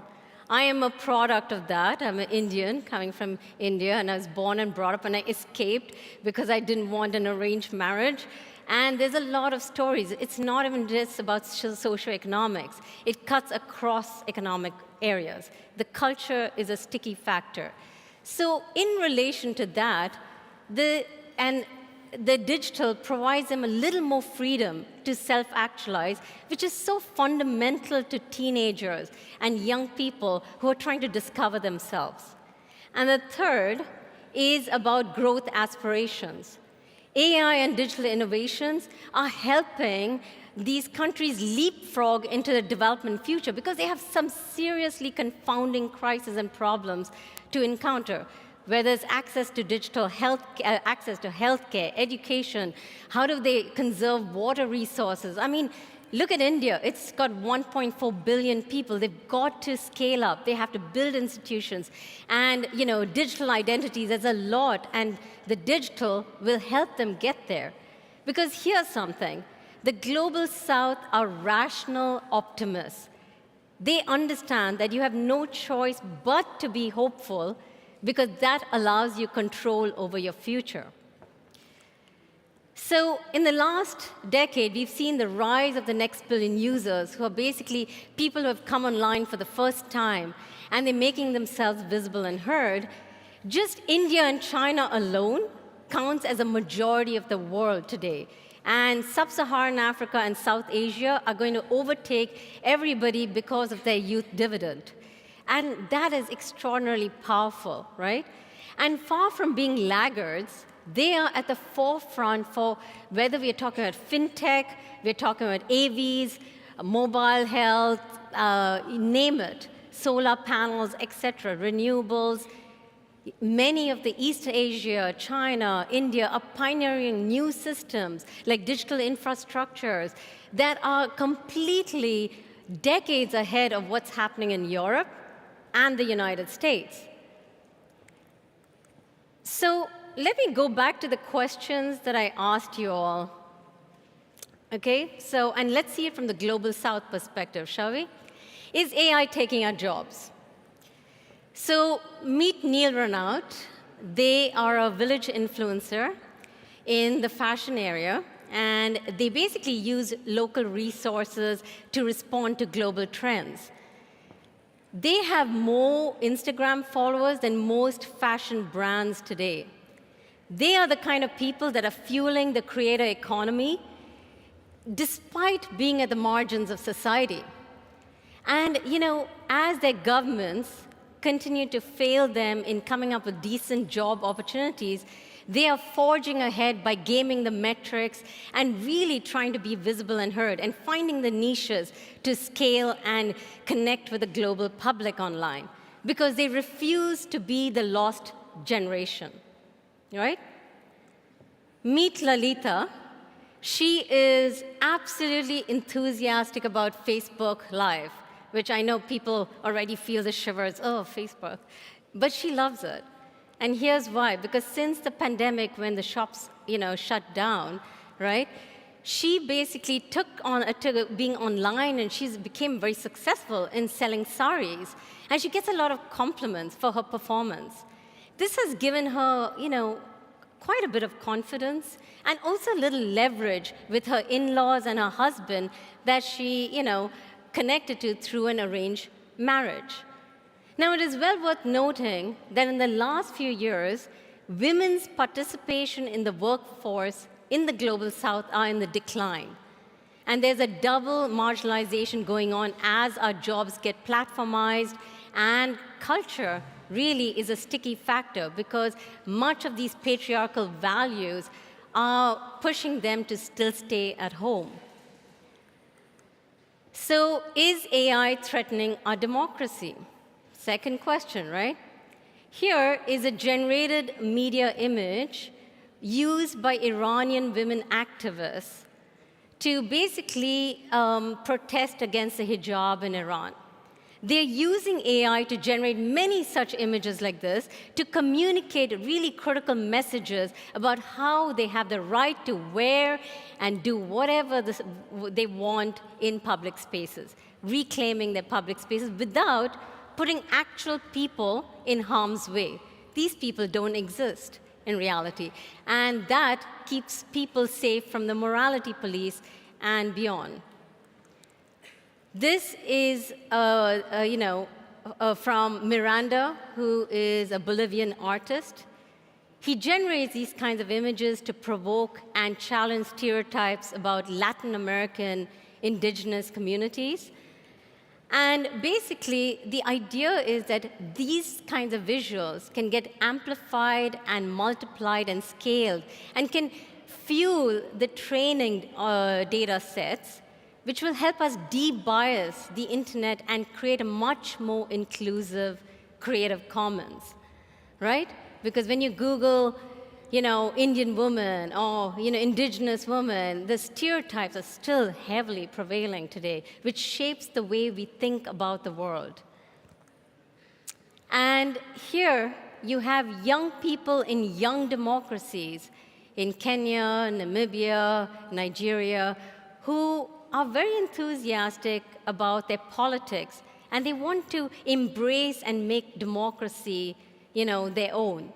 So you have to understand countries like, say, Namibia, majority of their leaders are 70 plus, which seems to be a trend, right? Why not choose the people who have got one foot in the grave to represent us, particularly when 80% of the entire population is below 30 years of age? But you see, there's a lot of cultural norms when young Africans meet with their leaders in person because they can't be disrespectful to their elders. But when online, they can criticize their policies and take on their actual citizenship, which gives them a lot of hope. And they are very enthusiastic about global hashtag movements because they finally can get your attention to their local issues, whether it's Me Too, whether it's a police brutality, and other kinds of hashtag movements. And the last is AI bad for mental health?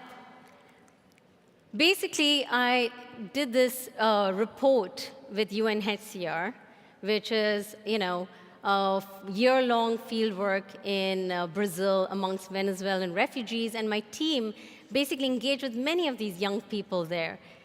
And what we found is that they were very enthusiastic about digital media. Far from opting out, they really want to opt in. They want to experience digital media to its fullest.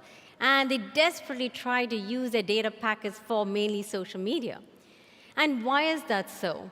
Here are two stories, and little snippets from the multiple voices we captured that tell you why they're optimistic with digital media. So here is one person who says, "My dream is to make videos because my story is hard to tell.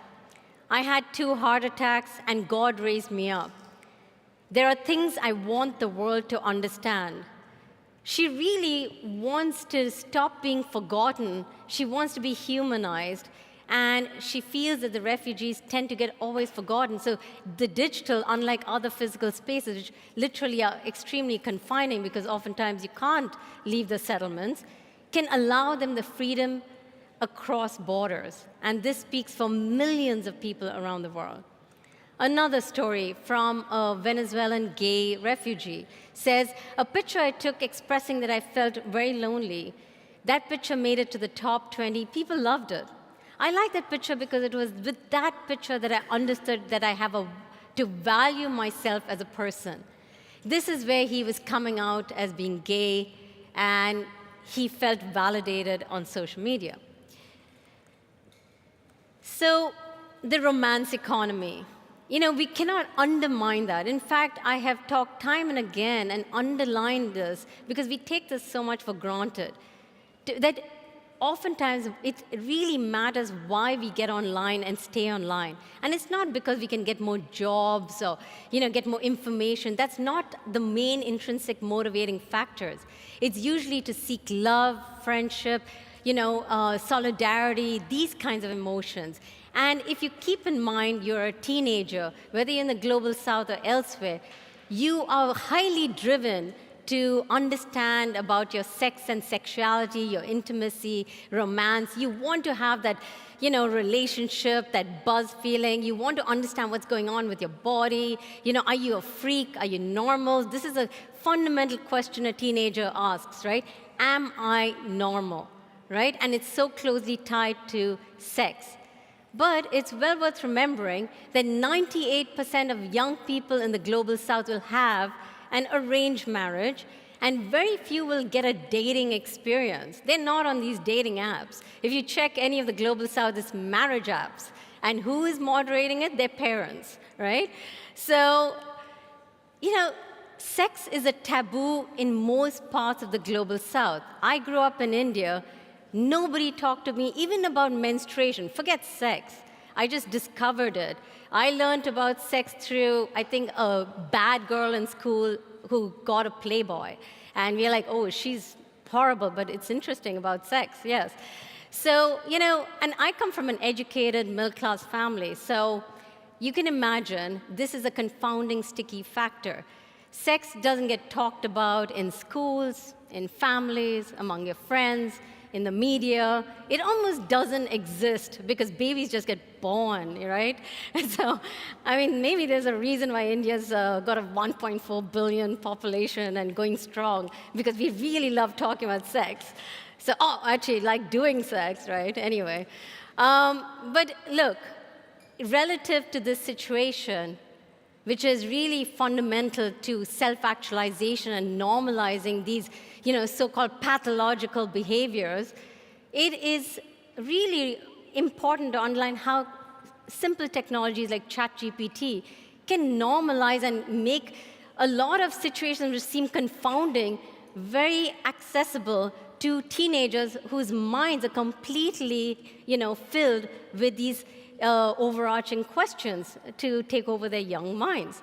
So this image, by the way, was circulated. I did this 3-year project on digital romance in, Brazil and India, and we were trying to understand how teenagers were understanding digital privacy, and the fundamental lens through which we could talk about it was romance. And this is where I realized it was the single biggest driving factor to why teenagers got online and stayed online, And they were learning all kinds of techniques to, reach out to different populations. In fact, they had full-fledged relationships where, like, Indian boys in slums were having full-fledged girlfriends in Brazil, and they even learned Google Translate, and they were using, Portuguese to chat with their girlfriends. And so it was very, very fascinating, this whole romance ecosystem that is so alien to our world. And the other interesting statistic, which is also humbling for us to remember, is that less than 5% of the world's countries have liberal democracies, where we can just, go to a bar and, it's not like so shocking if you go on a date or wear what I'm wearing, or even half sleeves. When I was growing up, this was like, my parents were like, "Are you walking out like this? What are the neighbors gonna think? You're showing your arms." And this is something really alien, right? Because the mundanity of, this part, or your arms, or menstruation, or pubic hair, or, all the stuff which is natural is so pathological in many of these countries, including how I grew up. So, look, we need to burst the pessimism bubble we are in, because it is a very dark time, and I get it. But it is really important to be optimistic. And also to be optimistic about AI and digital innovations does not necessarily translate to dismissing the actual harms and risks. It's like saying that if I say one good thing about Chinese digital innovation, I'm also condoning anything they do with human rights. What's going on today? Because intellectual honesty demands that we break out of these binary cults that have taken control of the way we talk to each other. Are you in this camp or that camp? Are you pro-Israel, pro-Palestine? What are you? It's almost like it defines your entire identity, and there's zero space for nuance. Because every time I present this, in the last few weeks, people are like, "So you're dismissing all the harms and risks because you're so optimistic? How naive are you? Or maybe you're really reducing up, concerns." And it's interesting because I can flip the side. I'm like, "Oh, so are you dismissing all the optimism? Do you not care about what they feel?" Right? It doesn't work that way, right? Because in the end of the day, we need to forge forward. Because, also, it is important to understand that critique without action is a certain kind of easy way out. In fact, pessimism is a privilege for those who can afford to live in despair. The rest of the world has no choice but to forge ahead with hope because their future depends on it. It is not naive to be optimistic, which is oftentimes what I get. "Oh, you're so naive, so sweet." But is it naive for Afghanistani women to protest, against the Ayatollahs in Iran, for their fundamental right to wear what they want? Or is it naive for Ukrainians to take on the might of the Russian forces for their sovereignty? Or is it naive for Yemeni and Ugandan gay men to come out online, despite the fact that homosexuality is criminalized in most parts of the world? Most parts of the world. And we don't talk enough about that. And so that's why we lack the empathy that they're going through, because no wonder, in comparison to that, the digital allows them a little way in which they can exercise their agency, right? The fact is that there's power in number, and the global south has that in abundance. And if they can be optimistic despite the chronic challenges they have in front of them, then surely so can we, right? So before I wrap up, I have a request from all of you. I'd like you to stand up if you can, okay? I know, oh, it's an afternoon exercise, yes. And then just like slump like a question mark and let all your air out, right? And then take a deep breath and straighten your back as much as possible. How does that feel? You know, basically, our body is a metaphor for our mind. If we let the air of hope in, we can then steer it towards the winds of change. So I hope you get on the bandwagon and be optimistic like the rest of the world, because we have a lot of work to do. Thank you.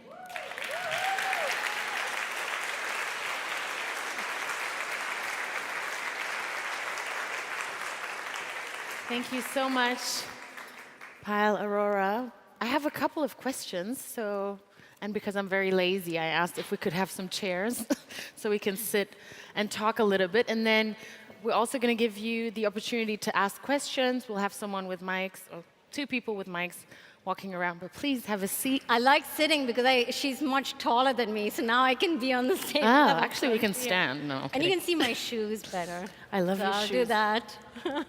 Thank you so much. This was so insightful in many different ways. I'm from Rwanda. I think I've said this yesterday about 700 times. I like to insert it whenever I can. And I was so surprised coming from Germany. I've lived most of my life in Germany, but I was born and raised in Rwanda. And in Berlin, when I try to buy anything, I always have to pay with cash, and I never have cash on me. And in Rwanda, everyone was paying everything with mobile money, cabs, electricity, and I didn't have it, like I didn't know how to do it. I've never felt more like my mom than in that moment. So I'm wondering, when you say, you know, they're not really digital have-nots, actually people from the global south are at the digital forefront and have, you know, some type of like pioneering role in this. Could you maybe expand on it a little bit more? Yeah, absolutely. And I so resonate with you because every time I go to India, I feel like I'm coming from a backward place and going, and they're like, don't you know, like my mother's giving me tips. I'm like, you know, and she's in her 70s, and now she wants to set up a granny channel who is doing pole dancing, and she wants to teach other Indian women plus 70, but her target audience is 85 plus, so she can feel younger. And I was like, what? You know, I mean, there's so much going on because there's a definite leapfrogging, you know. And, you know, I used to live in the US where they still do checks. I get a check still from the American government once in a while during the pandemic. I'm like, the Dutch don't even process checks, right? So it's still processed. Well, the Americans. Aside from the Americans. But the thing is, what's crazy is that time and again, I do a lot of consulting with American tech companies, and they ask me this again and again. Yeah, but you know, I mean, are they even online? Do they even have a phone? And I was like, dudes, I mean, you are really backwards in comparison. Like, get on the bandwagon. And I land up spending a lot of energy trying to school them that there's a lot going on. I mean, a good example is, you know, it should give us pause that Elon Musk, who basically is usually looked upon as the forefront of, you know, future innovation, is the one who said, well, you know, we should contain China and its AVs because they are going to kill the German industry and the American AV industry. What's funny is a couple of years ago when he was asked about Chinese AV cars, he actually laughed. He's like, have you seen their cars? And today he's at the forefront, please. And by the way, now a secret deal I think has been achieved because now he's back on the bandwagon saying, yay, China. So, you know, I mean, we need to wake up and realize a lot of developments are happening in the global south, and we shouldn't put it on them to school us. We need to school ourselves if we want to be competitive genuinely in this global marketplace. I wholeheartedly agree. But I ask myself, some of the anxiety surrounding all these topics, don't they have a point maybe a little bit? Like you gave a great example about the empowerment side of things, being able to discuss usually taboo topics in one society, being able to have that discussion digitally and maybe in some forms in a more anonymous way. But I just had a son like a year and a half ago, and I keep thinking like he's going to grow up with like social media. So in many ways, I'm also a little bit anxious thinking about how different his life and upbringing will be just because of the technology that is at his fingertips. So I'm asking you, do you think some of the anxiety maybe is a little bit justified in ways? Look, absolutely, the concerns are very legitimate. We really, really need to build guardrails to ensure that AI and digital media work for the well-being of society. Absolutely true.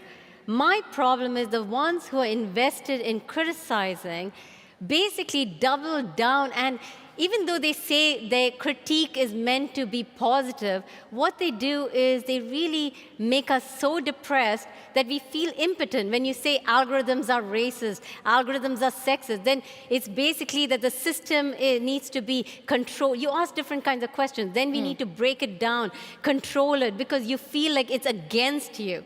Yeah. So your mentality is not looking at it as a tool that can be useful if the right guardrails are put, but more about it's the enemy camp. And there's a sort of, momentum because it's much more citable. It's an easier narrative to go viral.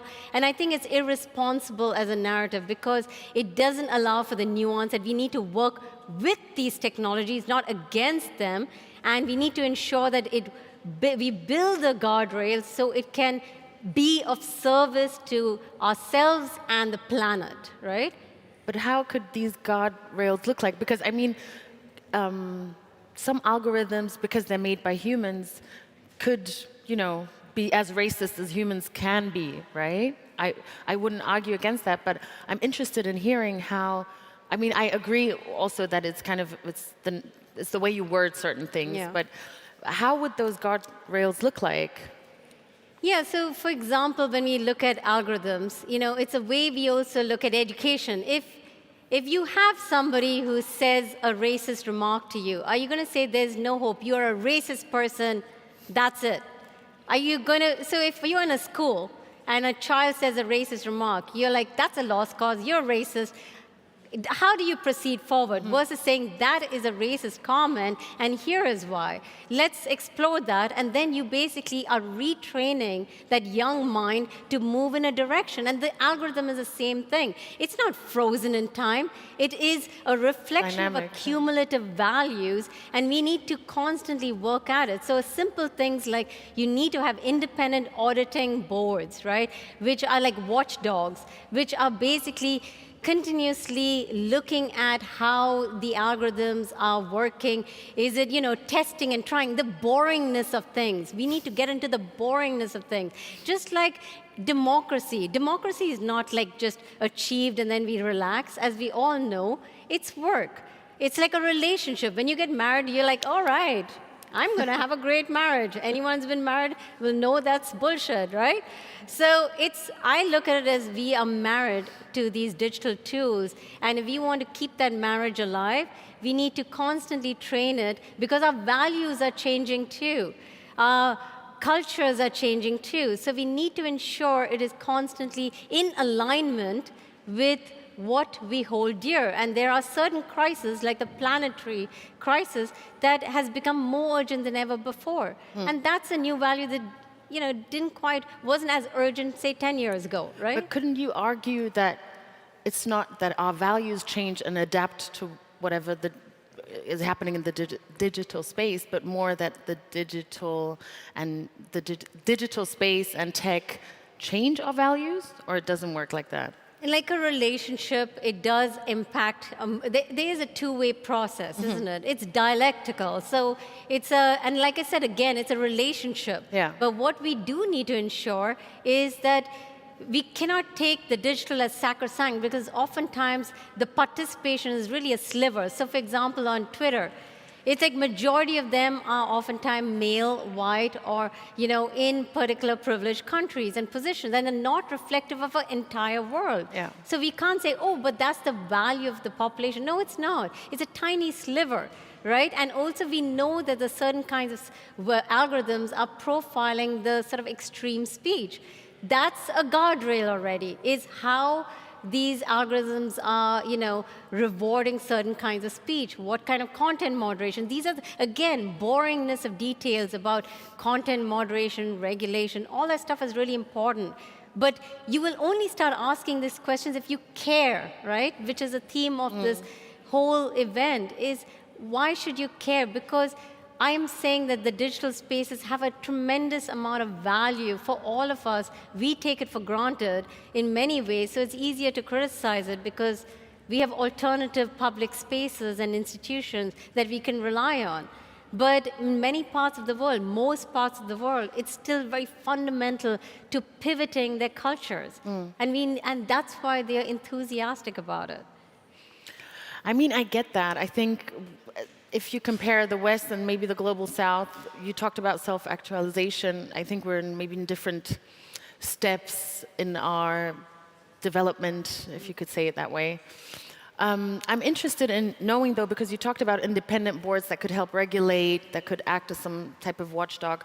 What about, like, state regulations? Or do we want to keep politicians and governments out of that? I mean, look, state regulation is really important, but as I mentioned the statistic to you that less than 5% of the world's countries have liberal democracies. So let's not assume the state is on your side, right?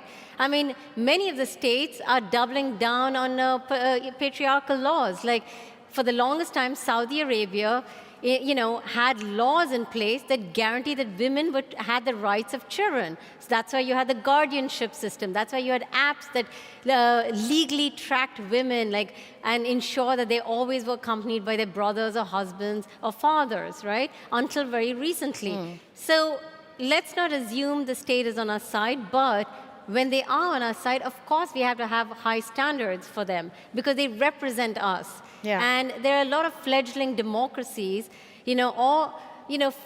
democracies that are weakening, and we need to double down and strengthen it, which is what's happening right now, right? Yeah. So absolutely, we need to work with politicians. And the way, just recently, I think a week or so ago, people said, some people told me, like, oh, you work with the people in the Indian government. I mean, you're just complicit with a fascist regime. And I was like, do you know if that's the case, I probably should not work with majority of the world, because that's the majority of the world. It has a spectrum from authoritarianism to paternalism, and most importantly, they're always good people in bad systems. That's what will give us hope. Identify the critical change makers from within, because that's how you make change, not just from regulation and imposing on the outside, because people from within can also make change. Yeah. And together we can move forward. It's not either or, right? I agree wholeheartedly. And I also think sometimes when we have these discussions, I always wonder, what would the flip side be? To never engage with people or systems that I fundamentally disagree with, I never know. You said something so interesting. You said AI can help de-bias the world. Can you maybe elaborate a little bit on that? Yeah, so basically, when you look at when you Google image certain, terms like Indian women, like I just did a recent project with my team, and we were trying to de-bias how Indian women at work are represented on Creative Commons. And there's some really strong, stereotypes. Like, for example, workplaces, right? Many of the women's workplaces in India are in their kitchens, for example, because they work in their kitchens doing bangles, doing care work. There's no office work. There's a sort of a bias towards oh, you're at an office at your laptop. They are on the streets at the street. So the street is their workplace. Yeah. So it gives different meanings. So when we have these images prop up, it fundamentally changes your biases of how you see the world. It expands the spectrum of possibility, and it creates a certain sense of humility, which is really essential as we move forward. So debiasing allows us to genuinely include different worldviews, different people's livelihoods, ways of living, so we can ensure that the policies and designs and practices work for the rest of the world. Wouldn't critics argue that if these images, for example, are AI generated, that they're not realistic depictions of what is happening? Wouldn't they say, I don't know, why don't you use regular pictures? Why would you have to generate them via AI if that's the reality? It's funny because that's exactly what someone told me as one of the, when we were applying for a grant. They're like, this is actually, they went even beyond what you said. Yeah. They said it's unethical to circulate images that are not descriptive of the context. You know, it has to be authentic. But what is authenticity when you have very limited freedoms in actually expressing yourself, right? So if you're in Iran and you, in order to genuinely show who you are, you have to put yourself at harm's way, even put yourself at the risk of death just to show yourself. Yeah. So there's a reason, is there's a whole genre of aspirational aspirational imagery, which can be more authentic to your self-actualization than what is representative in a descriptive manner, right? Yeah. Because your lived reality does not allow you to do it without extraordinary harm to you, your community, your family at large.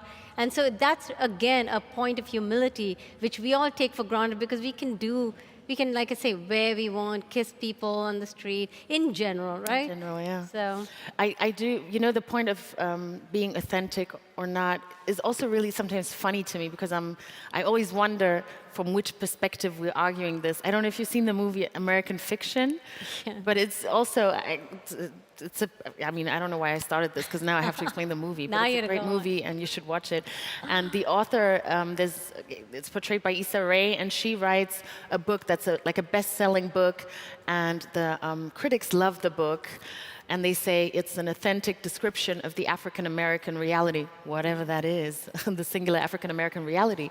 And then another black person in the book, in the movie, argues that that's not the authentic depiction of African Americans. So it kind of goes like back and forth. So I always think when someone says, well, that's not an authentic African American reality or Indian reality or African reality, I always wonder what kind of authenticity they're kind of like talking about actually, and what pictures they want to reinforce. Absolutely. In fact, I really struggle with this notion of why are we so obsessed about authenticity?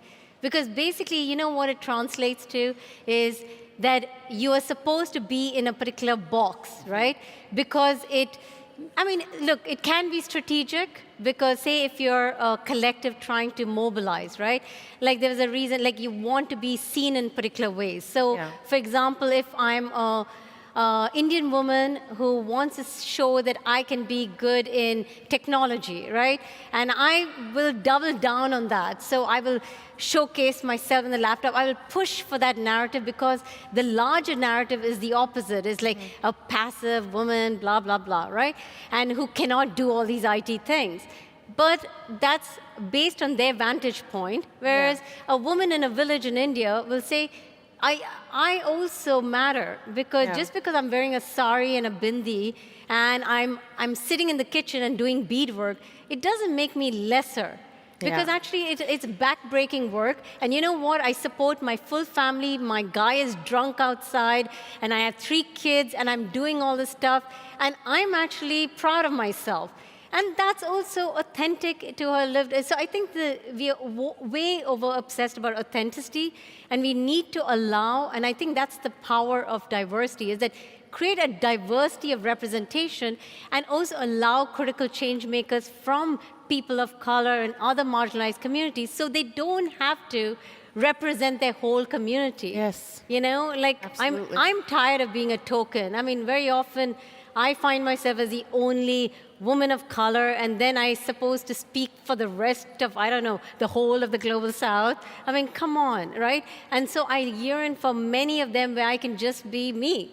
Yeah. And that allows for everyone to really be more free in a way, right? I totally agree, because I think it reminds me of what Chimamanda Ngozi Adichie warned us about, like the danger of a single story, just to allow everyone to have like different nuances to who they are, and which adds more depth to, and is much more realistic of the human experience that we kind of all, which is a universal experience essentially. Yes, we can start taking in some questions from the public actually, because this timer is making me very nervous, but it's still green, so that's good. So if anyone has a question, we have someone with a mic. Thank you. Hi, thank you so much, both of you. That's a super interesting discussion. I wanted to ask Paul, so you mentioned something about, how we talk about how, for example, algorithms are racist and sort of like how we're doomed into these dynamics, right? And our power to possibly change that. But I kept thinking, how do the power struggles that we see in society end up having an impact on that, right? Because unlike when a child is racist and you want to correct their behavior or something, I think in our digital world, we are less powerful than these sort of racist structures, right? At least that's how I feel. And I think that that's what ends up generating this pessimism that we see in Europe. And I believe that the pessimism is then what leads to policies that end up protecting people, right, against these systems. I come from the global south and I live in Germany, and oftentimes I find myself feeling more secure online when I browse on the internet here than when I do back home, because I know that here the regulations put in place protect me, and I feel like it comes from this pessimism, right? So how do you think that like we should navigate sort of like the balance between being optimistic and pessimistic, and then use the sort of thought and feeling to maybe shift the power struggles in society? Yeah, I think your question is probably very deeply resonant with many other people, because I think it's very valid. Because look, the fact is big tech is extraordinarily powerful. I mean, big tech is like more richer than most countries in the world today, just the top 5, right? And so, yes, that's a legitimate concern. But I also underline the fact about there's a power in numbers. And with the digital, you really can't push the algorithm when you have a collective online. So and that responds to numbers. So that's what I was emphasizing about the gaming the metrics. I was astonished because I've been doing a lot of ground level research, particularly on marginalized communities in India, Kenya, and Ecuador more recently, Namibia. And they are very savvy. These teenagers really know how to game the metrics, because the thing is, English is not their main language. They're using audio-visual, TikTok, other platforms. They have to figure it out. How do they get seen and heard? How do they ride that wave? And they also like to get attention to their causes. So you see, like when you go on TikTok, you see exposure to all sorts of different movements, campaigns, etc., which normally you wouldn't actually seek for, but it comes to you. And that is the power of collectivity online, right? Because it's always in relation to what? I mean, we always have to ask ourselves, why are they optimistic? It's in relation to what is their current existing structure. So the realities in the global south, indeed, like you say, a lot of them are authoritarian or are very confounding in their oppressiveness. But it's interesting that the digital can be a sort of factor. So, for example, here's the irony. Sometimes people in authoritarian regimes actually resort to companies like Twitter or other companies like Google because they are so powerful that they are one of the few instruments that can actually oppose an authoritarian regime, bizarrely. So it's not a simplistic narrative that they are automatically on the side of the authoritarian regimes out there in the global south. Sometimes they are. But this goes to another movement, not just user collectives. It's also people from within the companies. We see this in the last years where the employees at Google just said, you know what, we're not working on this program, because in the end of the day, these companies are made up of people who want to do right. I mean, after all, remember the slogan, "Don't be evil," and all that stuff at the beginning of the internet? And many people still feel that, right? They're like, we want to be on the right side. I want to feel proud. And the new generation, the Gen Z, are selecting places where they can feel good about themselves. And that becomes talent competitiveness, which means that companies, just for their own self-interest, will do the right thing because they want to get the best talent. So there is a much richer agency than we give ourselves credit for. And the fact is, I will ask you all, have you ever been able to mobilize yourself when you're depressed? Like, I've had burnouts, and when I'm burnt out, I've been very depressed, and I've been unable to see the world. I can't even get myself to act. And when I have to really re-channel myself, and when I genuinely start to see the good, and I get a little hope, I actually have momentum to act, right? Because the problems stay, but is my energy to act there? It only comes from optimism, not pessimism. So I'm saying we are on the same page, but pessimism has rarely created change. It takes deep courage to be optimistic because it buys us that time to institute change, you know? Thank you so much for that thoughtful answer. There was one other question here in the front. I want to urge everyone in the back as well.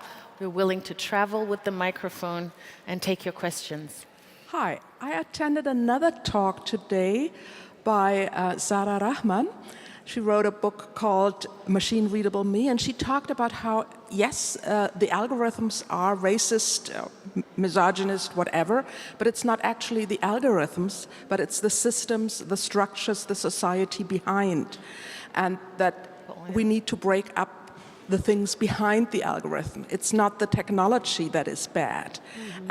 Are you connected in any way to her work, or do you also have views that are similar, that it's not so much the technology that is bad, but yeah, it's just the systems, the structures behind it? Yeah, absolutely. I mean, this is, by the way, what I was talking about with the Bolivian artist Miranda, because it's not the algorithm per se, but it's the data set that goes into the training of AI that shapes the way in which, say, the results are. And so if you can change the nature of data, you know, like, for example, you're debiasing data, you're trying to come up with multiple ways in which you can represent people. And I'm part of many initiatives right now, like part of a Horizon European grant, where we are creating synthetic CVs, which are basically intersectional and feminist, and representing people who are at the margins and often underrepresented in, say, when you look for CEOs, right? You expect recruitment systems to recommend what kind of CEO positions are there and who should see it. You know, the big debacle with Amazon just mainly recommending other white men for that was based on a data set which said, well, the past CVs were mainly CEOs who happen to be white male. So, well, we'll recommend to white male for these positions.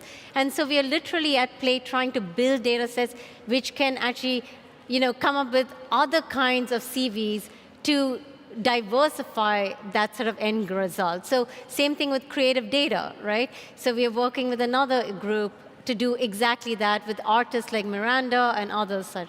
So absolutely, I'm on the same page, because to think that, you know, we cannot essentialize technologies, because the moment you essentialize a technology, it means you've given up on it. And we are not giving up on it, because are we giving up on a fight? Because this is something that can be very powerful for us if we use it in a way which works for us. So let's come up with more kind of solutions which ensure it works for us. Thank you so much. Do we have another question? Yesterday, my contact lens fell out. Oh, sorry, I'm going to tell that story later. It's okay. It's not a great story. Yeah. Okay. Thank you. Yeah. Yeah, thank you, Payal. Thank you, Anna, for the marvelous talk and the discussion. I'm coming here from Berlin, so I'm from the global north, to say. and I'm very open and willing to learn about the experiences of the Global South. And one aspect was very interesting, I thought, when you're talking about digital infrastructures in the big tech companies. They are type of closed shop and infrastructure which not permits a lot of change. We have business models behind these algorithms, behind social networks. So my question is, to which extent it is really possible to be optimistic and to make real change within these frameworks? We have initiatives like the Global Innovation Gathering, for example, who promotes open source software within the Global South and Global South North. So my idea would be that more the independent infrastructure would be more willing or more comfortable to change. But within these business models and frameworks of the big tech, I'm very doubtful how change is possible or not. Thank you. Yeah, it's a very good question. And I think, one of the beauties about you can create this amazing business model and particularly, to consolidate power, right? They call it like this tech oligarchs. And so basically, all the kill zones of innovation. And there's been so much work around it, which says that, we're basically stuck with the system because when they have this extraordinary power, then how do we make a difference?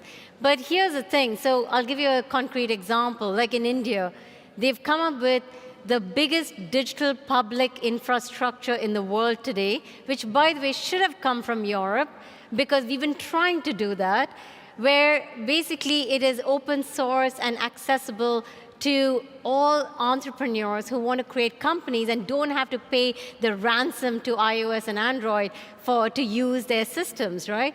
And so what is interesting is that when the government created this digital public infrastructure a few years ago, there was a solid business model of fintech, which was all about, all with this XYZ service fees, et cetera, and all of that killed it when it was for free with the digital public infrastructure. So new forms of entrepreneurship has already risen in the last year alone, which basically has disrupted that business model.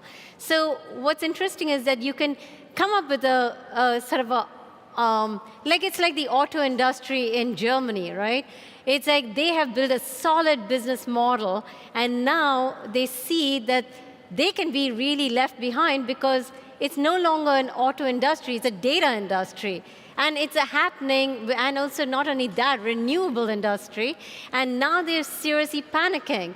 And they're hoping by some miracle it'll all be fine, but it's not, because what they've built is a very different kind of age-old traditional industry, and if they don't pivot and start to be humble and look at what's happening elsewhere, so basically they're going to be entrants to a very different business model.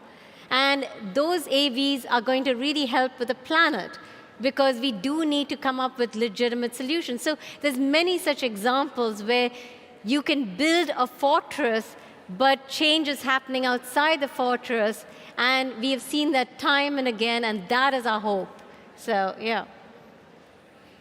That's a great answer. Thank you so much. Let me just scan the room for another hand. If not, I'll add to it, actually. I won't add to it. Where's the other hand? There it is. The lady there. With the stripes. Perfect. I'm Tanzia. I'm from Bangladesh, so Global South, and I've been living in Berlin for more than 10 years now. Well, I've been very active in social media, and I see different things which in recent time I'm seeing the change because of we call it KI, künstliche Intelligenz, or artificial intelligence. And like, for example, the very first thing, we had a session last year in Republica here in Berlin, and I posted lots of posts regarding that in Facebook, Meta, and also Instagram. And then the first thing happened when Facebook started experimenting with AI, implementing AI more vigorously. All the Republica-related posts were down. So this time, when I again joined Republica, and I saw there is lots of talk about artificial intelligence, and I was wondering, so is it because Republica want to be seen in Facebook? For example. So this is one thing concerns me because when I've been online since, end of 90s, and now I feel that with artificial intelligence, one head actually multiplies. Like when there was a background, maybe 50 people were ruling things, now basically one brain, and that is multiplied to 500,000 or 5 million or so.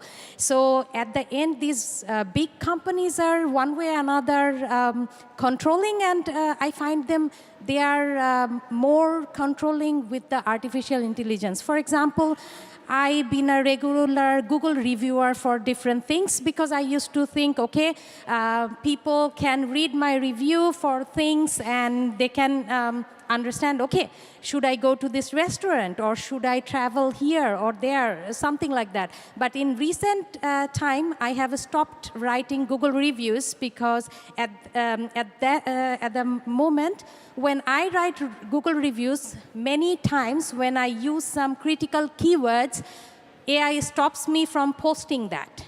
And no matter how many times I make an appeal on Google review, they keep on rejecting. And for example, I realized that some specific business names, when I use that as artificial, and then AI actually puts them down. And the moment I replace only those keywords for specific businesses, then they allow me. For example, booking.com. If I write something mentioning booking.com, Google never allows me to post that. So probably booking.com doesn't pay Google for their ads, and that's why it doesn't work. So same way, I find it also very concerning what's happening in Global South.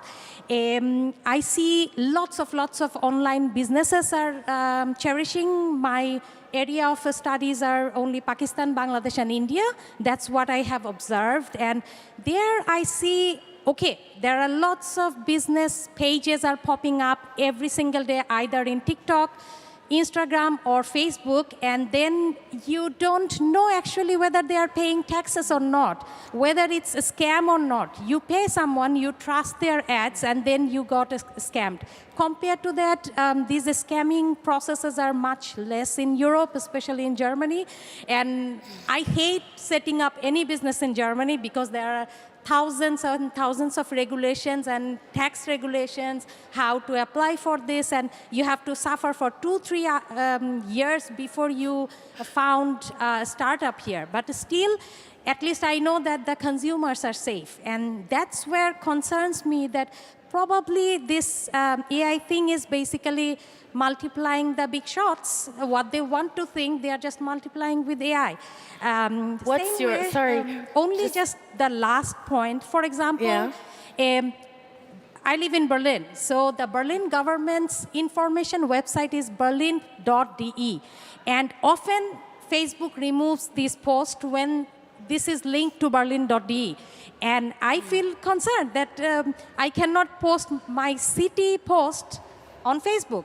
But do you have a question attached to the comment? So basically my point is that here maybe people think that, or according to this presentation, that Global South is expanding. But I have the feel basically Global South is also led by Global North with the help of AI. So do you agree or not? That's my question. All right. Thank you so much. It looks like anyway, thank you for sharing your concerns. And basically what you're trying to underline, which I agree, is that there's a lot of work to be done. And we have the political economies, which we've inherited from, the post-colonial times, where we really need to still unpack in those relationships between the global north and south and rethink entire populations and powers dynamics. So there is work to be done, but it comes from, agency, which comes from optimism. And that is fundamental because, as I said, you cannot act from a position of darkness. And so we have to move, and we have to give credit to people who, despite these chronic issues, are moving ahead and forging ahead. And we can learn and get inspired from that. Thank you so Thank much. you. I'm sorry. Thank you so much for your comment, but we have to look at the time. I want to thank you so much for your time. Thank you for the insightful presentation that you gave us, but also for answering all these questions. Pyle, Aurora, everyone, thank you so much. Thank you, everyone. And thank you. Thank you.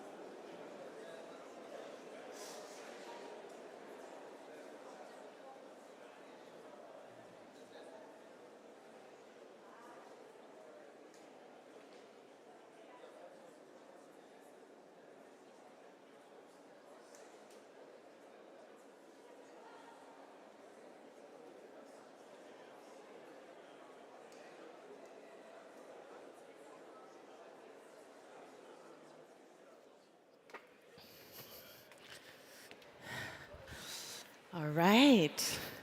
Well, I'm really, really excited about the next session. I know I've been saying this all the time, but I'm excited about a lot of things.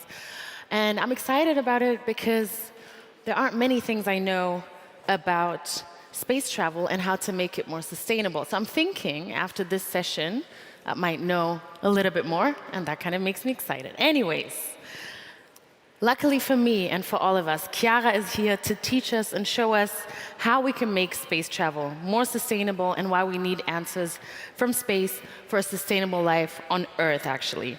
She holds so many degrees. I hope my parents are not listening to this. Let me just give you a little, so a master's degree in aeronautical engineering from Imperial College London, a master's degree in space studies from the International Space University, and a PhD from the RWTH Aachen, and if you're German, you know it's a serious university. She has worked for all the big agencies and space agency, and she even set up the Portuguese one herself from scratch. I did not know that was possible.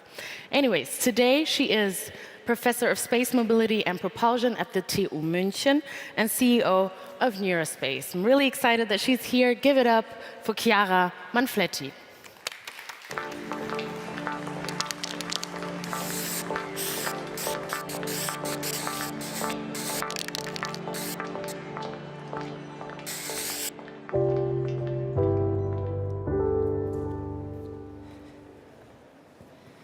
So, good afternoon, everyone. Thanks for being here. I normally thank the audience for being here and listening and taking the time to listen, but I guess today instead I should thank you for caring. So, thank you for caring. Today, indeed, I'll be talking about space, and I'll be talking about sustainability.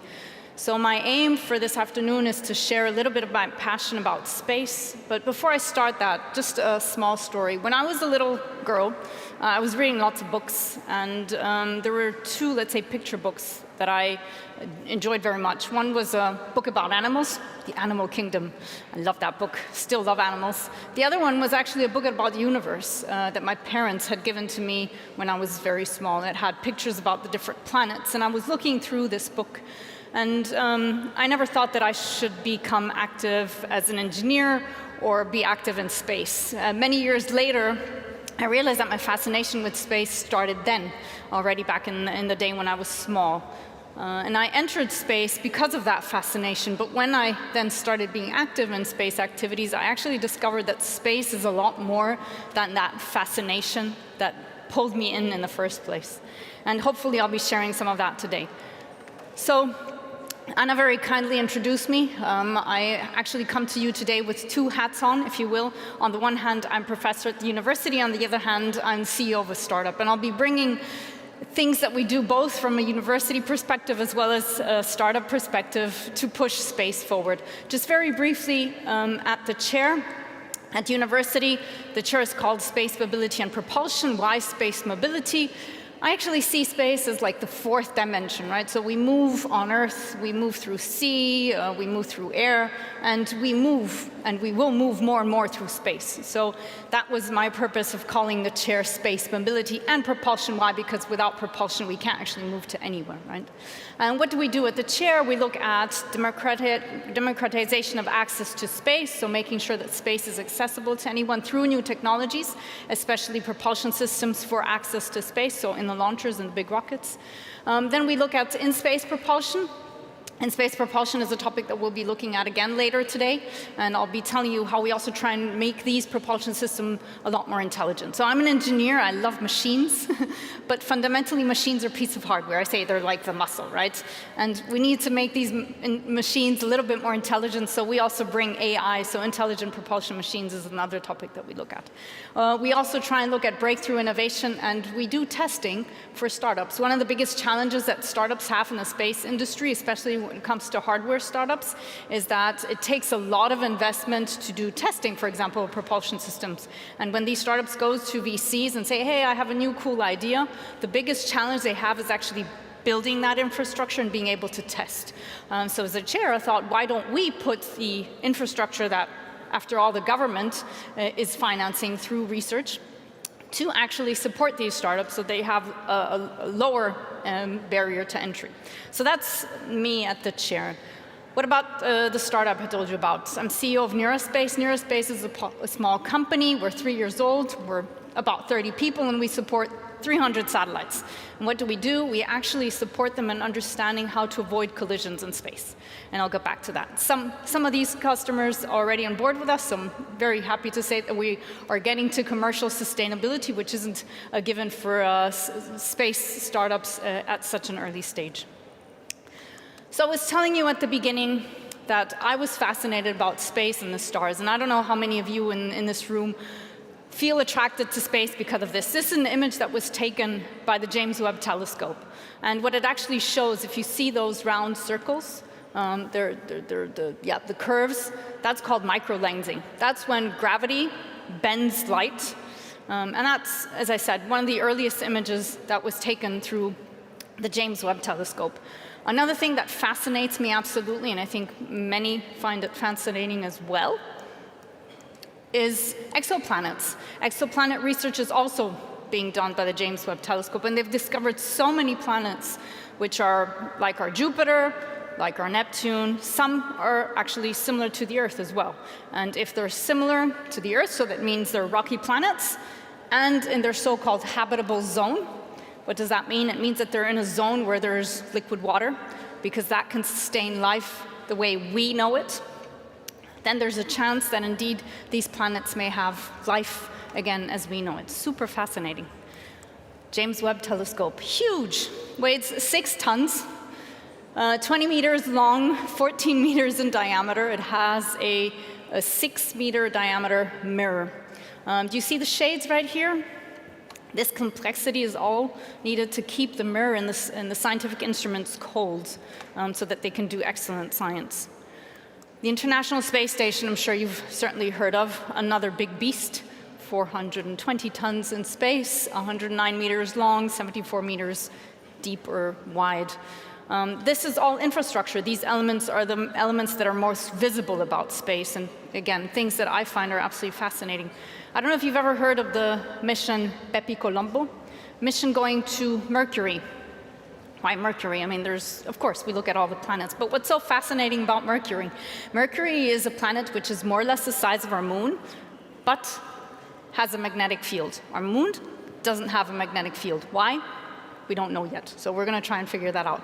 But Mercury is also in a gravitational lock with the sun, meaning that its rotational period, because it's so close to the sun, is actually it's in harmonics with the sun and with its orbital period. Again, very fascinating. What I very much love about this mission is what I discovered actually, again, going to visit the manufacturers of the solar panels. Now, I'm sure some of you have solar panels at home or want to put solar panels at home. And of course, we all know that to make solar panels efficient, the closer you get to the sun, the better it is. And then, of course, if you point them at 90 degrees, that's even better. But these solar panels are really, really huge. And I was asking the manufacturers, why are these solar panels so big? We're actually going towards the sun. Shouldn't they be smaller? And they said to me, yes, good point, but the closer you get to the sun, the hotter it gets. And if you're pointing the solar panels at 90 degrees, they're actually going to partially melt away. So we have to point them at 30 degrees to make sure that they don't get too hot. And so obviously if you're pointing them at 30 degrees, you're decreasing the efficiency, and then they get larger. Again, this is a European-Japanese joint mission. Super fascinating. Well, very complicated orbital parameters around it, but we'll find out soon what the secrets of Mercury are. Something also quite interesting are all the missions that we've seen that have gone to Mars. Skycrane is something that NASA developed in order to land on Mars. There's been quite a number of unsuccessful missions landing on Mars. It's quite hard. And Skycrane, what it does, it just basically deploys rovers by hovering at a distance from the surface and then just deploying the rovers so that they can land safely on Mars. Another thing which I personally find very interesting and fascinating was Ingenuity, a small solar-powered helicopter, the first helicopter on another planet. Okay, so this is all very fascinating. You say to me, Chiara, yes, it's true, but what does this have anything to do with us? I mean, it's exploration, it's Mars.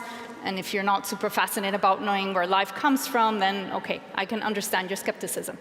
But we found out about the greenhouse effect by looking at other planets. We learned about the greenhouse effect by observing Venus and understanding what's happened to Venus as a planet because of gases within the Venus atmosphere. So exploration and exploration of our solar system actually helps us understand our planet and help us improve also our understanding of how climate works on Earth.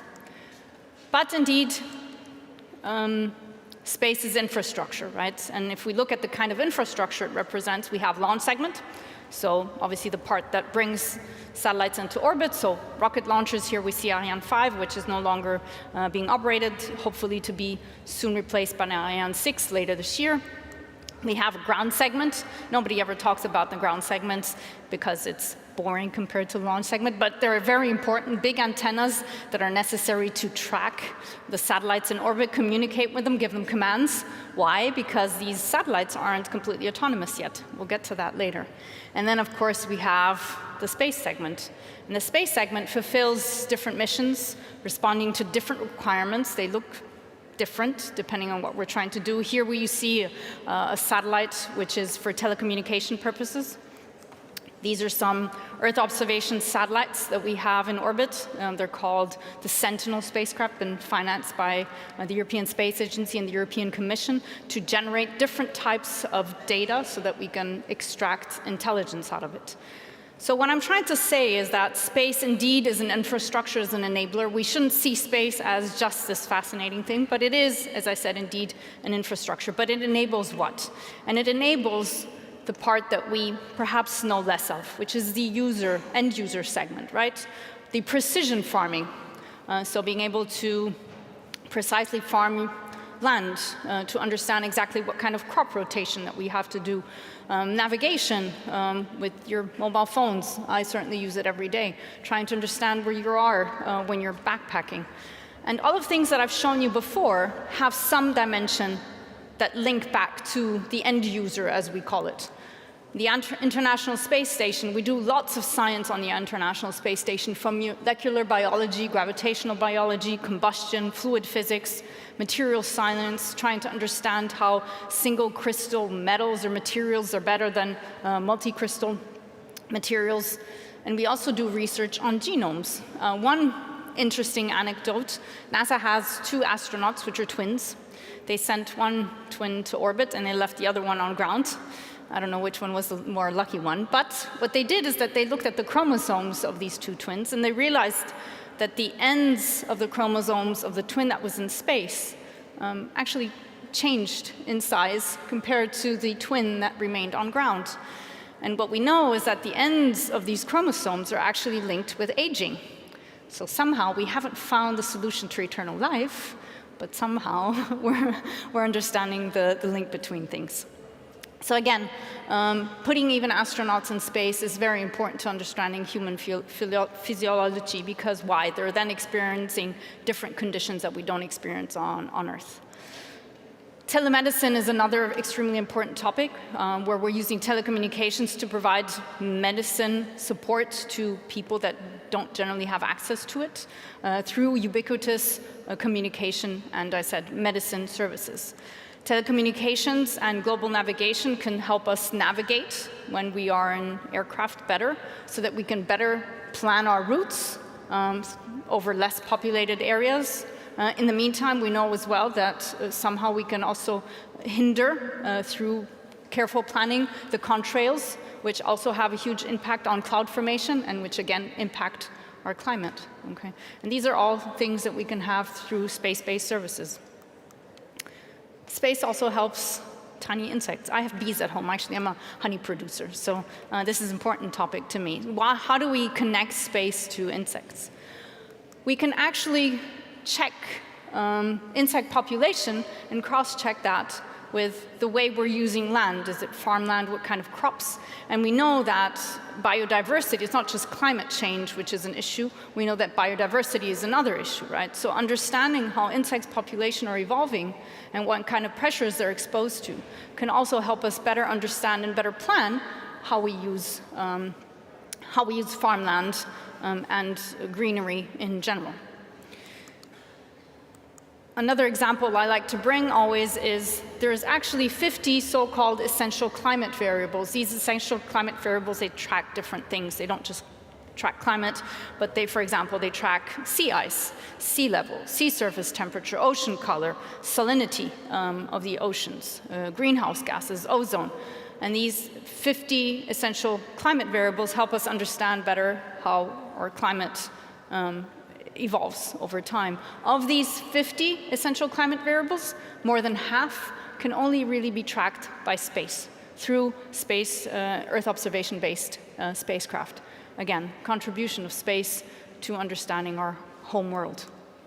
Another thing which I, for example, didn't know and discovered only some years back, we actually use Earth observation satellites to continuously monitor our oceans. Why? Because oil spills happen actually quite regularly. Generally in the news we hear about the big catastrophes. Ships tend to lose some oil, and sometimes they also do some funky business, illegal stuff, because they're cleaning when they're not supposed to. We can actually see this, and by that we can do two things. Obviously we can reprimand those that have done something wrong, but we can then intervene a lot faster. Another thing is, of course, I don't know if you knew, but shipping transport represents about 85% of international trade by tonnage. So keeping a good eye on shipping routes is extremely important. Something called Automatic Identification System, AIS, is a service which we provide using space-based services by where we track ships and where they are. They send like a beep. And they're supposed to, they have to do this, right? What you see here in red are the most traveled routes. Okay, so basically black is where there's no ships. And if you compare then images that you get from Earth observation satellites and this kind of information, you can actually see ships that are not sending in their information. And if they're supposed to send this information and they're not doing it, then you know they're up to no good.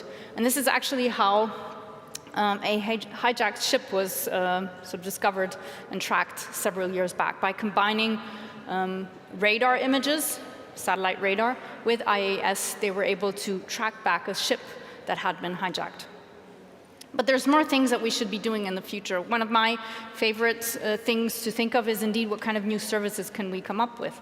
Prediction of volcanic eruptions is something people are working on, and I'd love to see happen.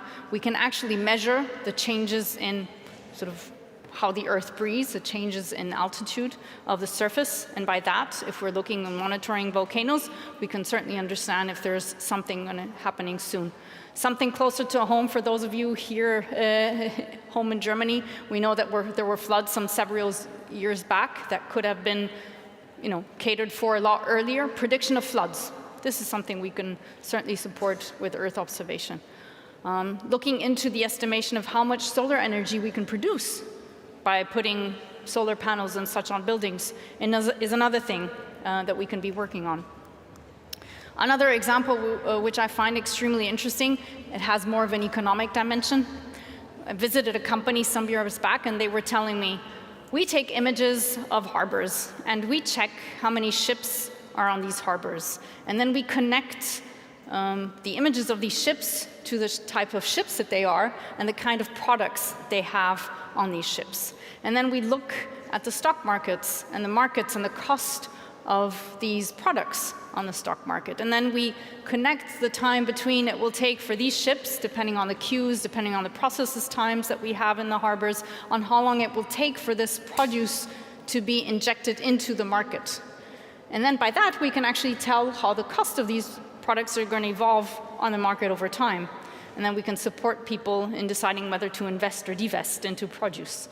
Again, it may be not benefit to climate change, but it certainly has an economic impact. Other example, the same company was providing support to oil and gas field companies because they wanted to check upon each other and see how far they were advancing on building that infrastructure to understand if they were still having a competitive edge over their competitors. So we've seen many examples on how space itself is a market, right? How there's infrastructure behind it that provides services, and these services bring some benefit, either to other sectors, to us as humanity, and to the planet. A recent report actually was brought out, expecting the space economy to grow to $1.8 trillion by 2035. These numbers are actually up from an earlier analysis which said that space would grow to be 1 trillion in 2040. So these numbers are growing.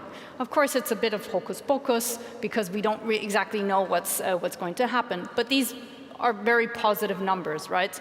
And what they do is they actually split in classical space activity. So what I showed to you, the launch segment, the ground segment, the satellites themselves, traditional services that we provide.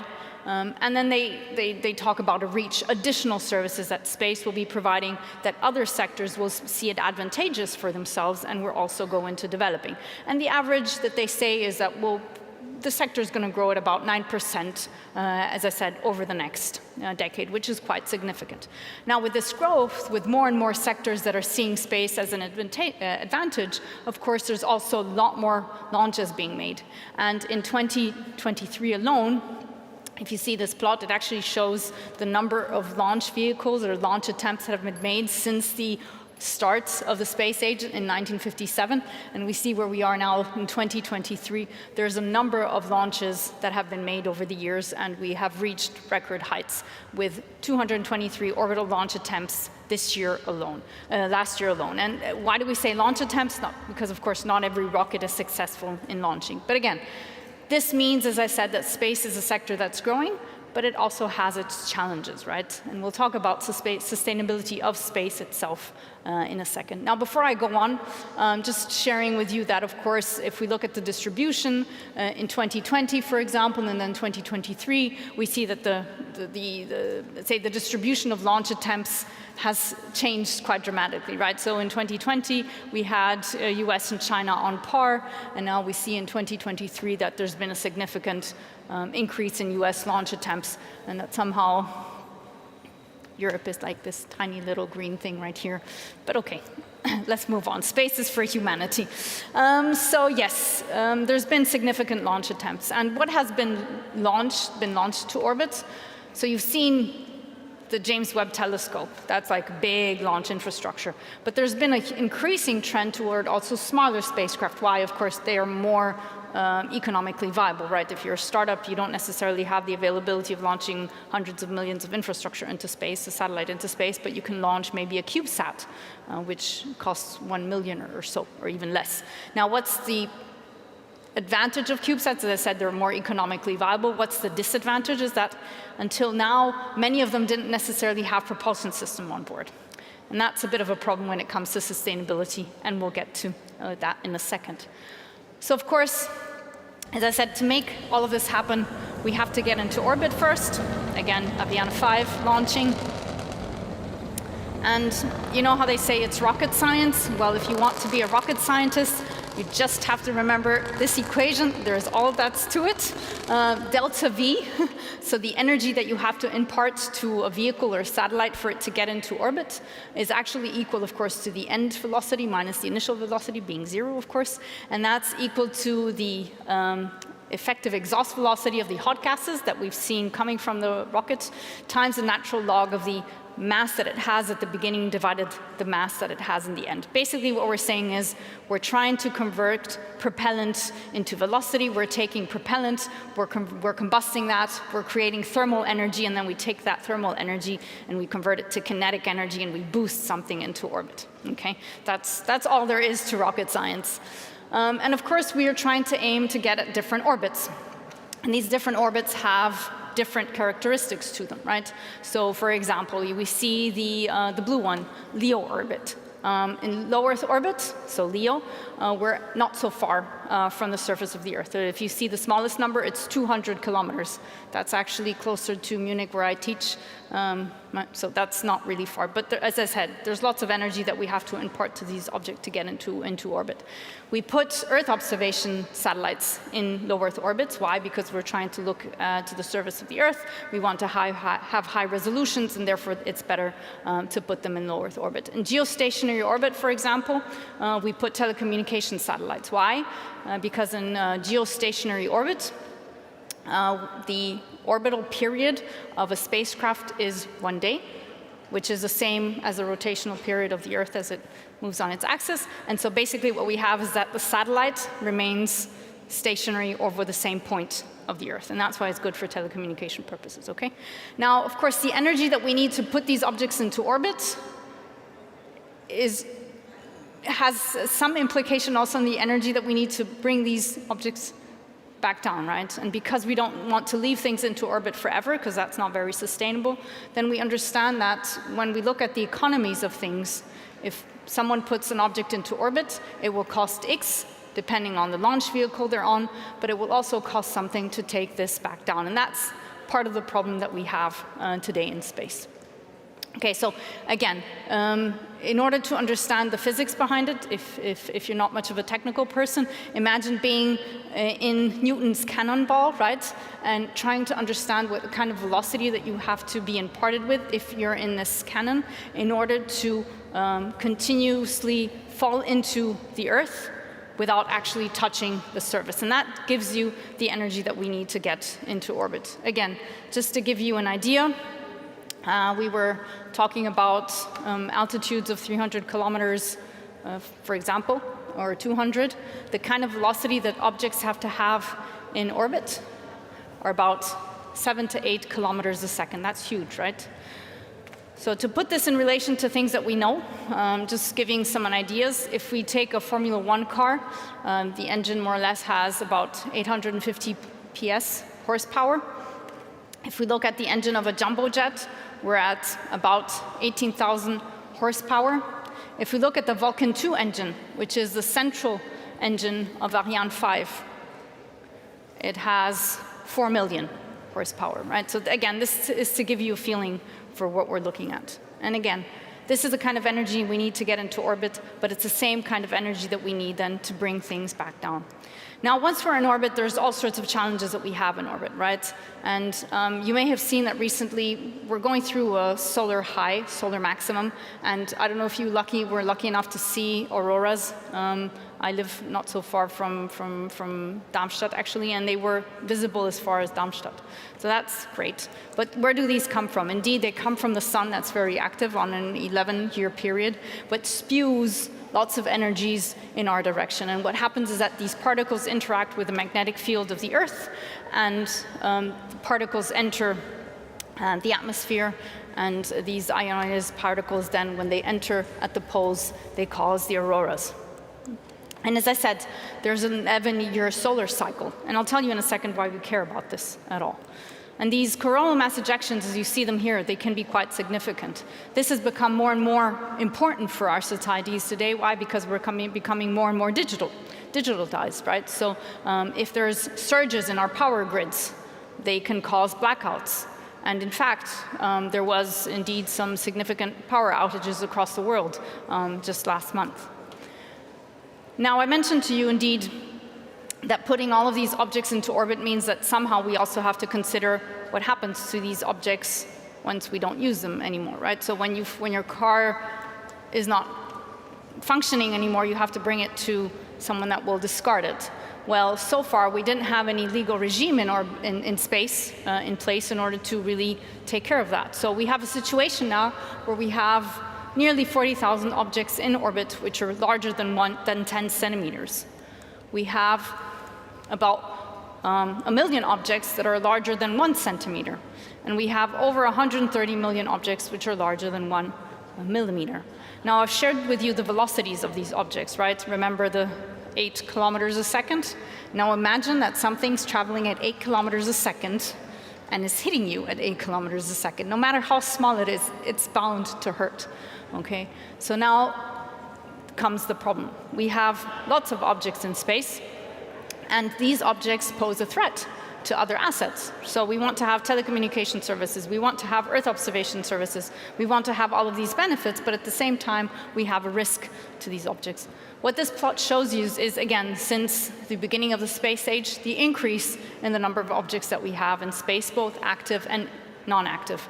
The dark blue is the payloads, that's the satellites, the ones that are active, but everything else is non-active objects. And when they're not active, means that they're not maneuverable anymore. And if they're not maneuverable anymore, then somehow, if something is coming at you with 8 kilometers a second, then you better move out of the way. And that's, if you will, part of the problem. Now here we see the altitudes on the y-axis and the density, meaning the number of objects that we have at these altitudes. We see the International Space Station is about 400 kilometers, so it's still, let's say, in a safe region. But then we have the Starlink satellites that we've heard about, and there were a couple of incidents in the past that aggravated the situation significantly. What causes this so-called space debris? And again, here you see the same image, but zooming in. In 2007, there was a weapons test.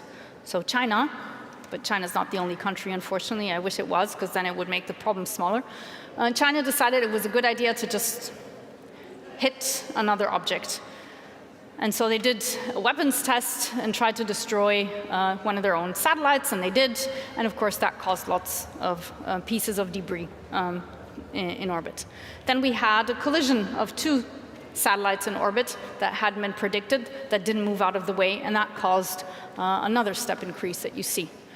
But we have other, as I said, sources of space debris, including fragmentation events.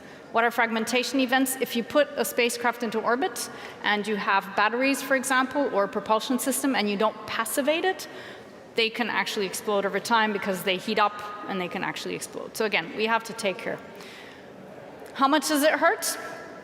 This is a test that was done by the European Space Agency, and a small sphere of 1.2 centimeters was sort of projected towards an 18-centimeter slab of aluminium, and you see how big the crater is. The object was traveling at 6.8 kilometers a second. Now, satellites aren't made of 18 centimeters of aluminium slab, okay? So again, this can fundamentally destroy or cause significant irreparable damage to a satellite. And that's actually what happened in, I think it was 2010 or so. Sentinel-1A, so an Earth observation satellite.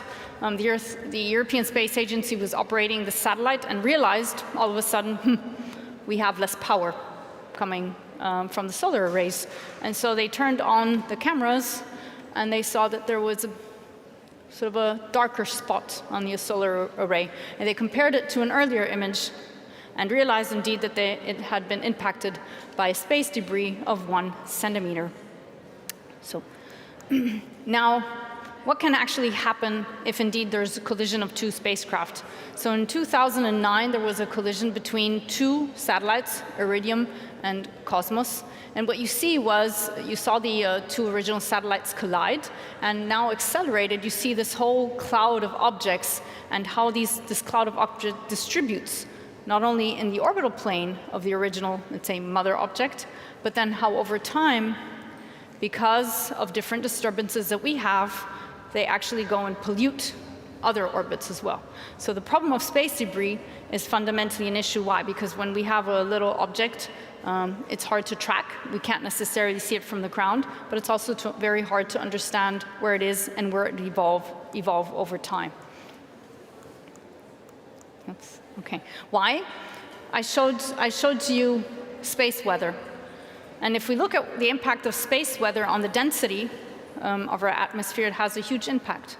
We have here a plot which shows you low activity, so low solar activity, for example, during the night, and high activity, and you see how much the density of our atmosphere changes because of the impact of the sun. Now, what is the issue here? Imagine being one of these two satellites. So we have a chaser and we have a target.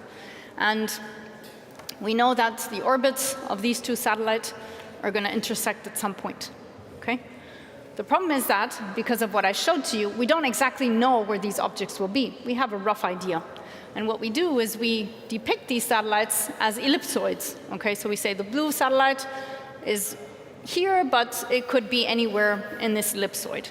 And the pink satellite is here, but it could be anywhere here. Why? Because we're trying to predict ahead of time. We try and predict 4, 5, 6 days ahead. And because of the changes in atmosphere, density, et cetera, and because of the other perturbations, we can't know exactly, right? So that's a difficulty. And imagine being a satellite operator, and now somebody's telling you, there's going to be an object that's going to come and hit you. Are you going to move? You don't know if you should move or not, right? It's easier not to move. But that could go wrong. Now, the problem that we have is indeed there isn't too much of a legal regime around space. We have guidelines from the UN.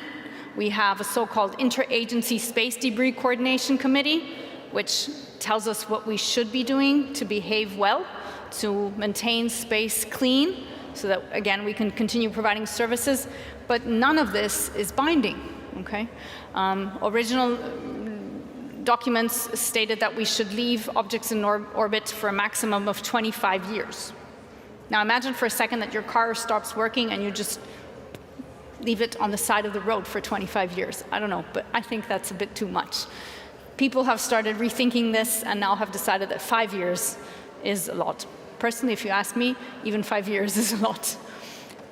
At this stage, it's very hard for us to come to agreements between nations. I think you're all aware of the very complicated geopolitical situation that we have. Could you imagine all countries of the world signing something saying, yes, we will all agree to removing our satellites from orbit as soon as they don't work. We will all agree to not performing satellite tests, so actively destroying satellites in orbit.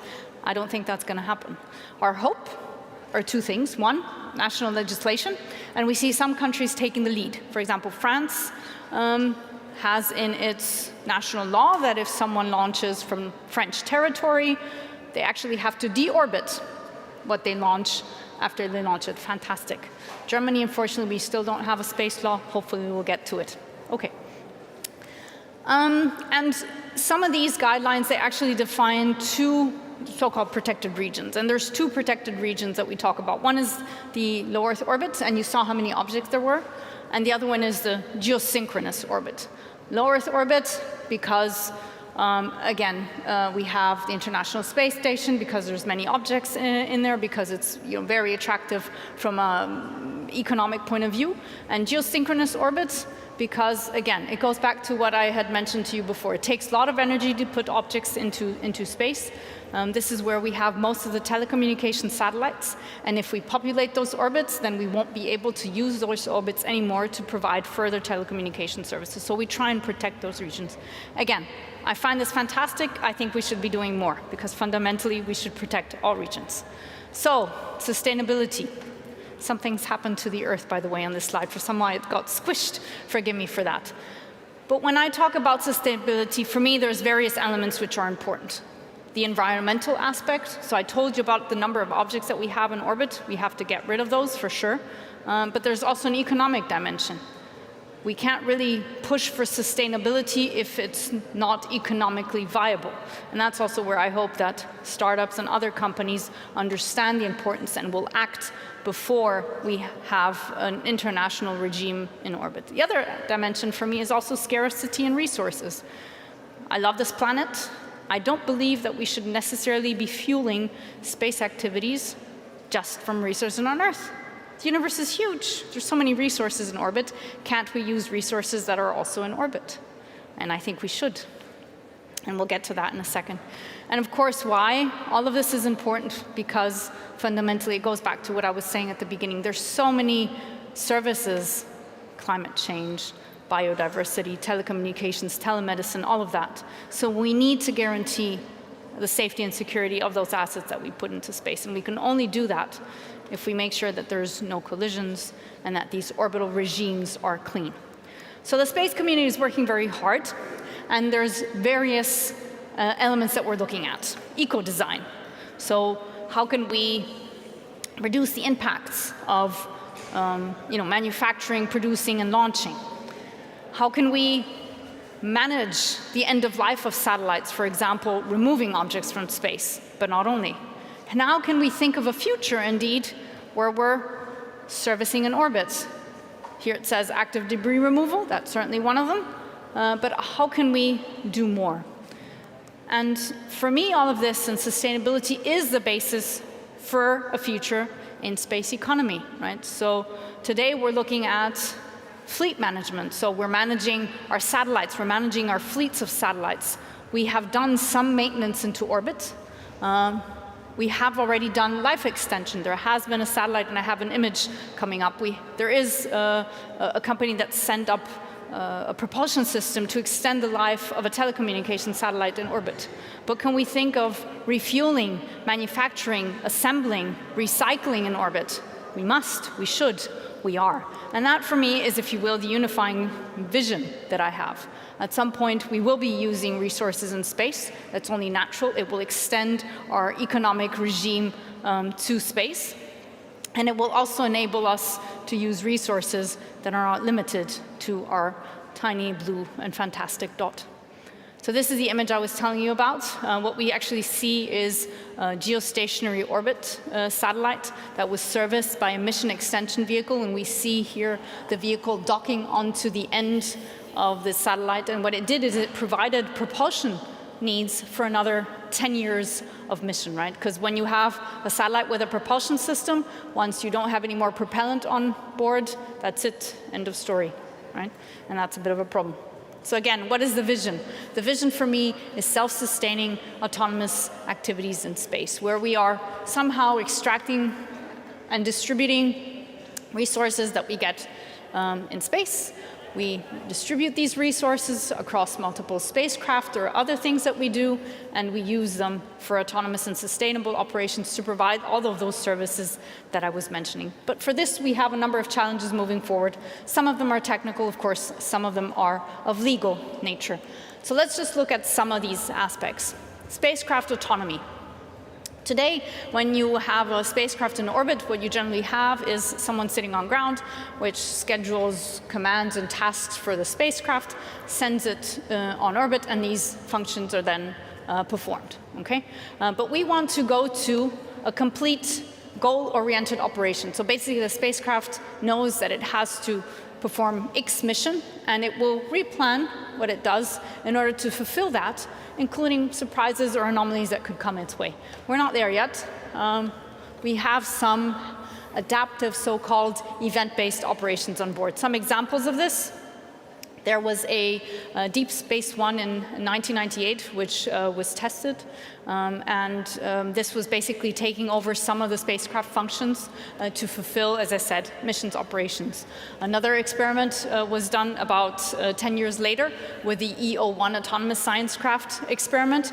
What did this mission do? It was actually flying over a volcano, noticed the heat signature, and then thought, there's something interesting happening there. Let me take the picture next time I go over it. Okay, so this spacecraft understood that there was something that was valuable to measure and decided to, as I said, adapt its missions operations accordingly. We did another experiment through the European Space Agency some years later as well.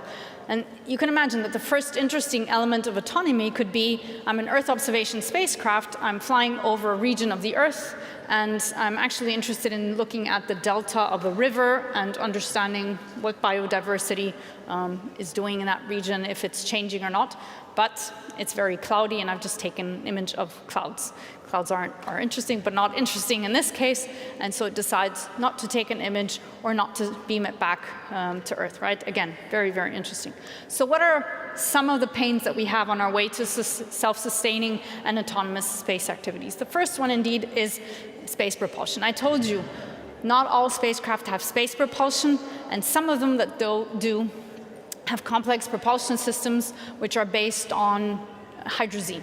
Hydrazine is a bit of a toxic propellant, so not exactly green, but it's storable. Okay, so the advantage is you can store it for many, many years, which is great because then you can use it in orbit, and it has a couple other advantages. One of the disadvantages is that when you're operating with it, you end up running around like a Michelin man or woman because you're in a suit to make sure that you're not in contact with it. So we want to fix this problem. And what are we doing at the university? We're looking into so-called water electrolysis propulsion. So our propellant here is not hydrazine, it's water. Water is, I think you argue, the cleanest of all possible propellants. You can actually drink it. We're actually using completely demineralized water, so it probably doesn't taste much, but still very clean. What do? We take the water, we send it through an electrolyzer. Through that, we split it into hydrogen and oxygen, and then we take this and we can use it, for example, and we can combust it in a hot gas thruster. Or we can take the hydrogen or oxygen, and we can use it in an electric thruster, which has very high performance as well. Or we can use some cold gas attitude and control. So we're looking at the aspects of this, and we're looking into how we can optimize electrolyzer units. We're looking at here a cathode vapor feed system, where we actually have the water in its liquid form, which is then vaporized through a water barrier, and then we, as I said, split it into the two. The other thing that we're looking at is the thruster element right here, and we're trying to optimize the heat transfer properties that we have through the walls so that we can optimize how we combust the propellants and take, as I said, what we do is we take the propellants, we produce thermal energy, and then we convert that thermal energy into kinetic energy through the nozzle. And we're trying to optimize that so we can produce a propulsion system which has an even better performance than current propulsion systems. So we remove the pain of having bad, let's say, liquid propulsion or propellant systems, and we increase the performance. Now, the other pain that we have, again, is linked to all of these objects that we have in space, okay? And, you know, I said at the beginning that space sector is growing and that many sectors seeing it as an advantage. So there's lots of companies that are planning on putting even more satellites into orbit. I'm sure you've heard of Starlink, you've heard of Kuiper and Amazon. There's many more. And again, this is actually good news, but we need to take care of it. One of the downsides is, of course, because there's so many assets or spacecraft in orbit, the number of potential conjunction, meaning the potential collisions between these objects, is also growing, okay? And some of the costs associated with this is if you are a spacecraft and something is coming at you and you only learn about this in the very short term and you have to make an emergency maneuver, it may cost you about 25,000 euros. And if you're now a constellation operator and you have 100 satellites in your constellation, this may actually mean a loss of about 3 million euro a year, which is not so good, right? So we need to take care about this. Now, in 2014, there was another collision that happened, and 2 Iridium satellites were actually slightly damaged, and they actually reported revenue loss of $8 million. So again, it goes back to what I was saying. There needs to be also an economic pressure to act, and there is. Now, what do we know? We know that there's many activities that we can do. For example, we can dispose at the end of mission through either propulsion systems, but I told you that costs quite a bit. We can increase the drag. I mentioned that drag is something important, right? And that depending on the solar activity, the density of our atmosphere changes. So if we have high drag, we can actually take some of that energy away from the objects and can bring them back. Or we can do some active remediation, whereby we take objects that are in space and we bring them down. And that's actually quite important. There have been 50 objects that have been identified that we should be taking down. And if we do so, then the population of these debris and the difficulty that we have associated them is going to decrease based on how many objects per year we decide to take down. So I mentioned to you the fact that we have uncertainties linked to the position of where these objects will be. And again, imagine that you're in a spacecraft and you don't exactly know if there's going to be a collision coming or not. Then generally, the course of action is you don't move. Because if you move, that could also mean that you're putting yourself in harm's way. So as I was saying to you at Neurospace, what we do is we're looking at doing that. So we're trying to provide insight to satellite operators so that they can decide whether to move or not. And we have a number of technologies that we look at. We look at data. Data is key. We bring this data together. We correlate the data together. We have AI and machine learning prediction models, and automation is also key. So different types of data. We spoke about space weather data. We use data from optical ground sensors and telescopes, radar. Each of these data sources brings benefit. There isn't a single, let's say, source of data that can tell you everything. We look at laser tracking as well. We look at the information of the satellites themselves, how big they are, how small they are, how the distribution is, do they have big solar panels, because that's going to have an impact on how they maneuver, et cetera, et cetera. And as I said, we also have AI and machine learning on board. We heard about AI and machine learning from the previous speaker, actually. Seeing it from an engineering point of view, AI and machine learning, or so-called cognitive technologies, are very important because they can do one of 3 things: automation of processes, They can provide insights and recognize patterns where we as humans cannot. And they can also help us analyze, engage with customers, employees. This is the one, of course, that's been sort of going through the media the most with ChatGPT and the large language models for sure. What do we do at Neurospace? We've developed, for example, a so-called taxonomy of resident space objects. What does that mean? I learned that people in northern countries and Scandinavian countries have, 20, 30 different ways of talking about snow. Fresh snow, old snow, snow that has just fallen, snow that is wet, snow that is not so wet. I don't know, again, I'm not from Scandinavian country, but this is exactly the same thing, right? The more you can describe and distinguish one object from another, one satellite from another, the better you can actually also understand how it's going to behave. If it is exposed to certain external elements. So we've used AI and machine learning to understand what characteristics dominate the behavior of satellites in space so that we can better improve all other models that determine the characteristics of these objects. And we fed this information in order to provide satellite operators with autonomous collision avoidance information. So what you see again is two objects with a certain level of uncertainty. We tell them what the probability of collision is, and we tell them how they should maneuver it best. And what you see here, for example, is also another piece of information that we give them. You remember how I showed you the ellipsoids and how big they are? So key, again, is to understanding how these ellipsoids are going to change. And ideally, they're going to get smaller and smaller, and then fundamentally at the end, you know, okay, makes sense to move or it doesn't make sense to move. And we've developed a model that you see here, takes information that we have, here in red, and predicts the evolution of that uncertainty. So at the very least, the satellite operator knows that uncertainty is going to decrease. I can make a decision for sure. Uncertainty is going to stay very high. It's better if I just stay put because, well, space still is very large after all. So I've given you lots of information. The last thing I want to conclude with is a quote, one I like very much, from Arthur C. Clarke, which is, "If an elderly but distinguished scientist says that something is possible, he is almost certainly right. But if he says that something is impossible, he is very probably wrong." Thank you very much for your time. And again, thank you for caring.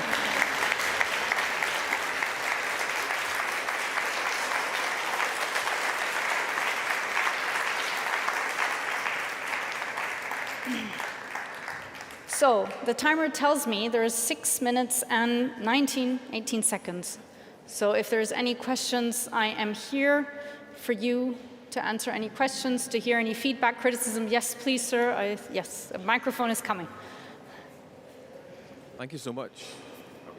Thank you so much for such a complete presentation. Bit of disclosure, obviously I'm from Scotland. Yes, I hadn't noticed, sir. East Ambassador. And the thing, in Scotland we have a sustainability a task force, and lots of satellite companies like Spire have signed up to it. And the big thing is expense. To do this, we need to spend more money. And everything you've said about international agreement is important. What do you think it will take international agreement to make those satellite manufacturers and other companies do different things, yeah? So how do we get international agreement? So first, thank you very much, of course, for your question.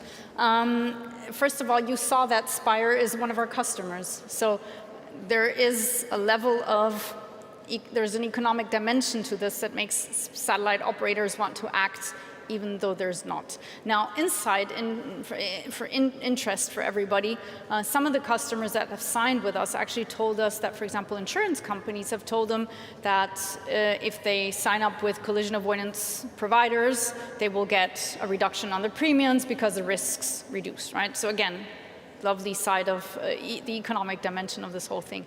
But when it comes to regulation, I think that there's different elements here to consider. The question that I think fundamentally will help support more international regulation to be in place is the level to which we push people to share information.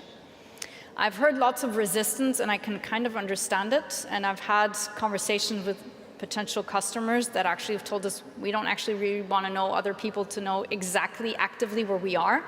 So one of the things I favor is federated learning. Federated learning is a system by where I'm not telling you actively where I am, but someone is going to provide you the necessary detail to avoid, for example, a collision from happening with my assets. So while I can't answer your question, I think that key will be that we should stop trying to force each other into sharing things that we don't want to share, but build up on those things that we're commonly willing to do together and plant a very tiny seed that can grow into something that we, that we can have in the future. Because otherwise, I think it's going to be very, very hard. I hope that. Yeah. Yes. Thank you so much for. Hello. Hi. Thank you so much for this presentation. You mentioned that space is for everyone, and earlier this year I had a site visit at the Copenhagen suborbitals. It's the first crowdsourced non-profit space organization. So my question would be, in your opinion, what is the role of non-commercial projects in democratizing space and for fair distribution of the advantages and resources that you kindly illustrated in your presentation? Thank you so much. Thank you for this question. I actually know the guys very well. When I was president of the Portuguese Space Agency, we put up a project called EUROC, which is rocketry challenge for students to test their prowess in building rockets and launching them. So I think fundamentally that these organizations, which are non-for-profit, can help raise awareness, stimulate the understanding of what space can bring as a benefit. As I said, I personally was attracted initially to space because I just found the stars and the universe so fascinating. But what I discovered over the years was something which was, for me, even more mind-blowing. And I think these non-for-profit organizations can really help us do that. I personally wish the space bubble were to burst. Sometimes we're seen as like these weird geeks doing space stuff. And I don't want us to be seen as space geeks anymore. So those organizations, in my view, are very important for that, to making that happen. And I'm sure that there's more that can be done as well, right? I mean, for example, if I look at, again, just not entirely comparable, but Copernicus data is actually available free of charge, right? And the idea there is that then there's companies that provide added value services on top of that. Now, Copernicus, of course, was funded from taxpayers' money. For example, you in the room, if you're European, it's about 20 euros a year that we're spending from our taxpayers' money to support space activities. But there's so much that can be done. Again, very short answer to a very important, actually, question that would deserve a much longer answer, but thanks. Any further questions? We have 1 minute and 15 seconds. No? Yes. Sorry. Can I go first? Well, yeah, seeing that you have the mic, I guess you can, perfect. Yes. Could you tell something more about the removal of space debris, how that works exactly, and especially for the smarter particles? I can imagine it's rather difficult to remove an object that's moving so fast and is so small. Yes. Okay, so actually, if you see here, there's different technologies that have been looked at. So the upper image is like a net. So there's different concepts really on how to grab different objects in space. So the idea is to have like a net that will just grab, which just encompass the object and pull it down. Then there's robotic arms, right? So you just, there's harpoon concepts. There's concept where you're actually, again, with a robotic arm, kind of attaching yourself to either a specialized structure or the end of a nozzle. The fundamental problem is that the objects, these debris objects, they're not just moving fast. Generally, they're kind of tumbling around in very uncontrolled manner. So what you're actually having to do is, if you're trying to attach yourself, you kind of have to match the same movement so that there's no massive torques acting on your structure that will actually sort of destroy that. So it is a huge challenge.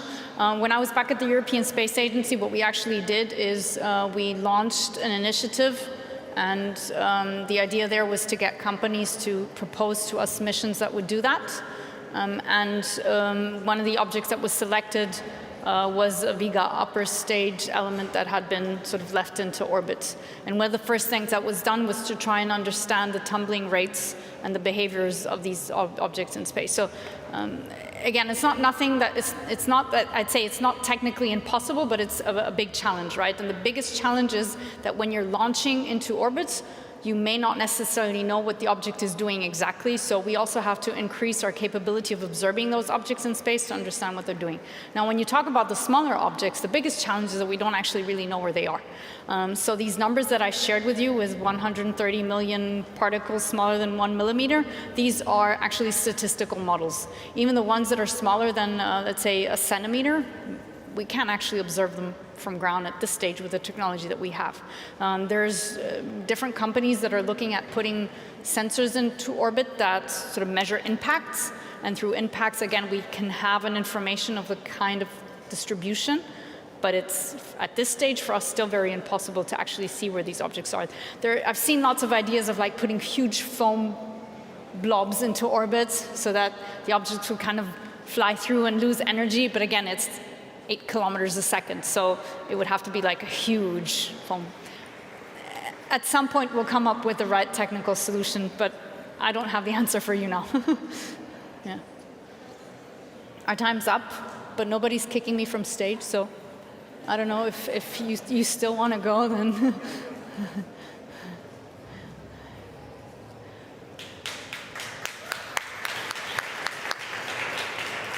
I'm just going to creep into the picture a little bit, but we can allow one last question. Thanks. Hi. Hi.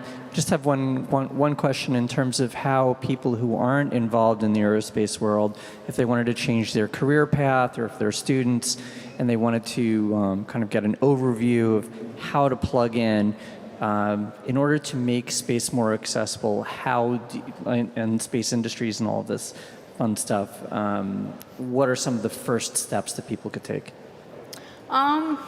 That is a very challenging question. I'm just thinking, because indeed we're still a very much closed community. So again, getting exposed to, universities and trying to reach out to universities, I think would certainly be a first step. There's many communities, there's national representatives, there's space agencies, and that could certainly be a contact point for sure. There's lots of let's say, popular science, community science initiatives that also enable people to get more involved.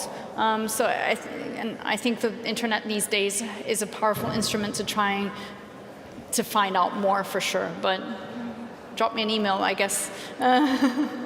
If you know anybody who wants to get more involved, just drop me an email and I'll see what I can do for whoever. Yeah. Thank you so much. Thank you for the questions. Thank you, Chiara, for this very, very insightful presentation. One round of applause for Chiara. Thank you. Wir machen jetzt eine ganz kurze Pause. Holt euch ein Bier, eine Apfelschorle, kommt wieder pünktlich zurück, wenn Ulysses Merias und Nick Coldry einen Vortrag halten. Darauf freue ich mich schon sehr. Bis gleich.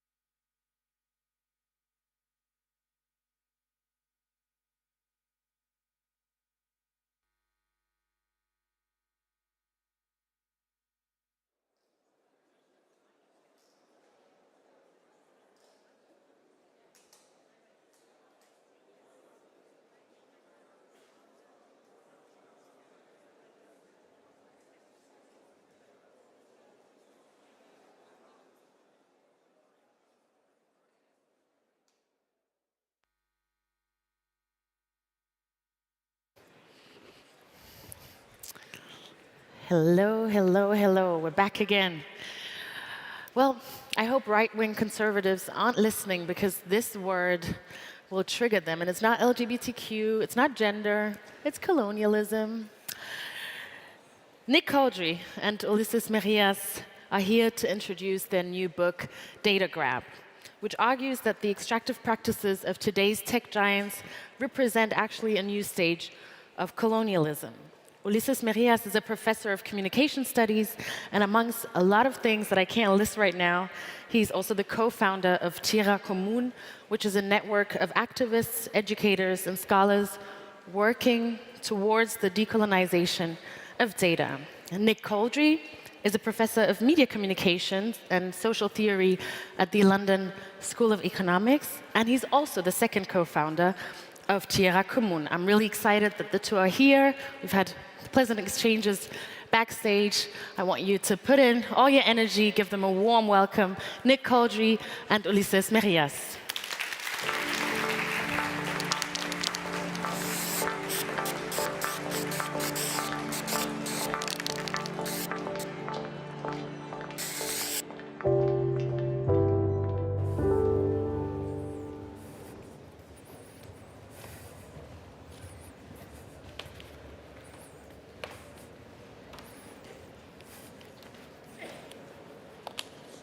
I guess we'll have that side.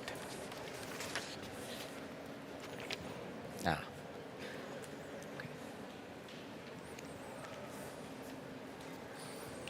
Great.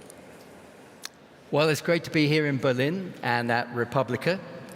And in our talk, Ulises and I are going to explain the core arguments of our new book, Data Grab, which is just being published this week by Fischer in its German translation. And this book builds on nearly 10 years of work we've been doing about the concept of data colonialism. And this, we hope, will explain to you what it is we care about in relation to data and AI and a few other things too. Over to you, Ulises. Thank you. Welcome, everyone. Very happy to be here. So, our argument in the new book, Data Grab, is that basically, in order to understand what's happening with data today, what's happening with AI, with social media, with all of it, we need to understand it in a new framework, in the context of what we call data colonialism, which means perhaps expanding our view of what is happening, not just to cover the last 50 years, let's say, of the history of the internet, or the history of social media or mobile devices, but to look at it in a new way, perhaps looking at the last 500 years of colonialism and extractivism. Now, when we use that concept, that term, data colonialism, it might seem a little weird. We're putting together two words that apparently should not go together very well. Data is something of the present, of the future, perhaps, if we think about digital data. Whereas colonialism, as we know, is something having to do with the past.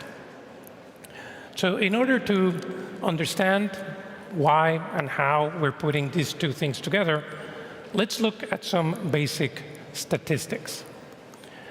Now, historic colonialism, as we know, captured land. From the years 1800 to 1875, 250,000 square kilometers were added as colonies every year. That is about the size of the country of Guyana in South America.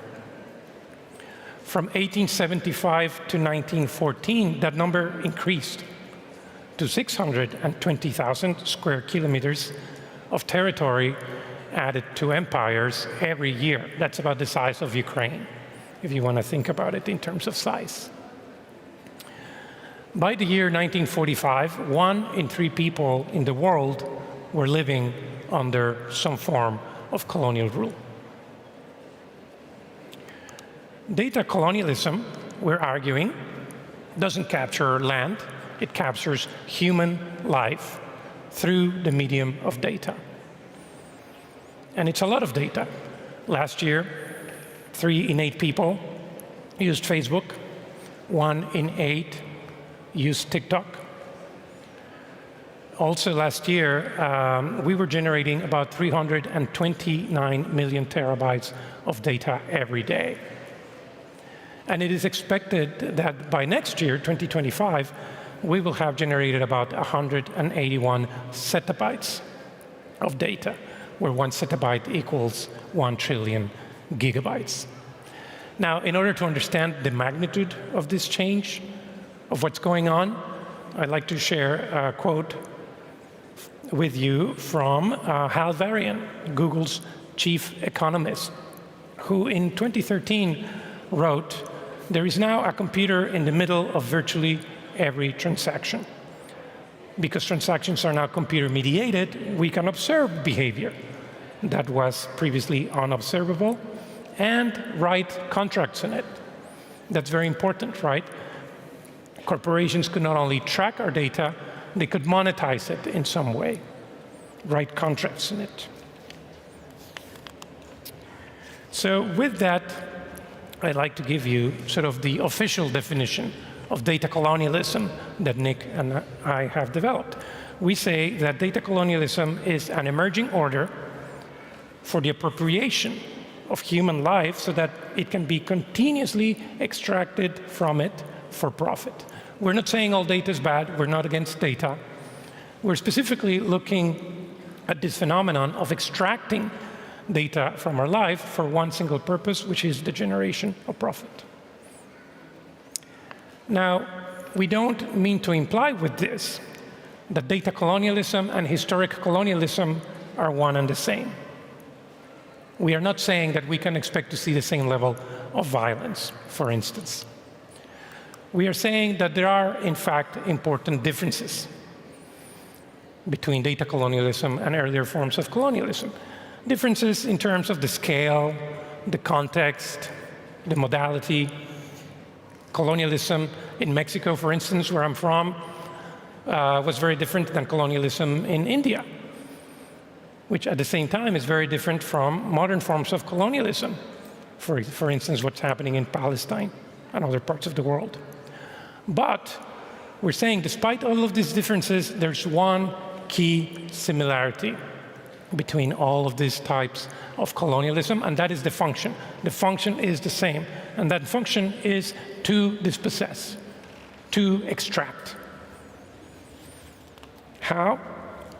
I mean, if we remember that dispossession was always, and from the start, the key to historic colonialism, it means we are now dealing with a new type of territory, which we will tell you more about.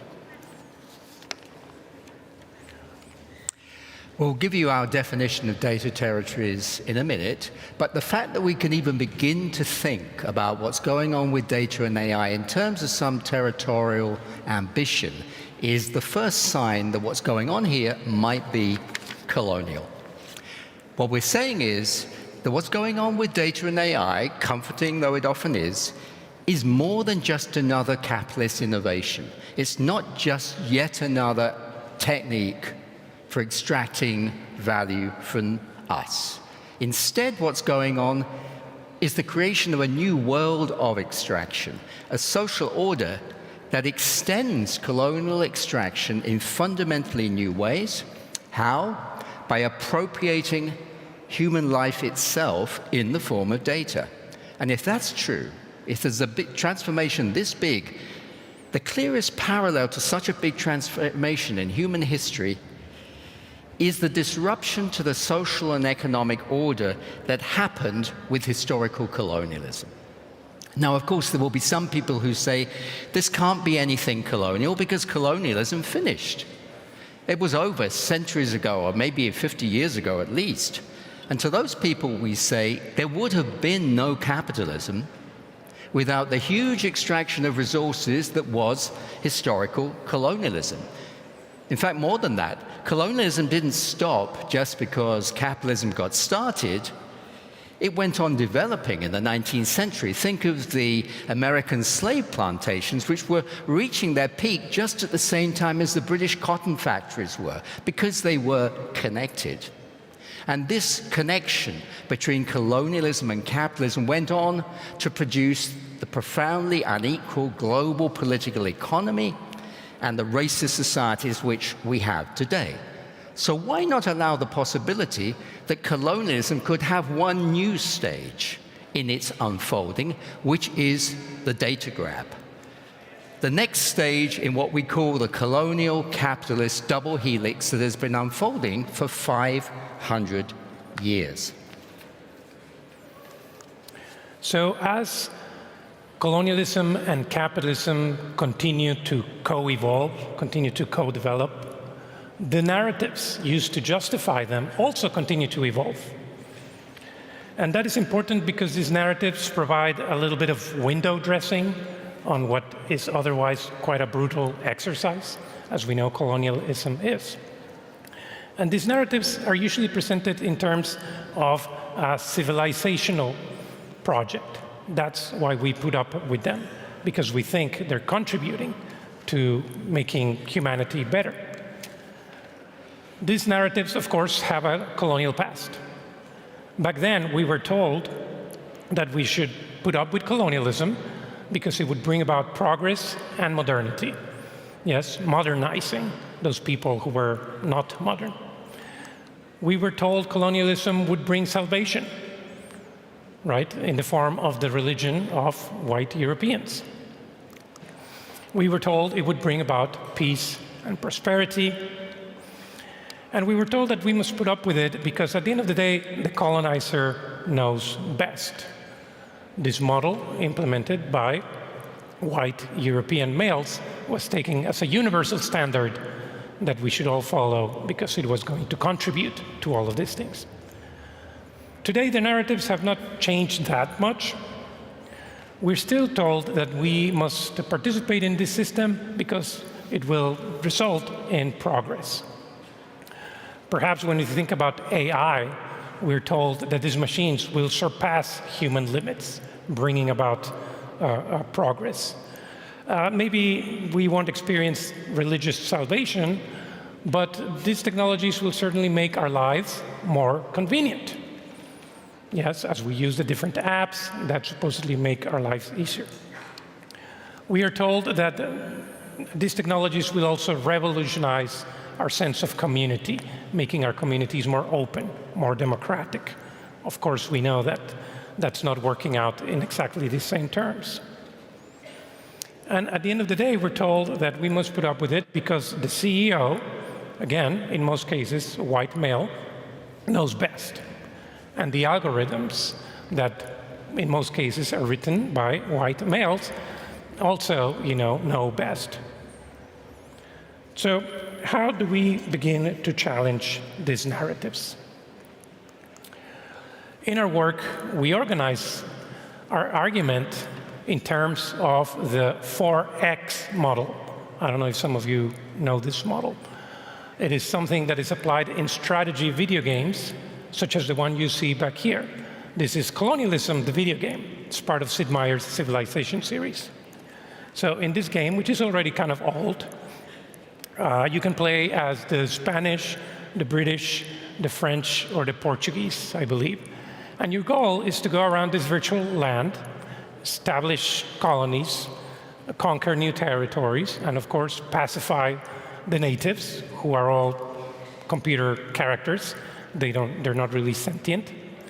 And you do that by applying the 4X model, which consists of explore, expand, exploit, and exterminate, hence the 4X. So what we will do, obviously, is this is a nice, convenient playbook for how colonialism works. So we will look at each one of these strategies and look at how they are currently being employed in the context of data colonialism. Let's start with explore. Colonialism is euphemistically referred to as the age of discovery. So how are today's colonizing powers discovering new territories to conquer? And what I want to do here is basically compare two historical documents. we're not interested in simple one-to-one comparisons, but we are interested in tracing transhistorical continuities, figuring out how the past can help us explain the present. So to do that, let's take a look at two documents. The first one is Google Chrome's Terms of Service, which obviously is what you and I agree to when we install Google Chrome. Now, perhaps you, like me, haven't really read those Terms of Service. Here's in part what they said. When we install Google Chrome, quote, you give Google a perpetual, irrevocable, worldwide, royalty-free, and non-exclusive license to reproduce, adapt, modify, translate, publish, publicly perform, publicly display, and distribute any content which you submit, post, or display on or through the services. In other words, a lot.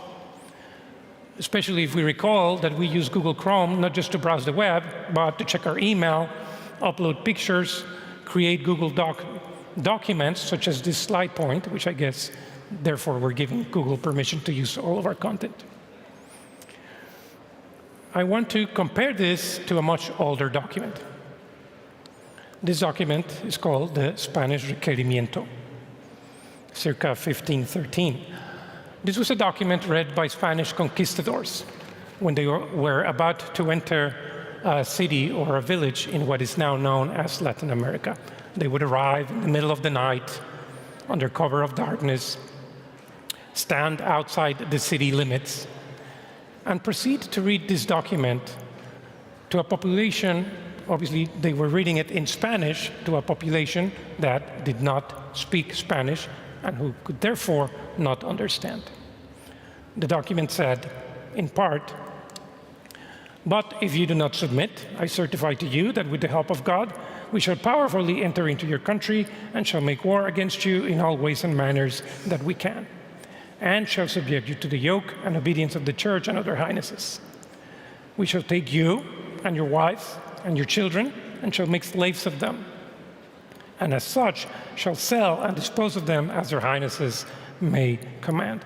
And we shall take away your goods and shall do all the mischief and damage that we can." So I guess if this were the terms and service agreement of colonialism, we would have to click accept and install there. Now, we're not suggesting that what happened after the requerimiento was read is the same thing that happens after we install Google Chrome, obviously. But we are trying to call attention to the use of this abstract language that nobody can understand to begin this process of extractivism. And we have a much more recent example of this kind of exploration that big tech is conducting in the form of generative AI. Now, we know that generative AI needs training data, and that data comes from us. It is part of our collective cultural wealth, which is being appropriated by AI companies, which is why we say Gen AI is a form of exploration, a form of prospecting for content everywhere in human culture. For instance, consider Google's Music LM system, which was trained with 280,000 hours of music. If you haven't played around with it, you give it some text instructions. I want a tune with guitars and flutes. It should be very peaceful, and it generates that tune for you. It was trained with all of these hours of musical content for which Google did not pay any rights or license or even credit in any way. So our argument is that when we use AI, ChatGPT and so on, we are again accepting to the terms and conditions of these technologies. So in case you're wondering that, well, maybe this is okay because after all, it's just using content that is in the public domain, I have a quote here from a report filed by OpenAI to the House of Lords in the UK, in which they said it would be impossible to train today's leading AI models without using copyrighted material. In other words, when you and I use copyrighted material, we are pirates. But apparently different standards apply to these AI companies as they prospect for our content. So that's level 1 of the data colonialism game. Let's move to the next level, which is expand. Creating new controlled zones of data extraction, or as we call them in our book, data territories. We define a data territory as a bounded online space. So this is not land, this is made by writing code, but it's bounded. And that means data can be continuously extracted from it. In fact, exclusively extracted for the benefit of the company that created the data territory. And data colonialism simply wouldn't exist without territories like this, because colonialism is no longer about just controlling land. And these data territories are all around us.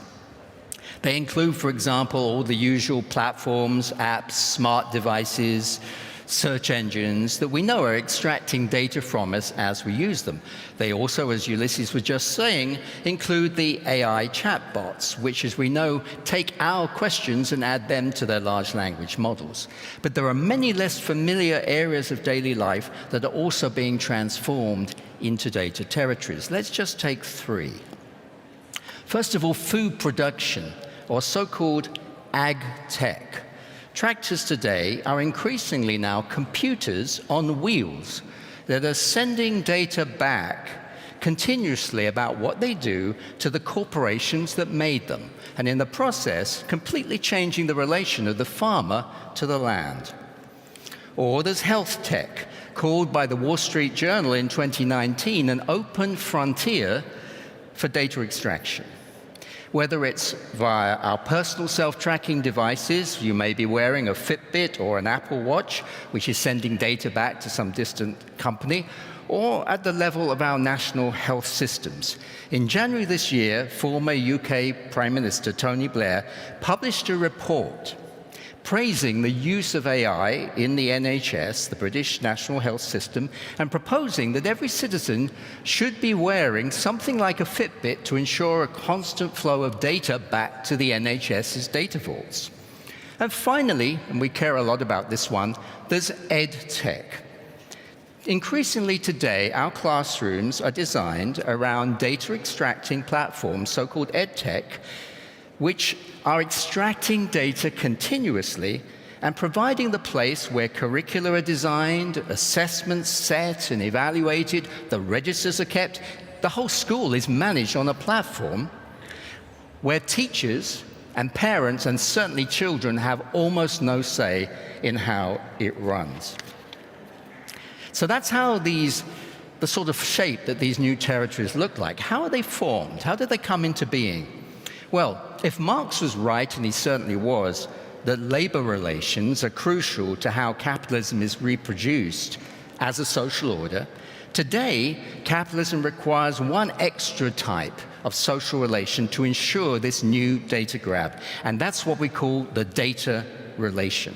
Data relations are ordinary social relations you and I are enter into that reconfigure social life, the stuff we normally do, just so as to optimize data extraction for profit. And Ulysses already gave you a simple example of the Google Chrome terms and conditions. At the core of data and data relations is abstraction. Our lives are messy, but data extracts particular bits of information that potentially can be sold for value. And that's how data, the extraction of data, enables the commodification of our lives.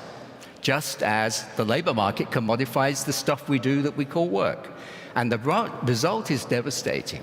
It is that our human lives in all their messiness become a direct plug-in, a direct factor, as Marx put it, of capitalist production. And when Marx wrote about capitalism and agriculture, he commented that the seeds and manure that used to just lie on the ground and then naturally go into the next food round suddenly had to be bought in a farmer's market. You had to go and buy the seed. You had to go and buy the fertilizer. The same thing is now happening with our lives. So let's talk about the next level, which is exploit. Once colonies have been set up as zones of extraction, colonizers need to normalize certain worldviews to justify this exploitation, to justify how spoils can be transformed into profit at a massive scale.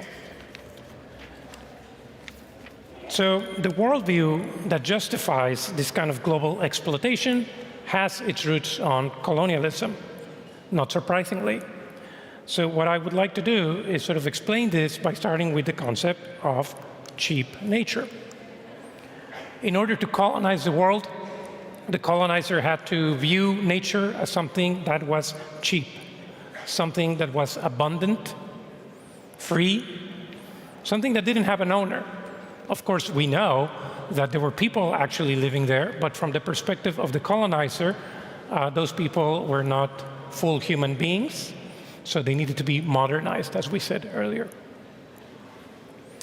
In order for nature to then be exploited and transformed into profit, colonizers needed lots of cheap labor. And again, because colonialism was a racial order, it was the labor of black and brown bodies, the labor of women, that was seen as something that was, again, cheap, abundant, free, that could be exploited.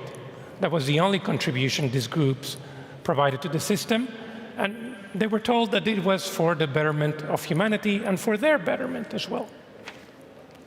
So if we follow this transition from cheap nature to cheap labor, now we get, of course, to cheap data. And if you think about it, cheap data shares many of the same characteristics of cheap nature and cheap labor. It is said to be abundant. It is said to be free, without an owner. Of course, you and I produce it, but by the time it gets aggregated, we are told only corporations with advanced technologies can refine it, as they did with oil, to transform it into something useful, by which time we individually do not own it. And again, we're told that if we follow this model, it is for the betterment of humanity and our progress. If you want to take a resource, it's a lot easier if you can say, well, it's just there anyway. It's just there for the taking, so why not let me take it, and maybe we can all benefit from it. And this story has been told throughout the history of colonialism. In historical colonialism, it was the legal fiction invented by the English philosopher John Locke in the 17th century of the terra nullius. No one's land. No one's land, so fine, just take it. The English found that a very useful fiction when they arrived in Australia in the 18th century. They found some people there, indigenous populations, but they decided that they really weren't that important or sophisticated, so they decided no one was there. It was a terra nullius, officially, in legal law, English law, so we'll just take it. There is an equivalent in today's history, which is data nullius. It's said by organizations such as the World Economic Forum that we just naturally give off data as we speak, as we operate online, as we do stuff, sending pictures to our friends. It's just natural. Except it isn't. It's not remotely natural.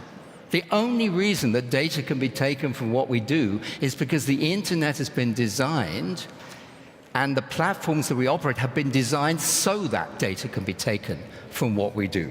There's nothing remotely natural about it.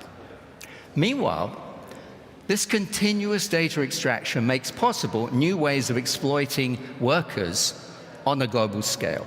Platforms like Uber are, of course, very familiar. Less familiar in the global north, at least, are the microtask platforms that are recruiting large numbers of global south workers. For example, to do the human labeling that is necessary to train the so-called artificial intelligence models that feed into ChatGPT and all the other AI. Similarly, they're involved in screening the obscene social media content that we really don't want us or our children ever to see. But workers in the global south see it every day as their daily work.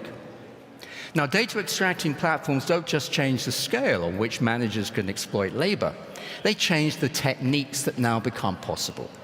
They make it possible to recruit precarious workers wherever they are in the world at the lowest possible wages, because you've got the whole world to pick from. The wages can be as low as $6 a week. And it makes it possible to employ them with zero social support, no holiday pay, no maternity pay, no sick pay, because the myth is these are just platforms where data gets exchanged, prices exchanged between buyers and sellers. But with the price that everything done on those platforms is subject to continuous surveillance. There's nothing you can do on a microtask platform which isn't recorded and tracked and measured. Why? Because, as we said, it's a data territory. Now back to Ulysses for the final level of the data colonialism game. Yes, so this brings us to exterminate, the last X. And this is, in other words, eliminating all possible alternatives to the world that is being built for us. Again, we're not suggesting that extermination in this case means genocide, which we saw during earlier forms of colonialism.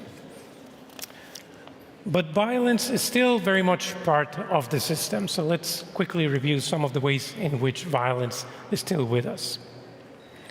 For instance, algorithmic bias, which is basically a continuation of the colonial legacy of violence against specific races, black and brown people, against women, and against the poor in particular. There's already plenty of examples that have been documented of algorithms in different sectors such as health, welfare, housing, education, to name just a few, that have been shown to be racist or otherwise discriminatory. Another form of violence is, of course, the health deterioration that comes with this system. It could be physical health in terms of, for instance, the gig workers that Nick was just talking about, or the warehouse workers that work for distribution centers like Amazon, who experience grueling conditions at work. It could also be the mental health of all of us, the users of these platforms, as we have to deal with engineered addiction, perhaps, the depression that might come with that, certain forms of bullying, of harassment online. So all of this impacts our mental health and unleashes dangerous side effects for society. And then, of course, there is the environmental violence, which was mentioned in a presentation yesterday, for instance, with Paris Marx.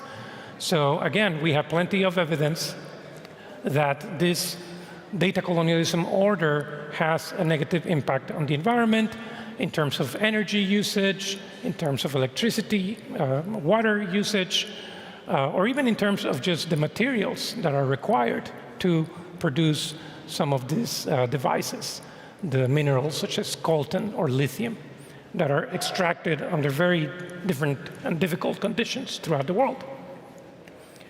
Our point here is that we are all subjects in this emerging social order, but some people, the traditional victims of colonialism, continue to pay a heavier price in this world order.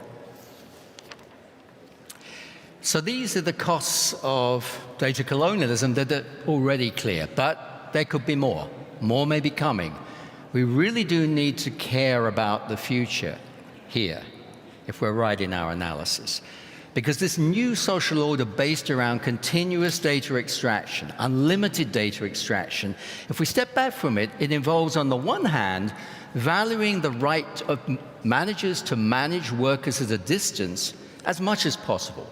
All possible obstructions to that have to be removed. But at the same time, it involves valuing the human expertise as little as possible.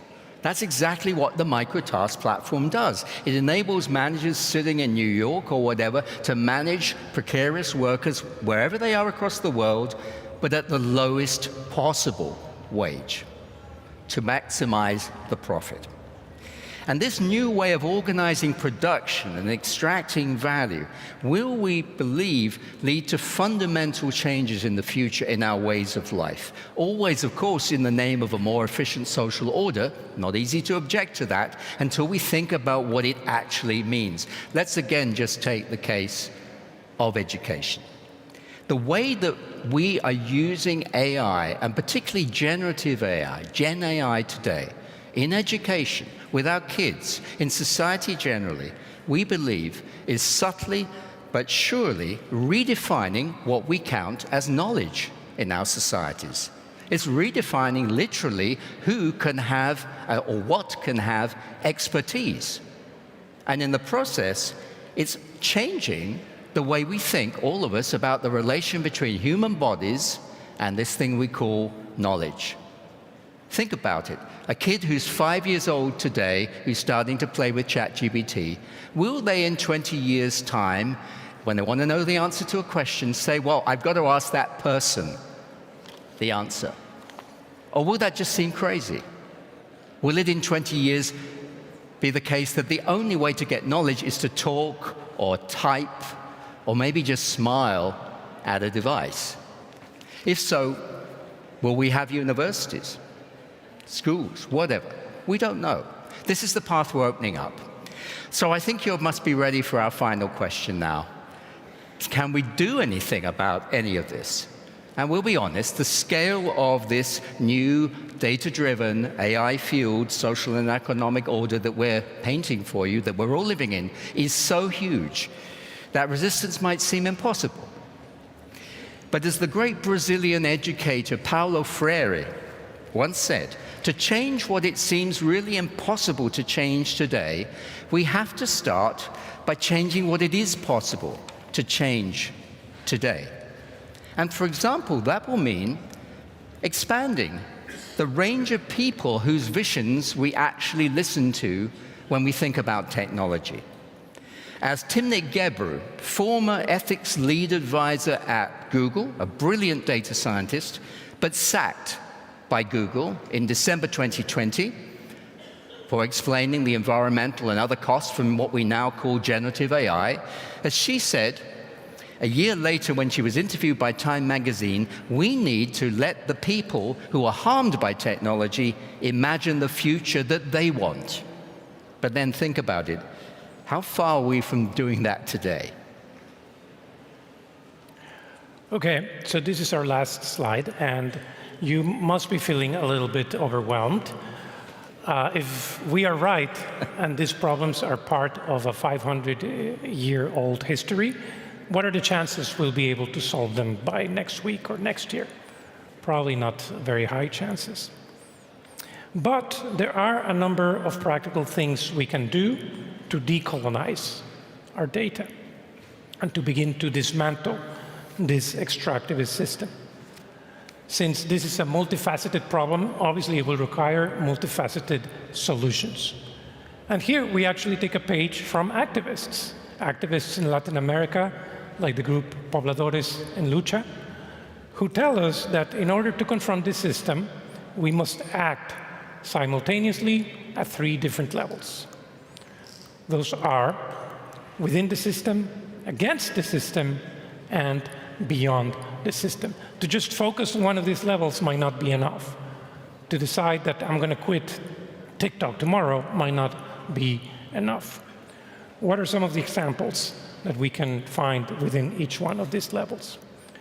Well, working within the system means participating in mainstream politics, as boring as that might sound. We need to continue to put pressure on our governments to pass the kinds of regulations that benefit us. Antitrust regulations, or regulations that enforce impact assessments, and so on. Another example of working within the system might be corporate dissent, which we're starting to see more and more. People, even within big tech companies, who are raising their voices and saying they don't agree with some of the applications that they are developing. But of course, we cannot expect the government or corporations to fix this problem internally, which is why struggling against the system is also necessary. This means engaging in all forms of protests. And we are seeing many varied and inspirational examples throughout the world.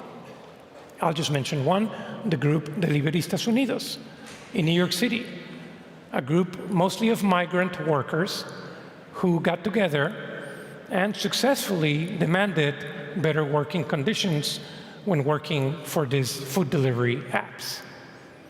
Minimum wage, the right to use a bathroom at a restaurant, for instance. Now, their struggle's not over, and there are many challenges in implementing what governments agree to do, but it's a good example of how resistance is possible. Which means, of course, we must engage more broadly in politics of resistance. And here's where we can learn a lot from past and present decolonial movements, because there are people who have been fighting colonialism for decades, if not centuries. Their struggles might be very different from our struggles. In many cases, we might be part of their problem, but we think we can still learn from them and be inspired by them. But of course, whether we work within the system or against the system, we're still being defined by the system. So sometimes it will become necessary to work beyond the system. What are some examples here? Well, I think we need to reclaim colonized space and time and love, perhaps. The space colonized by surveillance cameras and facial recognition systems in our public spaces, or by smart devices in our most intimate surroundings. The time, as Jenny Odell also mentioned during this conference, colonized by interactions with AI systems like ChatGPT, the new version for Omni, which is designed to sound flirty so that we choose to spend more time with it than with our human companions.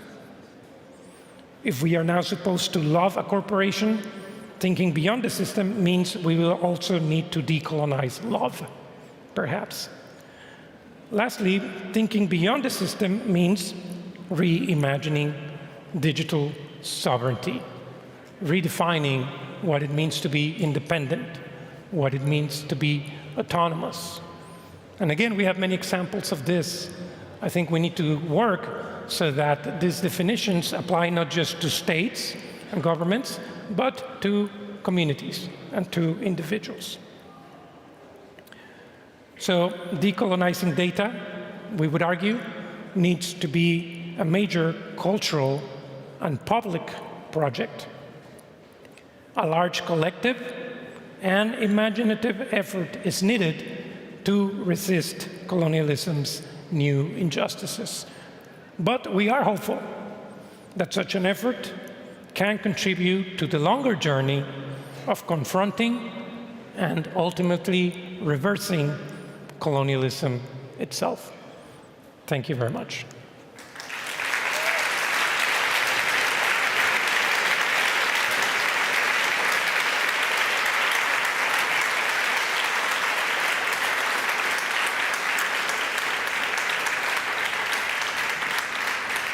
Thank you very much. Now, we're really keen to have your questions.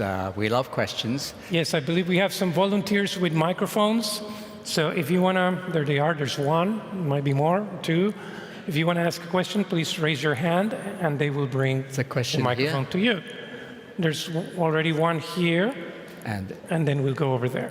Yes. Yeah. Thank you, Ulysses. Thank you, Nick. Congratulations on the new book, Ramesh Srinivasan. Oh, hi. Hey. And I just had two questions. It's brilliantly done. One is in data relations. You know, as you sort of framed it, I wonder how much of this data relations framing is directly tied to the emergence of correlation, right? So ontologically speaking, like all of these systems are working with massive data sets to use correlation from historical and ongoing data to essentially construct desire and prescribe life, right? Prescribe the future. So I'm just curious if how much of you believe the datafication process, everything being turned into data, is connected to this desire to move away from reasoning and semantics toward correlation. So that's the first question. And the second question was in relation to this against the system theme, which, you know, I'm all for. How can and this is a question I don't have an answer to, how can an Uber driver, you know, which is like literally have attended these strikes in Kampala, in Uganda, fight against a system governed, governmentality really, by a corporation that's like 8,000 miles away, right? So how can global South workers who are implicated in these disastrous labor practices actually fight against this system given its tentacles reach in a very Foucauldian way, right? Yeah, thanks. Shall I take the first one? I'll take the first one. Thank you very much, Ramesh. Yeah, it's a really interesting question. These data relations that we're all part of, how much do they depend on actual mathematical correlation? Well, from our point of view, they don't, because we don't know what the hell they're doing with the data. So we're going to be entering into these data relations anyway. So from a sociological point of view, no. However, from the point of view of the goal, why is this happening? Initially, without doubt, correlation was the key thing. Advertisers wanted to target adverts to us really precisely. They're now doing that, incidentally, because Facebook has better AI than the advertisers, and it's hosting it indoors and then selling the ads back to the advertisers. So this is certainly going on. But as you're pointing out, in relation to Gen AI, we're operating at such a scale of correlations not just between what sort of shoes Nick Couldry likes to buy, but aggregates of Nick Couldry types across populations leading to massive predictions. And this is potentially a new phase. And that's why I think I'd emphasize that what we're looking at with data colonialism is something that is just in the beginning of evolving. That's why we don't say we're in a data capitalism. Clearly, data is involved with capitalism. But we don't yet know exactly what form this is going to take.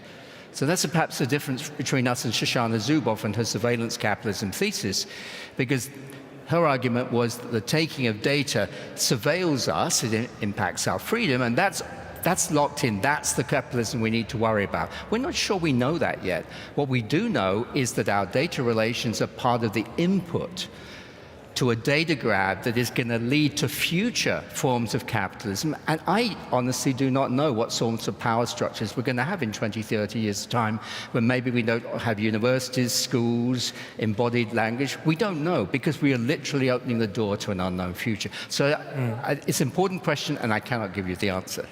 Yeah. And as far as your second question, I think the good news is that those movements of resistance are already here. They're already happening. They don't make the news that we watch all the time. But, you know, in the last chapter of the book, we review some of them. I mentioned the Liberistas Unidos. But there are many groups in the Global South. What's inspiring is also that these groups are sometimes using the same tools, you know, the master's tools to dismantle the master's house. So in places like Indonesia or South Africa, many Uber drivers are using WhatsApp to coordinate actions, to come together, to share tips on how to resist, how to tweak the algorithm so that it's more favorable to, you know, your labor. So we're starting to see examples of that kind of resistance, and we must listen to the people, you know, in the Global South trying to resist data colonialism. All right. Thank you. That was super powerful. Really blew me away. One of the things that I started thinking was that I felt like, what can I do? What can I do? And I didn't, well, at least I didn't write any notes about what we can do as a community. So when you were talking about things that we could do, I started thinking, how about unions, for example, just as an example, but I was wondering if there's more thought about what we could do as a collective. I know you've used examples which work, but I'm wondering if there's more that we could be doing in smaller groups, learning from existing groups. Yeah, unions are very important. You know, just look around you, maker communities who are designing new technologies, that are non-extractive. Nick, can you think of more examples? Well, unions, the Amazon workers are trying to get together. Unions are reviving because there's new problems going on. There's part of this revolutionary order. But of course, the problem is the type of work that's going on is not always understandable. So I buy books. I don't move books around on the warehouse floor, right? So it's not so easy for me, or maybe many of us in this room, to understand what it's like to be on an Amazon warehouse floor and have literally every movement of your body, like me moving now, being tracked so that I cannot do anything without it being judged and my wages docked. These are profound new forms of manager violence, if you like, in certain cases. So we do need unions desperately. We need unions to link together. But the point about community is also important, because unions cannot be enough. Because, as we said, this is a colonialism of the whole of life. And in principle, we're all affected by this. It might seem like a bad joke, but the heads of big tech companies know the problem. That's why they stop their children spending too much time on social media, because they think it will damage the children, right? So they know they're affected too. So we need more solidarity across differences. We need to come together in new sort of ways, and that's one reason why we tried to write this book. And that was the point about data sovereignty at the end. So far, it's only been considered in terms of nations like India taking the data, but it should be our communities. Women fighting violence by men against women should have control of that data. It's essential they have control of that, and so on. And I will mention one last quick example, education. And of course, I'm an educator, so I care deeply about these things. But I do think, for instance, that we're failing in the way in which we educate our engineers and our data scientists, our computer scientists. So the university and the school can also be an important space for collective action, for changing the way we are forming the new generation of computer scientists and the new generation of philosophers and artists and everybody else who's supposed to think about this problem. Okay. There's a question. There's a question here. Oh, sorry. Hi, Anna Moll, University of Münster. I have a question in the continuity you're describing, the 500 years of continuity. Doesn't make a difference that we have, at least to a large extent in the global north, democratic systems. Isn't that something we need to account for? And a second point that might be related, I feel that there are differences in the forms of dispossession in the global north and in the global south that I feel you might be glossing over with this one terminology of data colonialism. Thank you. Shall I do the first? Sure, you can do the first. On the important point about that we do have democracies, it's coming from Britain. It's important to be reminded that sometimes we make disastrous decisions in Britain, but it's still technically a democracy, and hopefully we'll change government very soon. So that's very important. Because we do need governments to do certain things. We need regulators. One really simple thing that regulators appointed by governments could do will be enable us on a social media or other platform to transfer our context to another platform if we don't like that platform. That's why Mastodon couldn't develop from X, because when people were revolted by Elon Musk, they found they couldn't take all their contacts with them. Regulators could allow that, very, very simply, but they haven't yet. So governments do matter, and we should have trust in them. But we must remember, states are dependent on big tech for their data infrastructure. They're dependent on big tech for a lot of the data they use to assess us as citizens. And therefore, states are in a very vulnerable position vis-a-vis big tech, completely different from the way states related to corporations until the past 20, 30 years. So we have to take that into account when we celebrate democracy. And as far as your other question, you're right. We're glossing over a lot because this was a 40-minute presentation. Hopefully in the book, we do a little bit more detailed analysis. But briefly, you're right that there are differences between forms of dispossession in the North and the South. We should keep those in mind. At the same time, I think it's also too simplistic to think of a neat divide between the North and the South. Because since the beginning of colonialism, and as soon as people from this colonies migrated to the center of the empire, we've had these movements where, you know, we have basically the south contained in the north and the north contained in the south. And we continue to see this. Many of the surveillance technologies that were developed during historic colonialism were developed in the south only to be later exported to the north. I'm thinking, for instance, of fingerprints, which were developed in India and then exported to the center of the empire. So I do think we need to sort of problematize these very neat distinctions between North and South. Next question. Sorry, yeah, thank you very much. I thought was a fascinating presentation, and you mentioned ed tech, and I was wondering, I mean, teachers, schools, educators are under increasing pressure to use digital technology in their classrooms. And you mentioned this great framework with, you know, fight within the system, against the system, and beyond the system. So I was wondering, as educators or teachers, what does resistance look like from your perspective, and what do you think teachers could and should do? Thank you.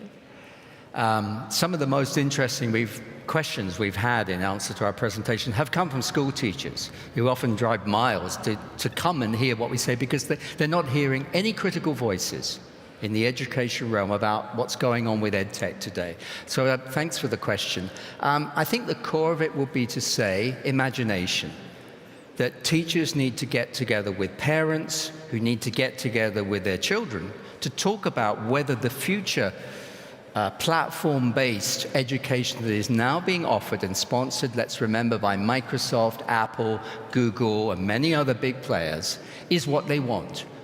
Or is this going to be fundamentally different from how they remember education was and how they want education to be? We're not against data. I'm sure Microsoft can personalize the perfect lesson in ancient Greek for me to get me up to the highest possible level.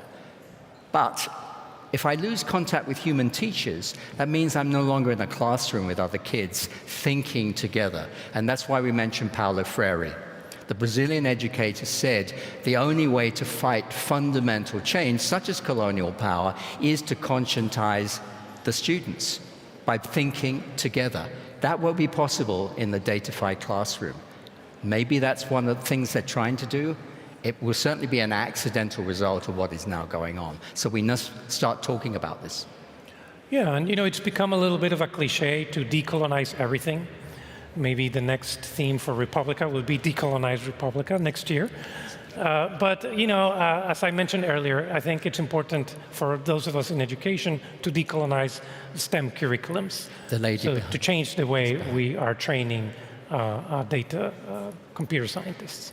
Okay, we have about 2 minutes, so we'll try to be brief. Yeah, my name is Ingrid Schneider from University of Hamburg.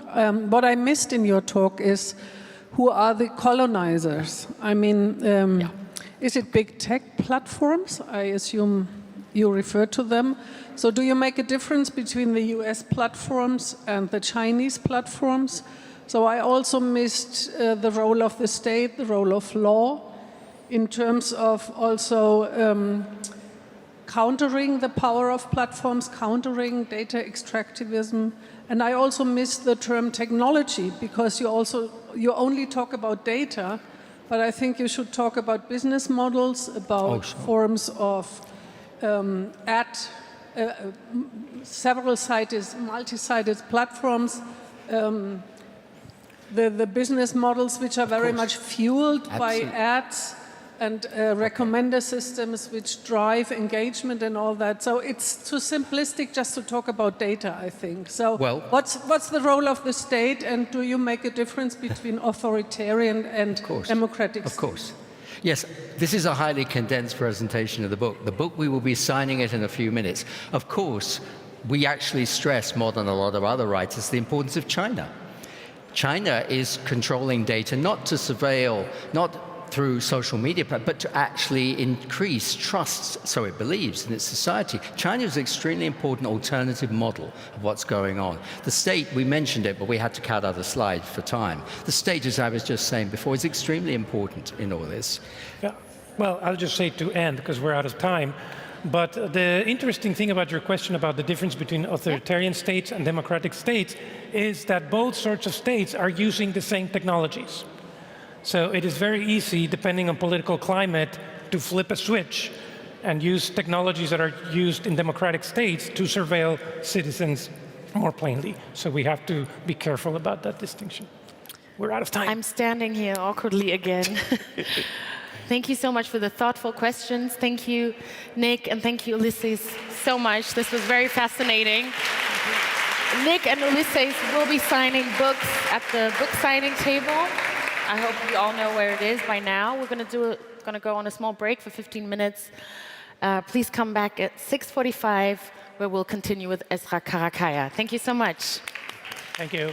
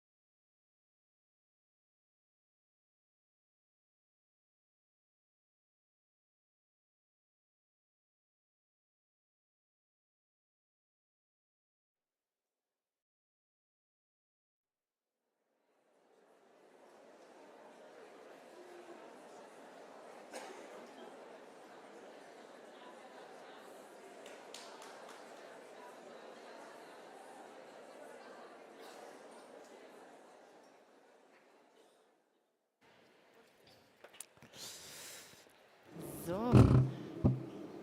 Das hier ist ein absoluter... This is a complete fangirl moment for me. In all the excitement, I nearly tore off my microphone just now. I'm about to invite Ezra Kayakaya on stage.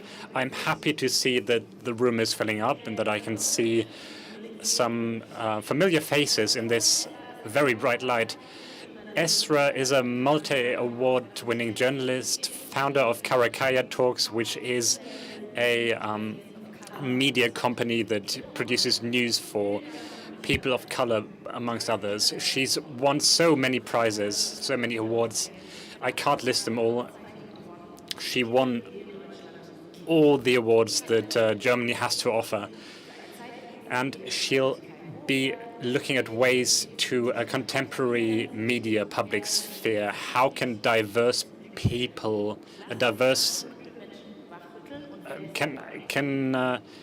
who's tired and can we wake these people? A huge applause and welcome Ezra Kayakaya.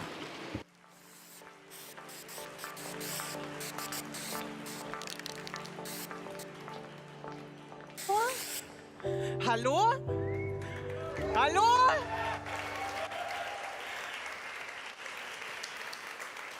Geht's euch gut? How are you doing? Great. Are you there? Are you awake?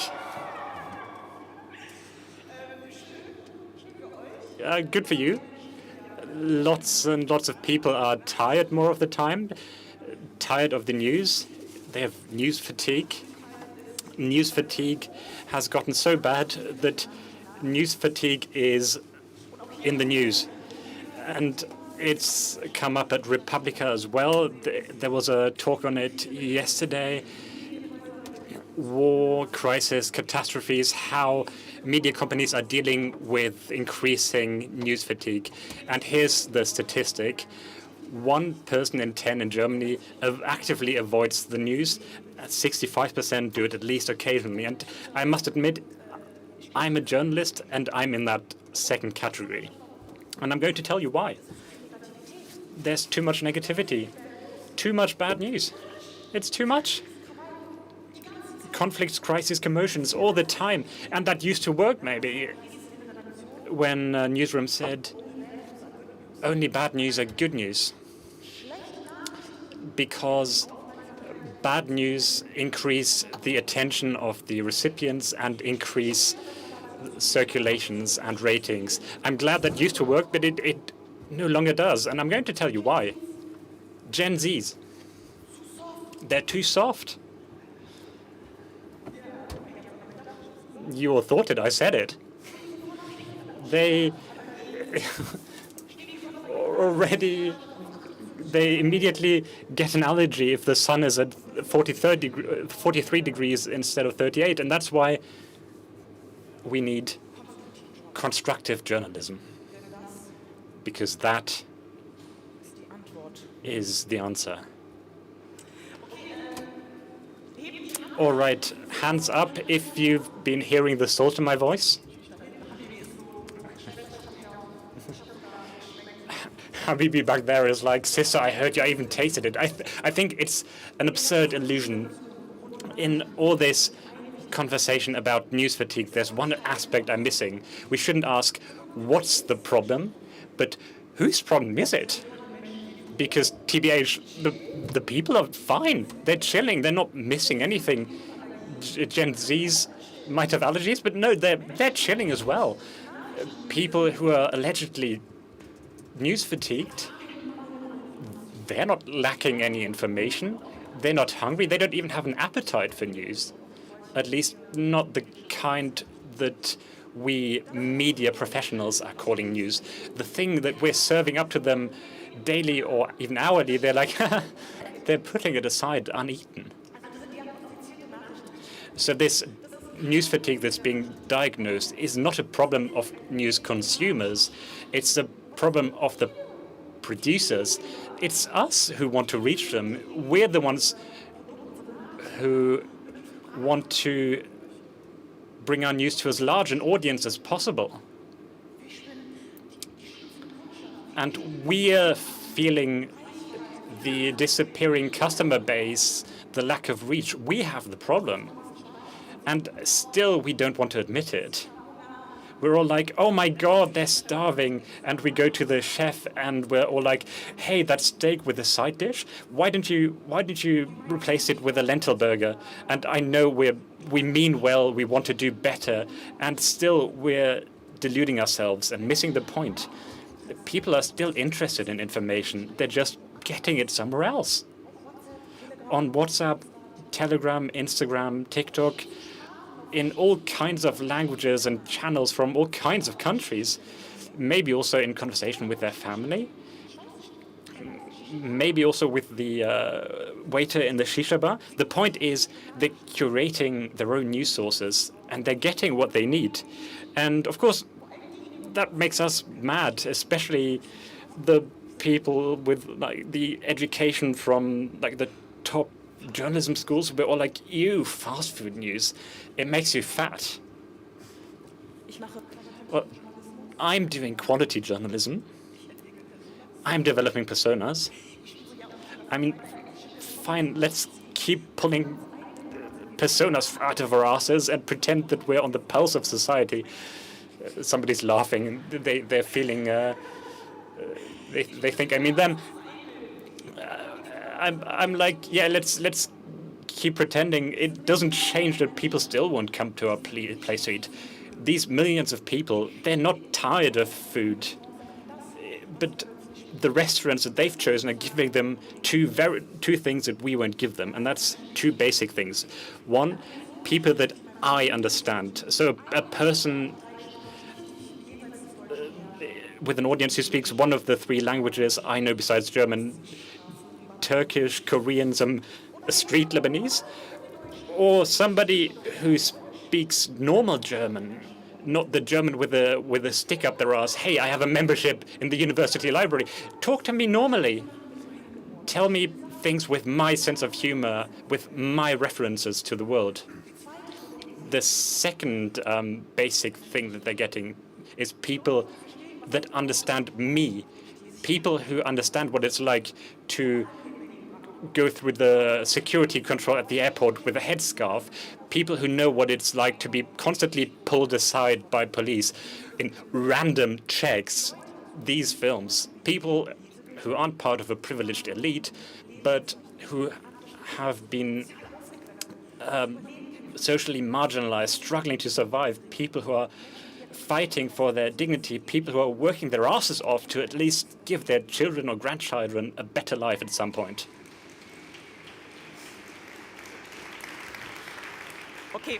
All right. The people in the front row have understood it, but some of you might not have understood it because it wasn't academic enough. So here, in academic terms. Uno momento. One moment. I need help, please. Ich will zur nächsten Slide. I need help, please. Need the next slide.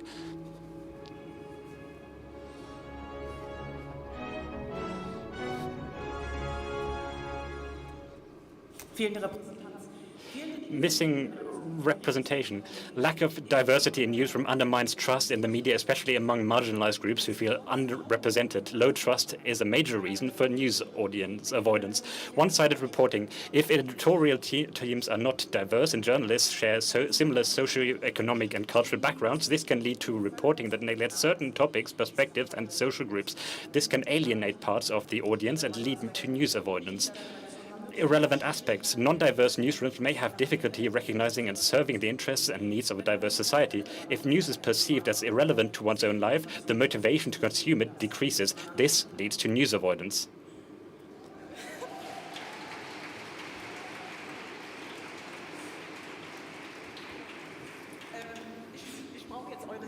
I need your help, okay? Is news avoidance a sign of fatigue? One more time. Is news avoidance a sign of news fatigue?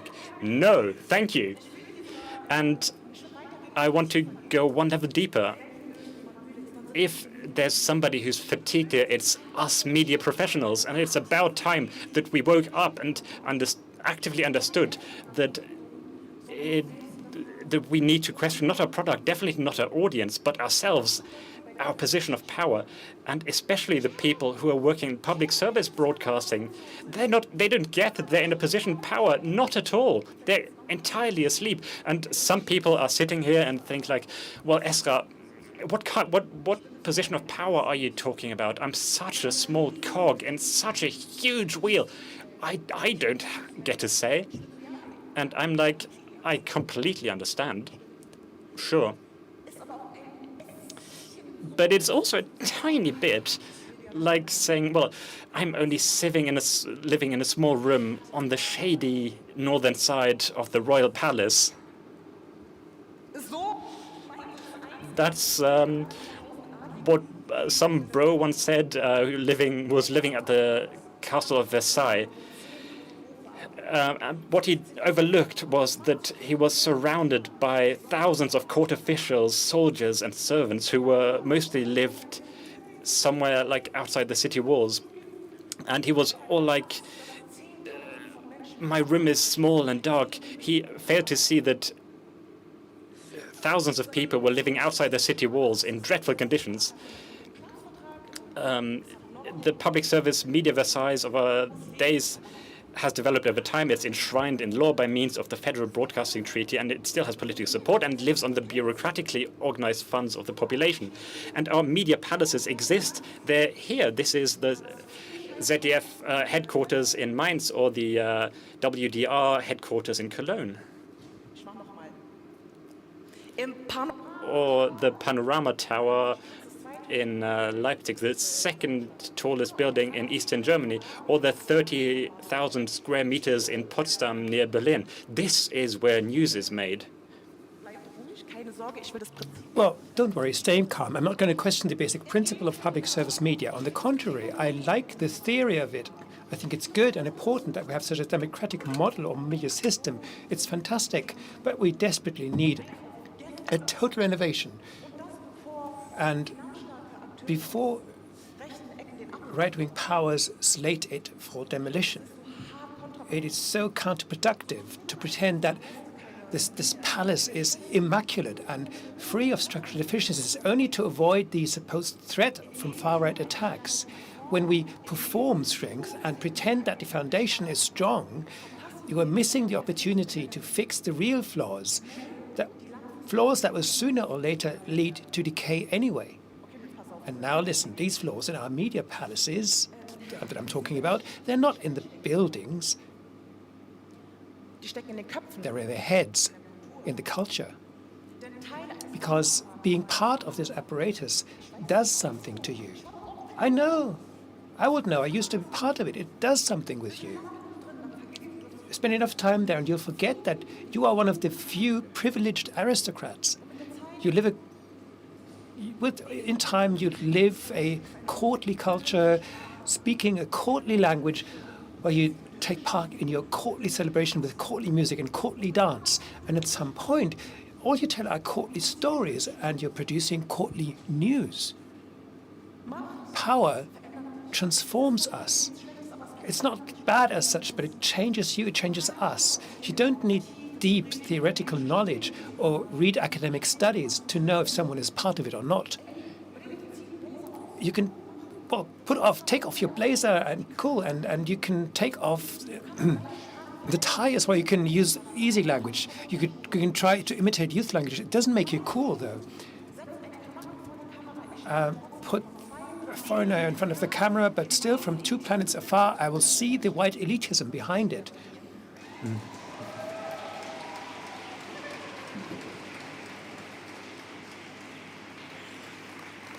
Yep. Okay, you've taken me out of my concept so much. I'll have to see what I was going to say next. Okay, hang on. Oh, hang on. I'll have to look again. Right, wait. One moment. Right. The view from the castle is not the same as the view of the castle. It makes a difference if I read a news article that from Tagesschau, the main German news program, racial profiling, is that a praxis that can be proven or not? Or if my psychotherapist, Lucia, tells me how people deal with racist police violence.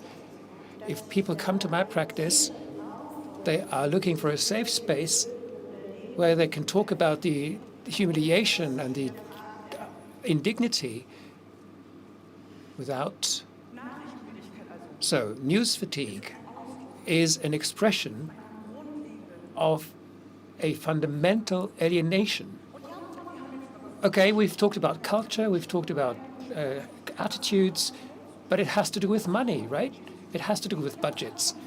It has to do about financial respect, respecting someone through finance. It's the moments when someone sits there and says, well, okay, WDR, the head of that broadcaster, earns more than the chancellor.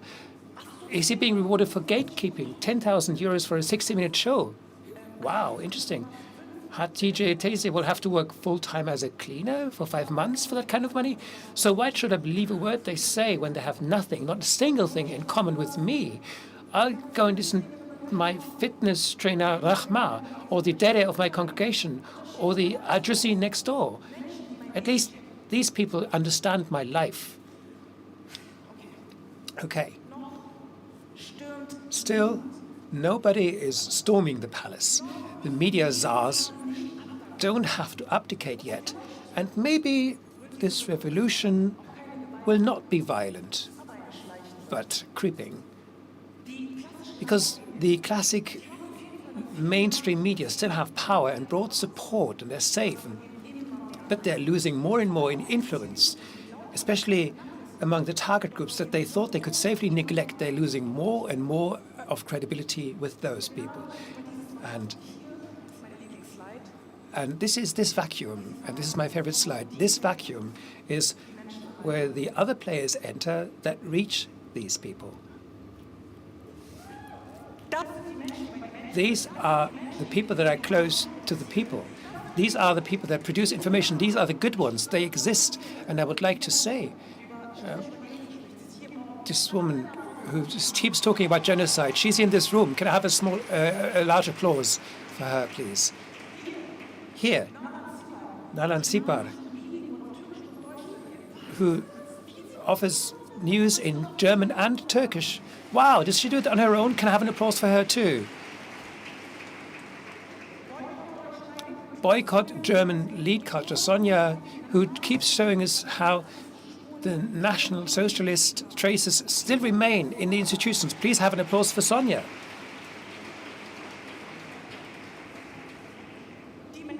These people are there, and they fill this vacuum. But do you know who also fills this vacuum and enters this way? Well, these are the players that play this narrative of the lying press, and if they have money, they gain in influence and then in power. Shall we let them have that? I would say no. It's not worth it, I think. Let's not take the risk. So what do we need? We need new German media professionals. And you know how it works if you try to recruit personnel from migrant backgrounds. You may have your recruiting processes all worked out, and you may be speaking to people of color proactively. Wow, of course, don't misunderstand me. These are the demands that I support 100%. This is the only organization that has supported me in my journalistic career and still does so. But this demand is not enough. Yeah, sure, it's killer if Julian remembers to hand the microphone to others and then does his little segment the way he always did, because, well, it's got to sound professional, right? You get points in the People of Color Counting Championship, but it's not going to change this courtly attitude of the media apparatus. Sure, it's better, Ignition Stage 2, if you, in the east wing of the palace, in a stuccoed hall, you put in some content network where finally the non-aristocrats, the plebs, can suddenly try out various formats for people with diverse interests and produce them. Great. But that won't change anything in the power structures of the palace if the leadership can re-staff these people at any time, repurpose the room, do with what they want with it. Okay, I've been waiting for this moment more than anything. Do you want real innovation? Should we really throw some shit at the fan? Ignition stage 3, give up resources, hand over control, really let people do their thing. Break the routines, break the hierarchies. Innovation needs a room to breathe, to become reality. That's what we need. So you now might ask, Esther, so we'll make these palaces into real people's palace. How? Well, not by having an open day once a year, and nor by turning a handful of rooms into guest rooms for guest workers. What, you mean creating completely new structures? Well, how about this? We could support other structures that already exist outside the palace. Outside the palace. Because when you open the window blinds of your palaces and look out, you'll see that the people are at the town squares. So take your money and instead of investing it in, put it into those marketplaces where the people are. Ignore the remodeling of the palace. Ignore the audience ratings, screw them. Let's talk about different kinds of audience figures. Distribute the license fee revenue. Do something with that. That money. And not just by federal states. How about by demography? How about 50% of the population who are women will receive 50% of the budget?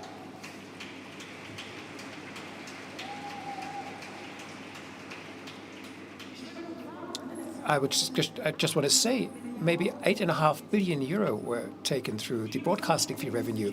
How about if we took this budget and put 27% of that to people with a migration history? Okay, it goes on. How about... Okay, I think I have to be dramatic. I'll have to be dramatic, I think. Yeah. What if 20% went to people that are older than 66? 20% are affected by poverty. It goes on. Yeah. Yeah. 14% don't have a German passport. 11% are queer. 9% have a severe disability. 2% own half of the wealth. So I don't know if I want to give money to these people, because I think 2% is what they eat for breakfast every day. But, well, it's the thought, right? Just to think, let's put the money that way. And let's take a look at these budgets. Here, see.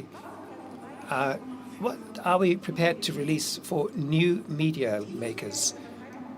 This money that we want to release, put it into a fund, and then, again, not to pay for the journeys of your media makers to the marketplaces, but to support those that are there already.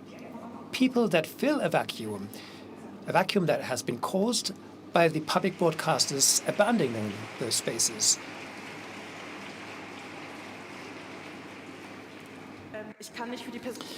I can't speak for anyone here. I can only speak for Karakaya Talks.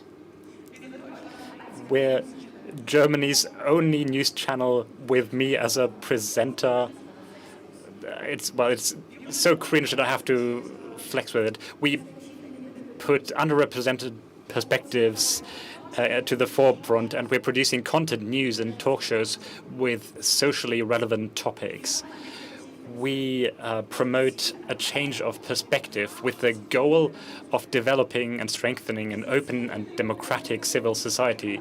These 10 million people of color, maybe we don't reach them all, but at least some of them. And let me tell you something, we're not the only ones. Who of you was at the BIPOC Media Fest last year? It was one of the first workshop and networking events exclusively for BIPOC media professionals from journalism, from content creation, and from cinema. And these are the people in the marketplaces. These are the people who are telling the stories today and tomorrow. This is Germany's media future.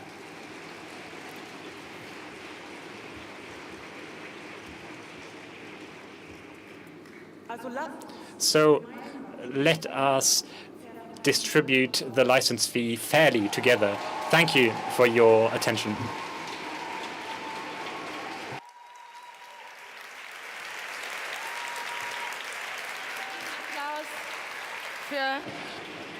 Huge applause. Can I give you a hug?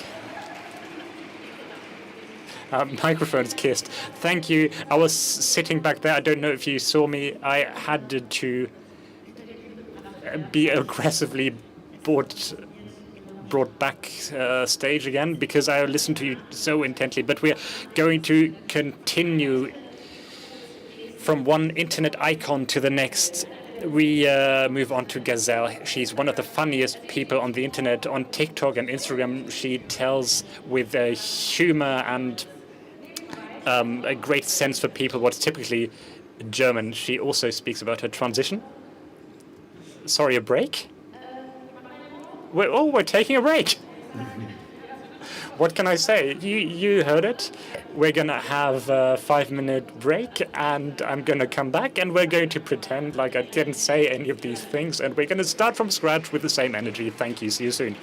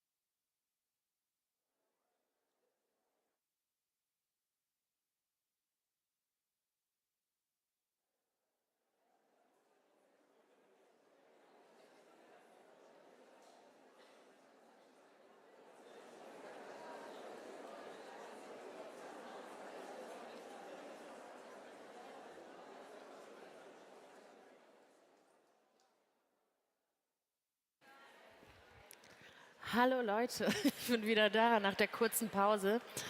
Hi, from one internet icon to the next, we're going to continue with Gazelle. She's one of the funniest people on the internet, on TikTok. Yeah, you're hearing this for the first time. On TikTok and Instagram, she tells us with her great sense of humor what's typically German, and she also tells of her transition as a trans woman and explains where we as a society are on trans identity.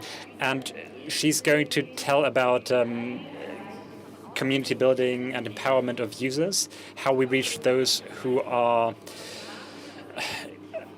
annoyed by educational work on the internet. Applause for Gazelle Vollhase. Willst du anfangen?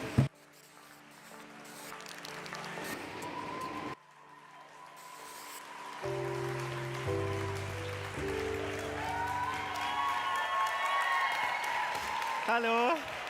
Hello. Wow. Wow, that's loud. I'm allowed to close stage 1 today. I feel like Sunday night 2015 prime time on ZDF television.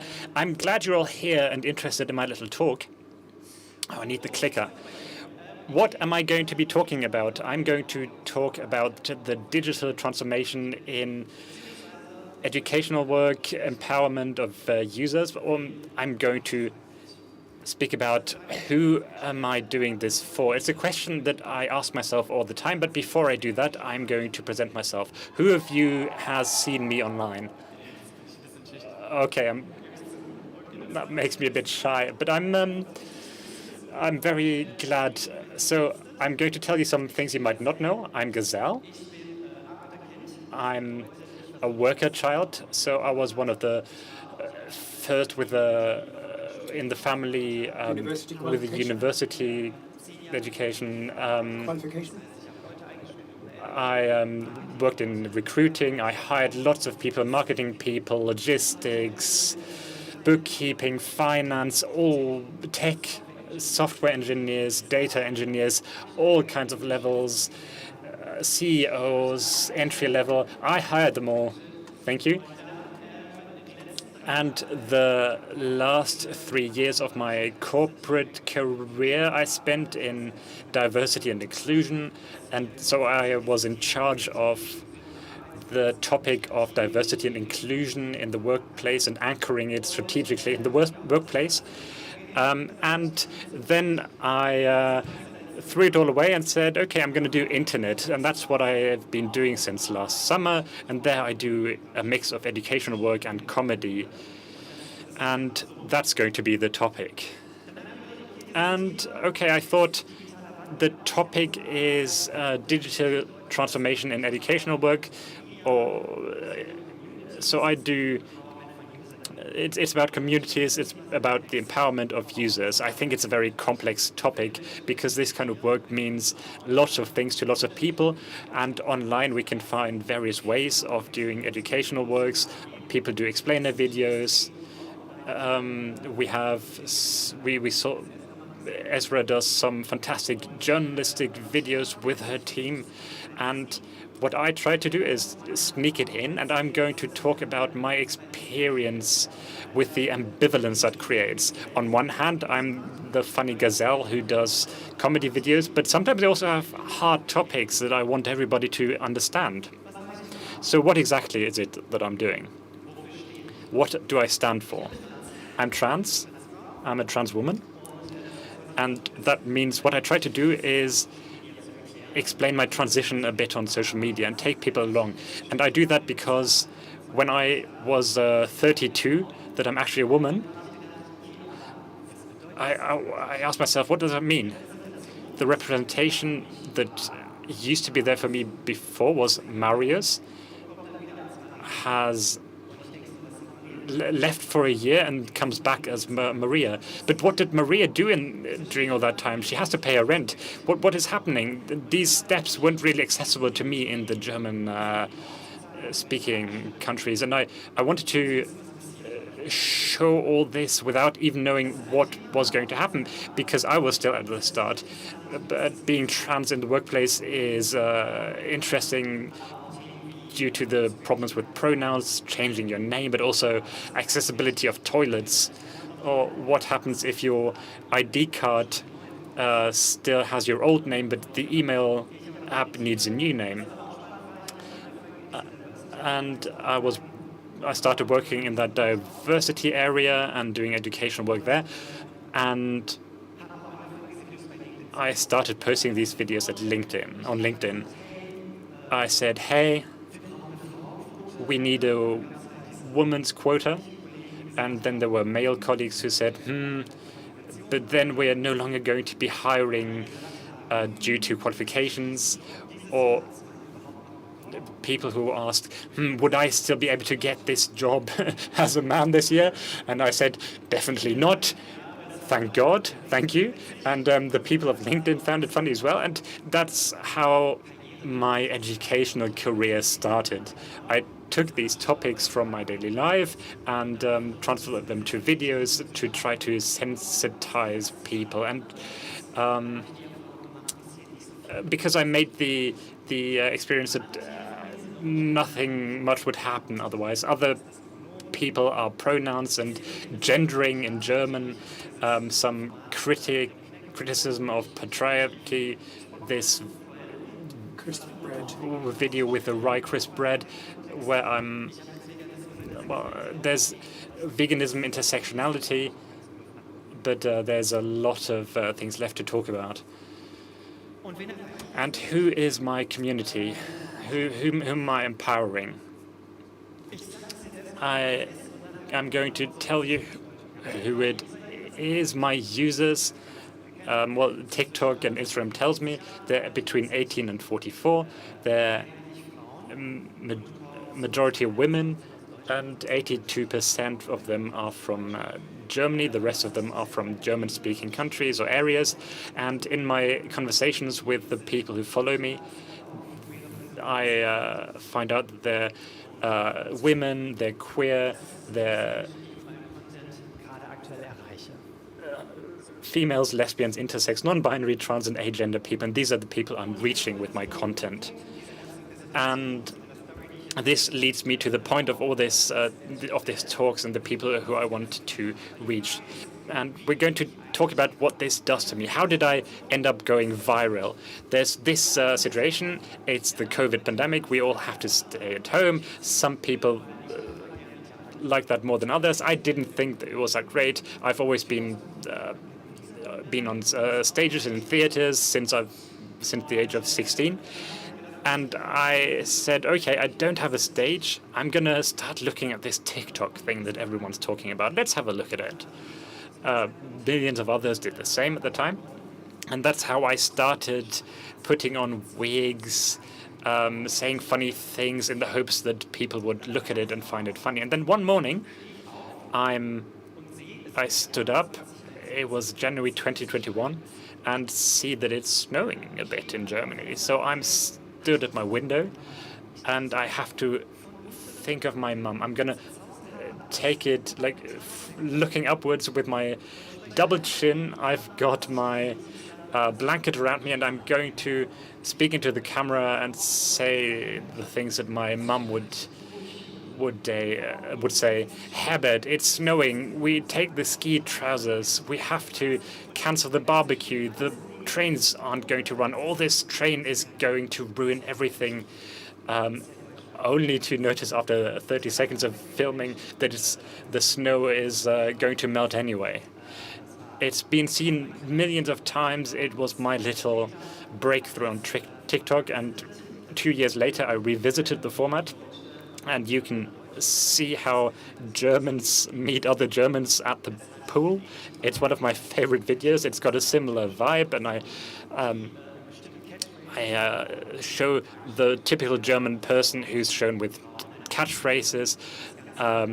I took the women in my family as an example. It got 10 million views, 1 million likes, and I think that's impressive because these are unique likes. These are 1 million people who saw this video and really liked it.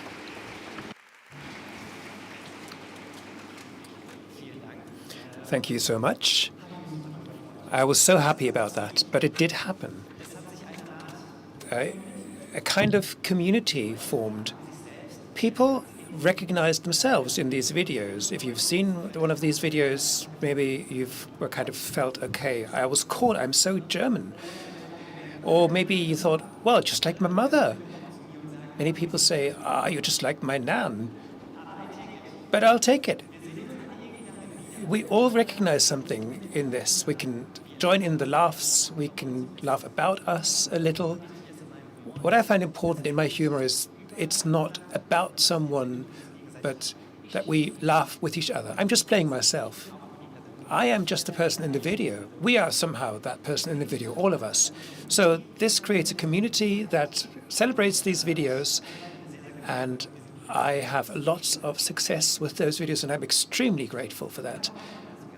But there are other ways of going viral too. I have talked about how my journey as a trans person is something I want to document and talk about, and there are situations in everyday life that are unpleasant for me as a trans person. For example, my passing, the way I'm perceived, is somewhat ambivalent, depending on kind of my daily mood or something. People might think I'm a boy, but I'm not. And what I've documented in this video, and this is another phase of my tradition, as you probably can't see, this was when someone asked me, hey, are you actually a man or a woman? And what I did in that video is take that person's nose and throw it away to kind of show them that's not something you ask. It's not a cool question to ask. It's not very funny either. Why is it actually relevant? Can you just address me with to address me directly in the second person or ask me for my pronouns? What happened? Almost 10 million views, 11,000 comments, mostly hate. People didn't like that. People said, bro, just say if you're a man or a woman. Bro, but which toilet do you visit? I was simply denounced for the skirt I was wearing, the dress. I went viral through hate comments. The more comments you have, to put it easily, the better you are in your performance. And in the other video, I talk about how I entered a bus. I take one of these seats in a group of 4, and the person in front of me, the way I passed them, cis male, mid-50s. He looks at me and says, oh, you are a beautiful man. These earrings are particularly nice. And then very loud in the bus, I said, I am a trans woman. And he replied, okay, I have nothing against that either. And I then thought, well, I didn't ask for your opinion. I didn't ask for your approval. And also to comment someone's appearance, random people in the bus, if he'd said, you are a nice woman, that's not okay. What the fuck? And assuming just for a second that, let's pretend that there was nothing to that. It was unpleasant for me because I'm not a man, I'm not a boy, I'm a woman. That's what I talked about on TikTok. Again, the community didn't understand. The comments are, bro, please stop playing the victim card. Other people might have beaten you up. Others wrote, actually, I think that you're very funny, but I do not understand this. Or, as much as I celebrate your videos, I do not agree with this. So you have to imagine me standing there, making humorous videos with lots of love and energy that many people find good and that talks to many people. And then I told them, FYI, I, as a private person, experienced a lot of discrimination. And then suddenly it's, ooh, no, don't tell us about that. That's not cool for us. I can't understand that. Be happy that you're not being beaten up. What kind of community is that? I wondered. It gets worse. What if others go viral together with you? So I grew and grew and got more and more well known. And then other trans women showed up and spoke up. I'm not showing the names because I'm not going to say I'm not going to give haters free promotion, but up here you say Persia X. It's not worth looking at. It's just hate in those videos, pure hate. It's not funny to watch. But Persia X took the time for 12 minutes to talk about how she was embarrassed for the trans community and how she was ashamed of my partner, who's also trans, and then she took another 27 minutes to talk about how what we do is a joke as a trans person. So within my community, within the trans community, people come to the front and say, you're not that trans really. Have you had all the operations? You don't really look like a trans woman yet, so you're not one. You're not sufficiently trans. People have picked up on that. We have a person here that said, this is a dangerous kind of trans activism because I don't always talk about the threats, dangers of trans identity. This person took 3 minutes to understand why Gazelle should stop. The video is called Gazelle, Please Stop. The person to the bottom at the bottom right brought it, kind of culminated this. She said Gazelle is so difficult, she doesn't really educate, and she gets her hormones illegally. You shouldn't follow her. These are lies. I've even made a video in which I put the prescription to the camera and said, oh, I'm getting hormones now. I had to put it offline because my address was on there. Shot in the head. It only happens once to you. And it had 500,000, well, forget about that. Anyway, these videos got millions of views. Millions of people see this. And what happens? These people then show up in my videos and discuss how I am a complete fake. So these people creep into my timeline and say, you are a man, you're not trans, you're fake, everything is false, don't you know that? And TikTok works this way. As soon as these comments come up, it's reproduced in the bubble. So with your videos, you fall into a kind of hole, including together with videos in the future. And I literally lost followers this way. And I was actually earning my money this way at the time. So the trans community itself suddenly is part of the reason why it doesn't work for me as a business anymore. Und dann habe ich einen Breakdown. And then I had a breakdown. I had symptoms for a stroke. I couldn't walk or speak. I had to go to hospital. That was quite a struggle too. I think that was the first trans woman that didn't have the ID card in the right way. So I had to really put up signs telling people to address me as a woman. After 3 days, I slowly got better. There wasn't a real diagnosis. So it seems like it was simply stress. And admittedly, it wasn't just a hate. There were other factors involved, private and professional factors. But it was too much. You make these funny videos. Everyone thinks they're funny. Then you have personal topics. And suddenly they are backstabbing you and saying it's not important what you're saying in your own reality that you talk about. And I just had to ask myself, for whom am I actually doing all this? Why am I doing it at all? Is it still worth it? Right. And now we're at the very bottom of the hole. We'll be getting out of it. And you'll go to the party with a light heart, I promise. So what have we learned? The title of the presentation is Digital Transformation, Educational Work, Empowerment of Users and Community Building. Digital transformation means enlightenment happens on social media a lot these days. But it also has an enormous power because all perspectives can be heard there, even those that are supposedly, let me call it, undemocratic or filled with hate. It's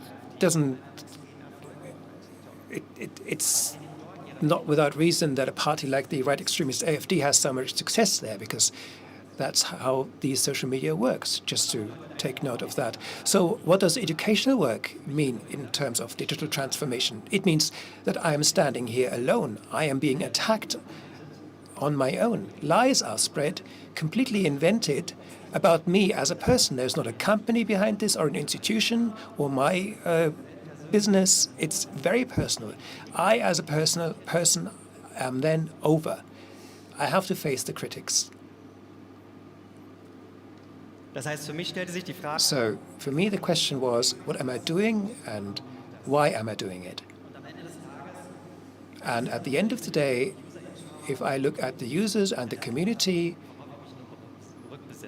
this is something that I had to think back to, because we know the hate are the loudest when we tend to say this wasn't good, and not when people say that was quite good. So what I was able to be happy about quite recently is the echo we had from print media, other media that said that what I'm doing is okay. I was at the Business Punk, and Tip Berlin said that I am part of the comedy elite with an open heart. I was booked for advertising campaigns, and which is a huge compliment as a trans person. With my representation, my optics, my passing, if I am used for campaigns, including beauty campaigns, that is rewarding. And also let me add, Brigitte has nominated me for the Woman of the Year. This is a women's magazine in Germany. Wow.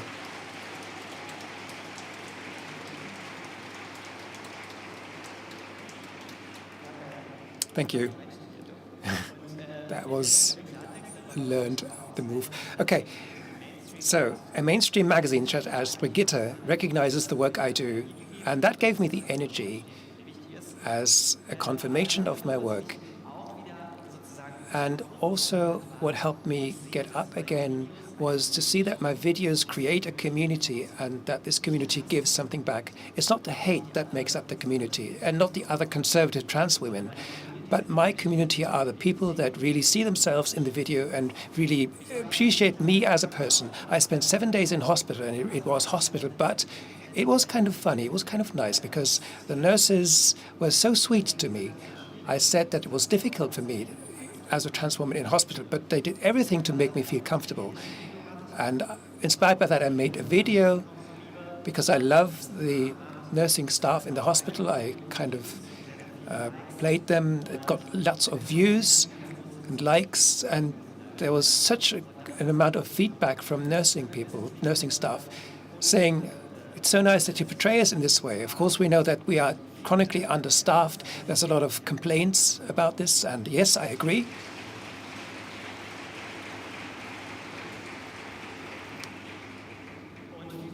And lots of bickering, but they felt visible, and it's quite good what we do, they thought. And it's good to have this kind of feedback from the comments there. That was so beautiful, because that is what I want to do. My representation at the end of the day, my educational work from the very beginning is to show that here I am, the way I am.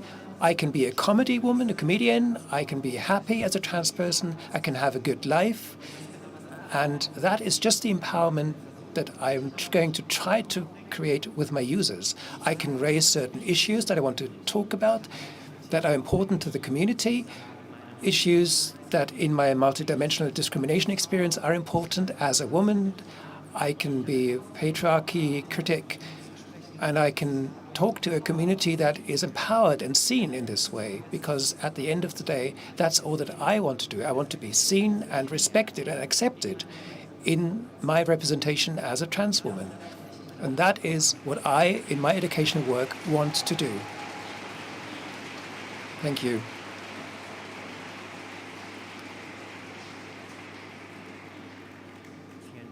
Thank you so much. And this community is diverse. I had to understand that this trans community can be conservative. They're not all completely to the left and progressive. There are differences within the community and a differentiation. So that applies to my community too, but I will keep on going until everything has been resolved. Well, that will be the end of my life before that happens, but you see what I mean. And I'm going to work for things to get better. And the question I had to answer, for whom am I doing this? The answer should be ultimately for myself and for all those for whom this is good, whether they are trans or whatever.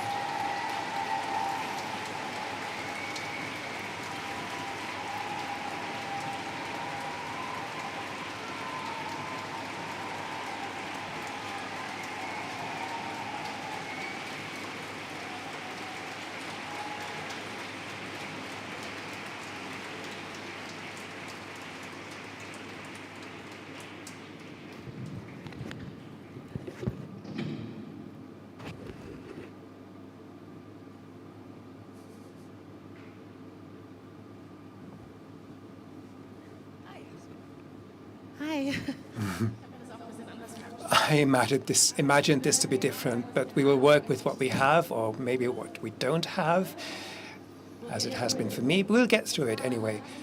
This was a fantastic day, excluding this little microphone issue. Both contact lenses are still in. I've learnt a lot, I've cried a little, laughed a lot. Thank you, Gazelle, Esther, Kaya, Gazelle. This was one of my highlights today. But we do have an evening program too, and the hardcore thing on stage 8 I want to recommend to you. Those that don't want to network at the media board party but sing along to something.